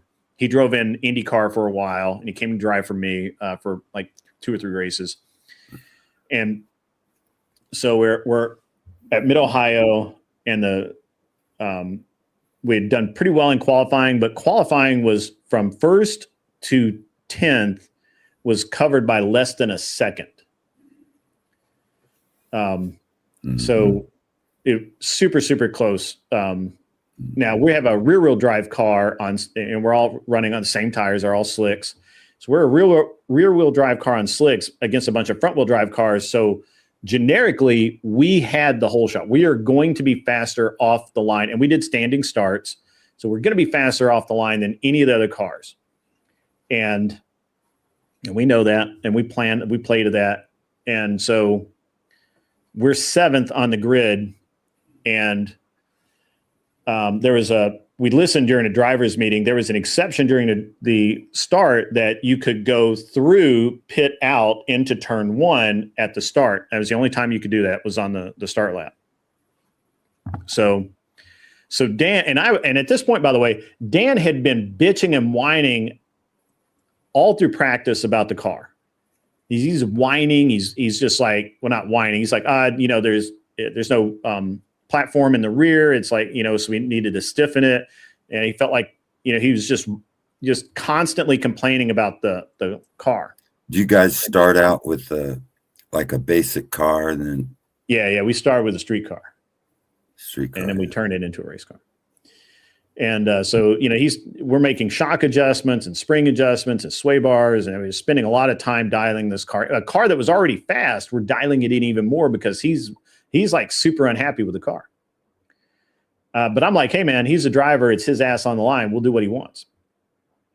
As long as the lap time improved. And every time we'd make a change, he'd go out and he was faster. It's great. And this is part of that challenging back and forth, right? So I was literally starting to think he was a candy ass, and I was not going to have him drive for me ever again.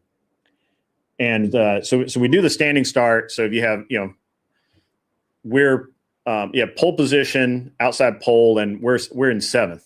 We're in the 7th on the grid, and the lights come on, and I'm on the radio, and I say, green, green, green. As soon as light turns, green, green, green, go, go, go, and he is gone.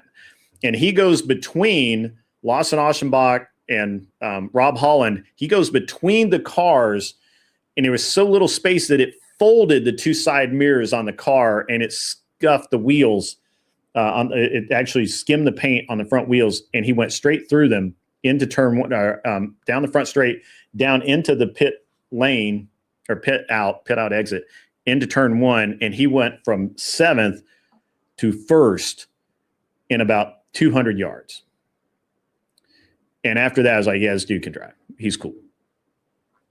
And so, but you have to have that. But he didn't, he knew he could make it. And he had faith in the two drivers beside him. The professionalism was there for him to be able to do that. So, yeah, it is what it is. I don't know if this is a joke or an actual race car thing.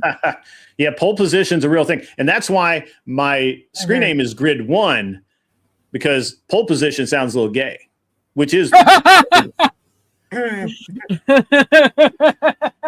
fair. That's fair, right? It's fair. You said it. Yeah. That's why it's Grid 1 and not pole position. We pole used position to sounds like a whole other deal. Hey, that was actually a fun game at the arcade. Right. We used to go to Watkins Glen and watch the time trials, which determine the pole positions. Yeah. Those are a lot of fun. Oh, man. Pole position 1. Yeah. What years? That sounds gay. What years were you? What years were you doing that? So I started road racing myself in 1998, probably 1999, and then quickly figured out that I just wasn't able to afford without being working in the industry, being able to do it. In 2000, I took a job with a race team in California, Merco Racing. We ran the Mazda 626s and I was with them for like 4 or 5 races. I didn't really get along with the team owner, and I ended up basically firing the team. I didn't like him, and we got back from Laguna Seca, which was our home track. We got back from Laguna Seca, and I told Asmar, I said, "Hey man, I need my ticket. I'm on my ticket home." And do you build cars anymore? I mean, you say you have a checkered history. I do have a checkered history. That's funny. Checkered flags. You can see my flag fly, baby. So, but yeah, I still do a little bit. I don't. It's interesting because when I retired from racing in 2015, I just literally sold it and walked away. And to some people, it seems very strange that I didn't hang around, that I didn't just start doing it myself. I mean, I still own, I own the RX-8 that you saw in that video. It's red, white, and blue now. Yeah. I ran in the St. Pete Grand Prix. Yeah, I ran in it. We should have won. Anyway, so I still own the RX-8. I still own the MX-5 that was after the RX-8. I have a 911 race car that eventually I'll finish, and it'll probably be if I ever go back to racing in that car, I will probably kill myself because it's ridiculously fast. Did you ever race against like 240Zs? Did anybody fix those up? 240Zs? That's before. Yeah, but those 911s also have ridiculous handling too, though. Yeah. The 240Zs in vintage racing, we ran against them in vintage racing. But vintage racing is like the worst form of mutual masturbation you can have, because nobody's going to touch anything. Nobody wants any damage to the cars. You're just going out there, you're having fun by yourself, and you just hope nobody else gets involved. So, but I mean, I like the 240Z. I think it's a pretty cool car. The new 240SXs, I mean, we had a guy that I put a 1JZ motor in one for a drift guy that moved to Arizona. I don't know what happened to the car. No idea. So I got one for sale if you want one. A 240Z. I do RX-7s. I don't know. I may have a picture of the car. Do I have a picture of my car? I ain't got time to restore it, but I just need it. So. Let's see. Oh, wait. I want an 87 300Z. I want a 69 Dodge Charger. I have all the cars. I have a 1980 280ZX with the black and gold. The windows that come off. T-tops. T-top, Hell yeah. Hell yeah. I mean, there are cars that I would buy if I just, really wanted to, but. Good's like, I own all my cars that I hope and dream for. I mean, all the ones that I like really, I mean, actually, I do want to buy a new car. I found something. It's not a car, but I have found something that I'm like, I may go buy this. And they say new car, which is one of the things that I generically, I don't buy new cars, man. That's a sucker bet, and I don't do it. But this one, I may go buy a new car. My wife was like, yeah, right. You're not going to do that. Which car is it? It's the Ineos Grenadier. It's a truck, really. It's like not a car, but my son's favorite is the Challenger. I had a Challenger. I'll show you a picture of it in a minute. Just let me. I'm gonna throw this up there as soon as I find it again. I don't know what I've done with all my pictures. His dad's ex-girlfriend bought one, and he got to drive it. There you go, OG. There's my car. That's my street car. Nice. Damn, grid. It looks like a Batmobile. Mario, what? That's awesome. That's a rocket bunny. That shit look like Lightning McQueen. I know, right? And you know what? On Halloween, I no shit put the I have Lightning McQueen eyes that I put in there, a sunshade, and I put it in the driveway on Halloween. That for is trick-or-treaters. So cool. Well, damn. Oh, your boys must love that shit. Oh, my son, so it's in the warehouse right now. My son's like, bring it. My 5-year-old's like, when are you bringing Lightning McQueen home? When are you bringing Lightning McQueen home? I love that it has the old school headlights that go down inside and come up. Yeah. Those are badass. I'll show. Hang on, I got the. Let me see if I can do this all slick. I'll show you the. I really like the rivet work too, where it looks like. Well, those are riveted. screws, actually. But. Screws, whatever. It looks like it's riveted, and that's pretty badass. Yeah, that car got screwed. So. You got a cage in it? Nope. No, that's a street car. Okay. I drive that. That's when I mostly drive a truck, but when I decide that I want to drive a car, that's modified, right? That's got. Yes, that started out life as a 93 Mazda RX-7. I mean, it still is a 93 Mazda RX-7. But it's got a wide body kit on it by. Kind of looks like a 240. I'm gonna give you another one here. OG here. Here's the. Let me remove from studio. Present image file. Where did I put it? I just saw it. I'll show you what I took. I got rid of the hood ornament. There you go. Know if Lightning McQueen has suicide doors? No suicide doors. Well, okay, before I pull this up, what are suicide doors? Suicide doors go back. Gullwing doors go up. Scissor doors go forward. Okay. Or Lamborghini doors. So I don't know if you can see the suicide hood doors, ornament like there. open backwards like that, right? Is that a skull and a crossbone?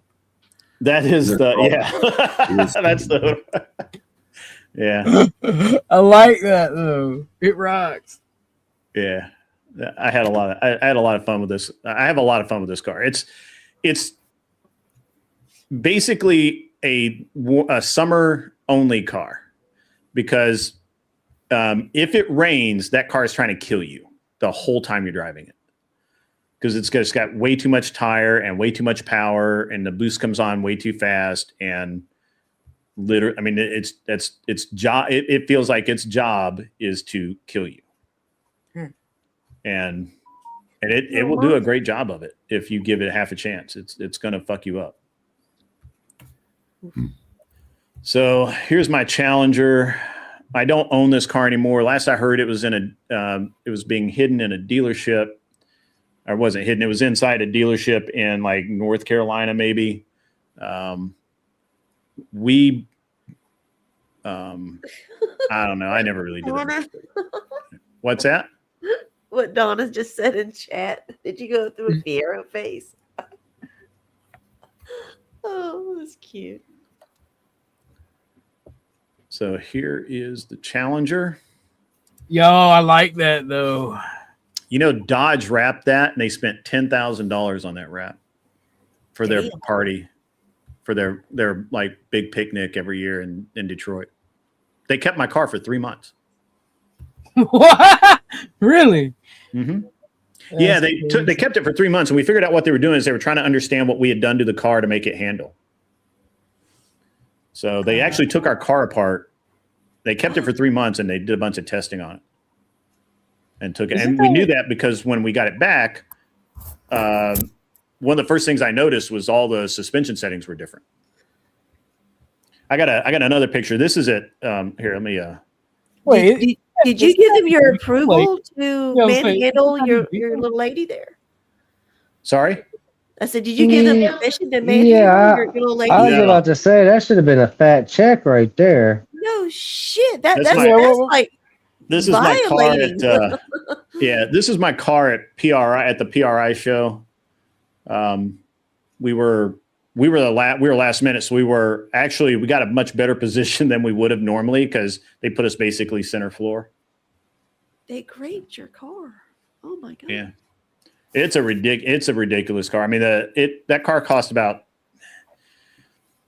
probably if I had to pay for everything, Dodge gave us a lot. If I'd had to pay for everything, it'd probably be about $300,000 to build that car. Fuck. Mopar. I used to own a 66 Barracuda. So. I put together, rebuilt an engine and put together a Plymouth Sports Fury 2 with my dad. That's my extent with cars.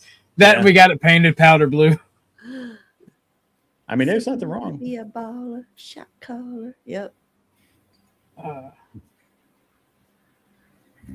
have an affinity for Mopar, so because of that. But I had a question. What was the end result of that?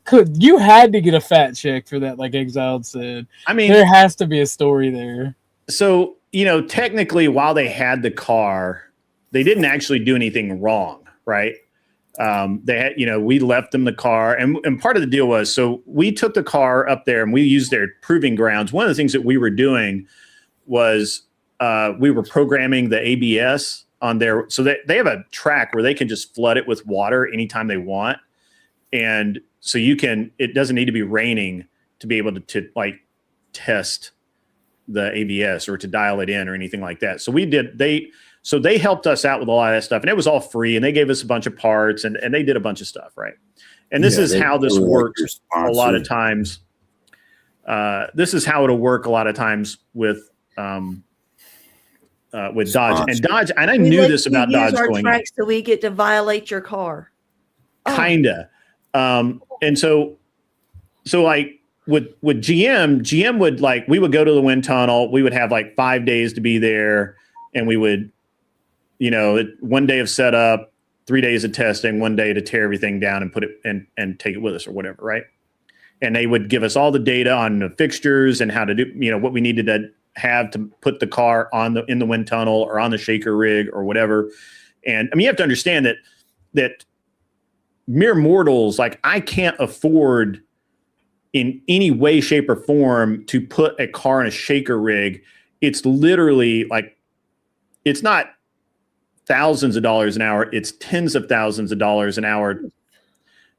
And they own one. And so, we could, and it's an extra level of preparedness that you just can't get unless, you're playing ball with the factory. And so they felt like they had they had something on us. Right. And which, whatever, that was fine. But at the same time, I was kind of ticked at them because they wrapped the car, which we had an agreement that they could wrap the car for their big party.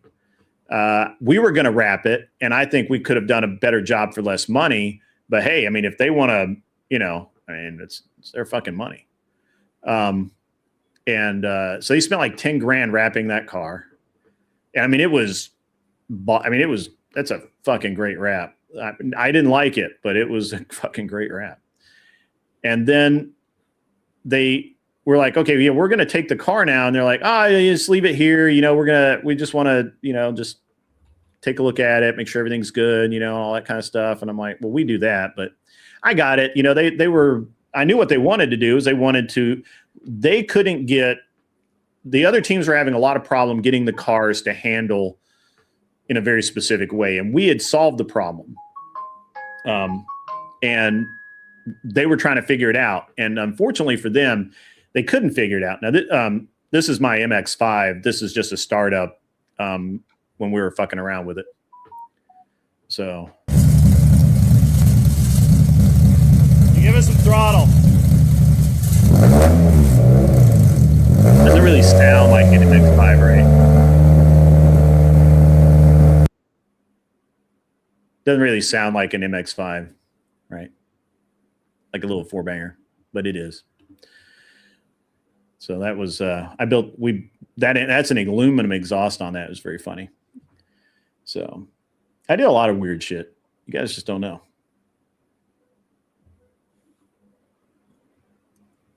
Well, I'm gathering your payment was, pretty much in the parts themselves and not having to work the full price of the build and still getting the full build out of the car. So Dodge is just a horrible ass.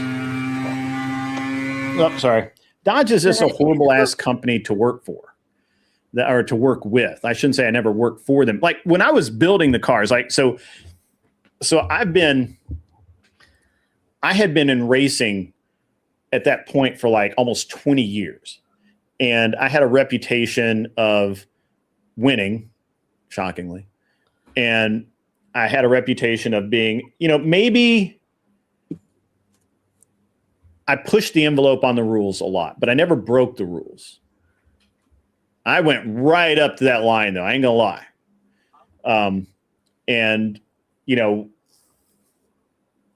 I thought that they would want to work with me just the same way GM wanted to work with me. The bullshit about Chrysler was that like they didn't have a program where they would just give me cars. They didn't have any of the shit that I was used to, and so like if I'd run the Camaro instead of the Challenger, which I probably should have done. If we'd run Camaros or Mustangs, Ford would have sold me as many chassis as I wanted for $1 each and given me a parts credit. GM would have given me the chassis for free and given me a parts credit. Dodge didn't give me shit except tech support, which I would have gotten from the other guys anyway. We bought the car. They gave us the body in white, kind of. We still had to pay for it, but they did a bunch of hokey shit, man. And I knew that because when we ran the Vipers with them, they would come down and look at the Vipers, the comp coupes. They would look at the work we had done, and I shit you not even a little bit, within like, man, like probably a month, every single team would have what we had done to the car, like all of them. And what year was this, Grid? I'm just curious. This was like 2005, 2004, 3, 4, and 5, probably. Okay, so that can lead me to the question. You think that your car might be the reason why they were able to come with better handling for the Dodge Viper then? Yeah, we definitely. So when we got the comp coupes, we re-engineered that whole fucking car, and like all of it, like that. It wasn't a bad starting point, but as far as being like a car you could go take out and race, that wasn't what it wasn't capable of doing that. And so it just was what it was. I thought I sent another file, but it's not. Maybe it's just taking a minute. I don't know. Page I don't see one in the back. Yeah, it's telling me the page is unresponsive for some reason. Probably too big a file or something. I don't know. I'll just open it on my end and see if this will clear up. It's not letting me present anything now. It says StreamYard's unresponsive. Oh no. Yeah, so it may crash. If it crashes, I'll jump back in.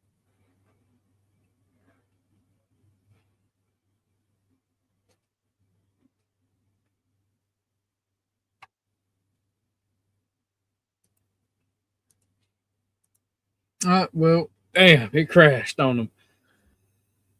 Shit. Damn. Mine's acting up too. Over on my side.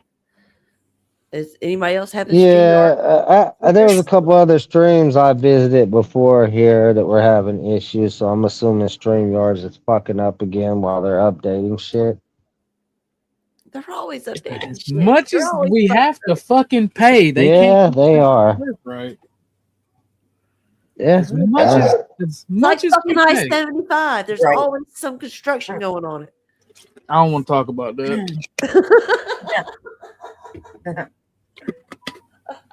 But nah, the reason why I asked Greg that question is because it was around 2004, 2005. They said that they came with a new technology in steering for the Dodge Vipers where they'd be more responsive. they ripped off Grid's technology. That might possibly be Speaking of the it. devil, back there cheesing. Back there cheesing. Yeah, I mean, I'm not. Yeah, I mean that's something like that. I think this video is where one of my cars crashes in a test day. So we'll see. I haven't seen it. I haven't watched it. Yeah, we get to watch Greg One's car crash. This is, I believe, this is JD Mobley driving it.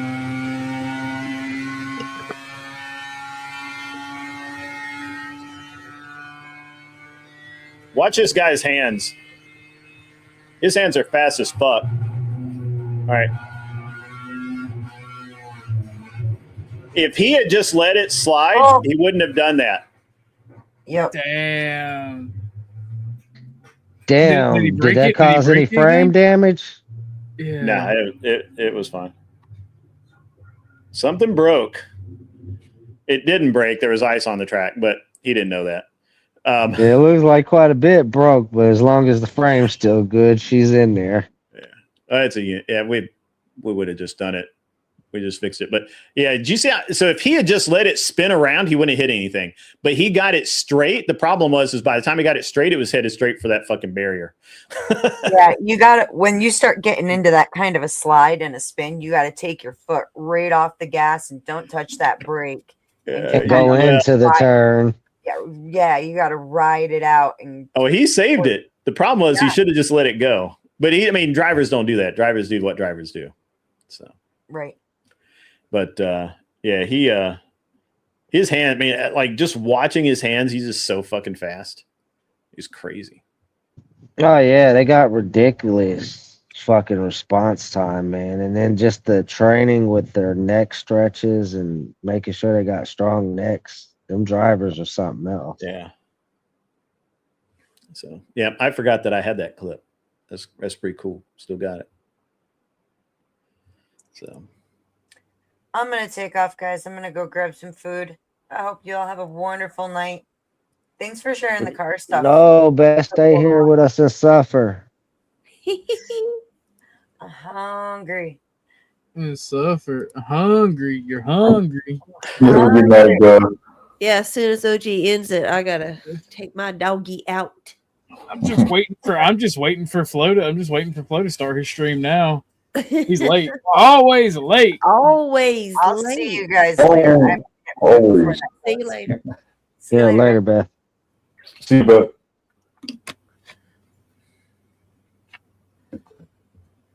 well, OG, this stream was a great one, and there was some money. If I had it, you would too. I encourage everyone to throw some cash at OG. Let's go. I would appreciate a dono too, but if you ain't got it, donate some freaking money. Donate some money. Oh man! Did you get your house built, man? All right, are you? No, how are you doing? I'm dead ass poor. Like I'm slowly working on it. Like we just got it put in the spot, and we still have to do the whole inside of it. I have to get permits before I even do anything to it, or they'll try to eat my ass. So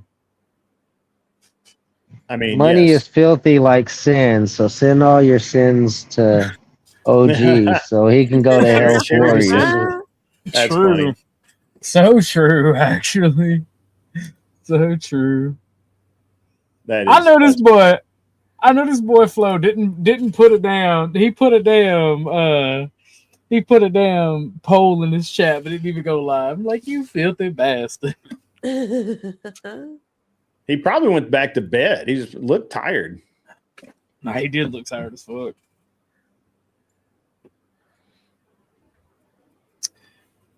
I hope so. Y'all faithful pray for me. Things are looking up, but I mean that's what's important, right? Yeah, I just everything is okay for the time being. That's good. Everything is okay as long as you're breathing, bro. Yeah, you got a chance to make a change. Baby spoon huggy bear really aims with the emojis, bro. Oh, that's awesome. with the emojis? Yeah, man.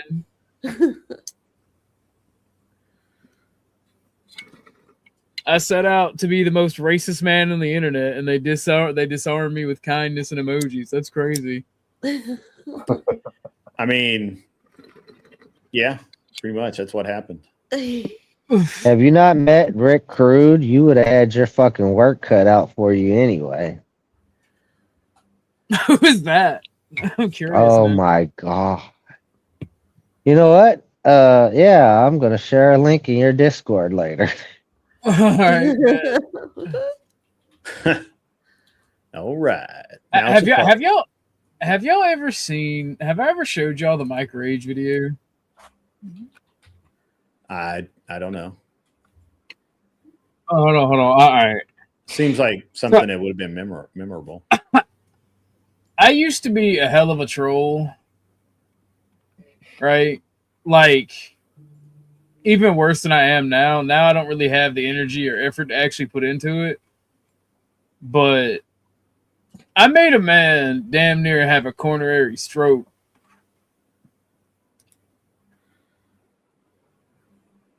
And his name is Mike, and he goes by Mike Rage. And this man... Oh, gee, I found the Lightning McQueen picture. Yo! That goes hard. That's so cute. Oh, that's fucking great. Kids, hell yeah. So I would just let it sit there in a driveway, have the little candy next to it. Oh, Take that one. is awesome, Grid. Oh my god. Yeah, that was pretty cool. So it's for the kids. So this is the most angry man I've ever dealt with in my life. Get off here, and I'm going to go into the back chats right now. You may That's fucking pathetic, guy. You think I'm joking? You think I I'm can fucking tell by your joking, bro? extremely serious face. You think I'm What fucking the joking, fuck? motherfucker? Huh? You think I'm fucking joking?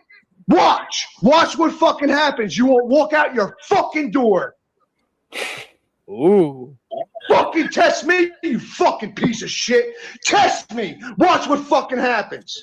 I can guarantee you, your front door won't walk out the I swear to God. Watch. I'm going to the back chats right now. Have a fucking good night. Watch what happens. Just watch. Guess what? Nothing. Nothing This happened. man is probably the person who burned my house down. Honestly, come to think of it, he was very upsetty spaghetti. That's crazy.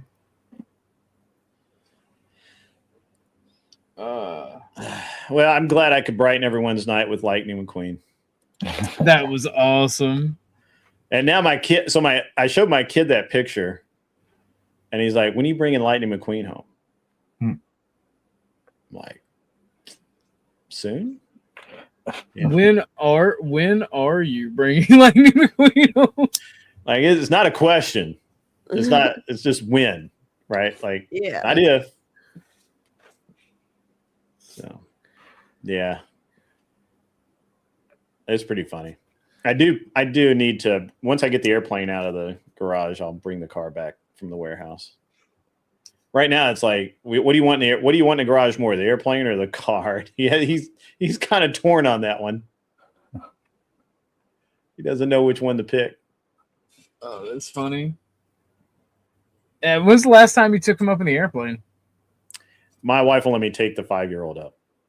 Oh, yeah, he has that same expression.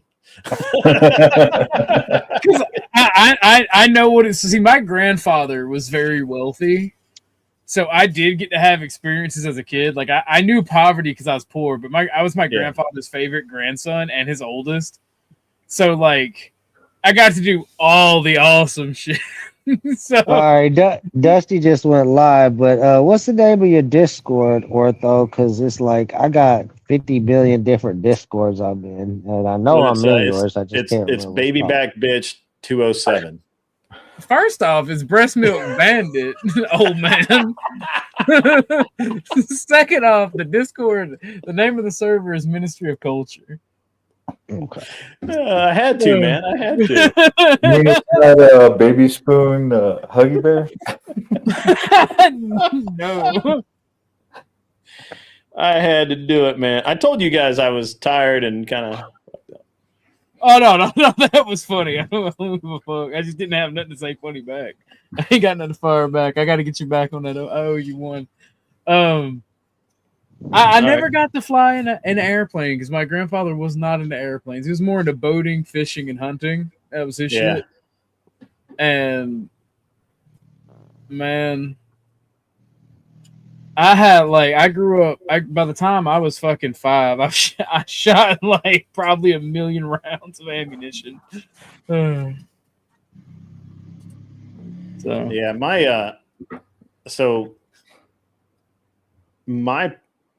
yeah, of course, we grew up poor. My grandparents had a little tiny bit of money. They didn't have anything, and they didn't have a whole lot of. My grandparents really didn't have a whole lot of interest outside the church and the VFW, right? Like that they were just people, right? They just like to be around people.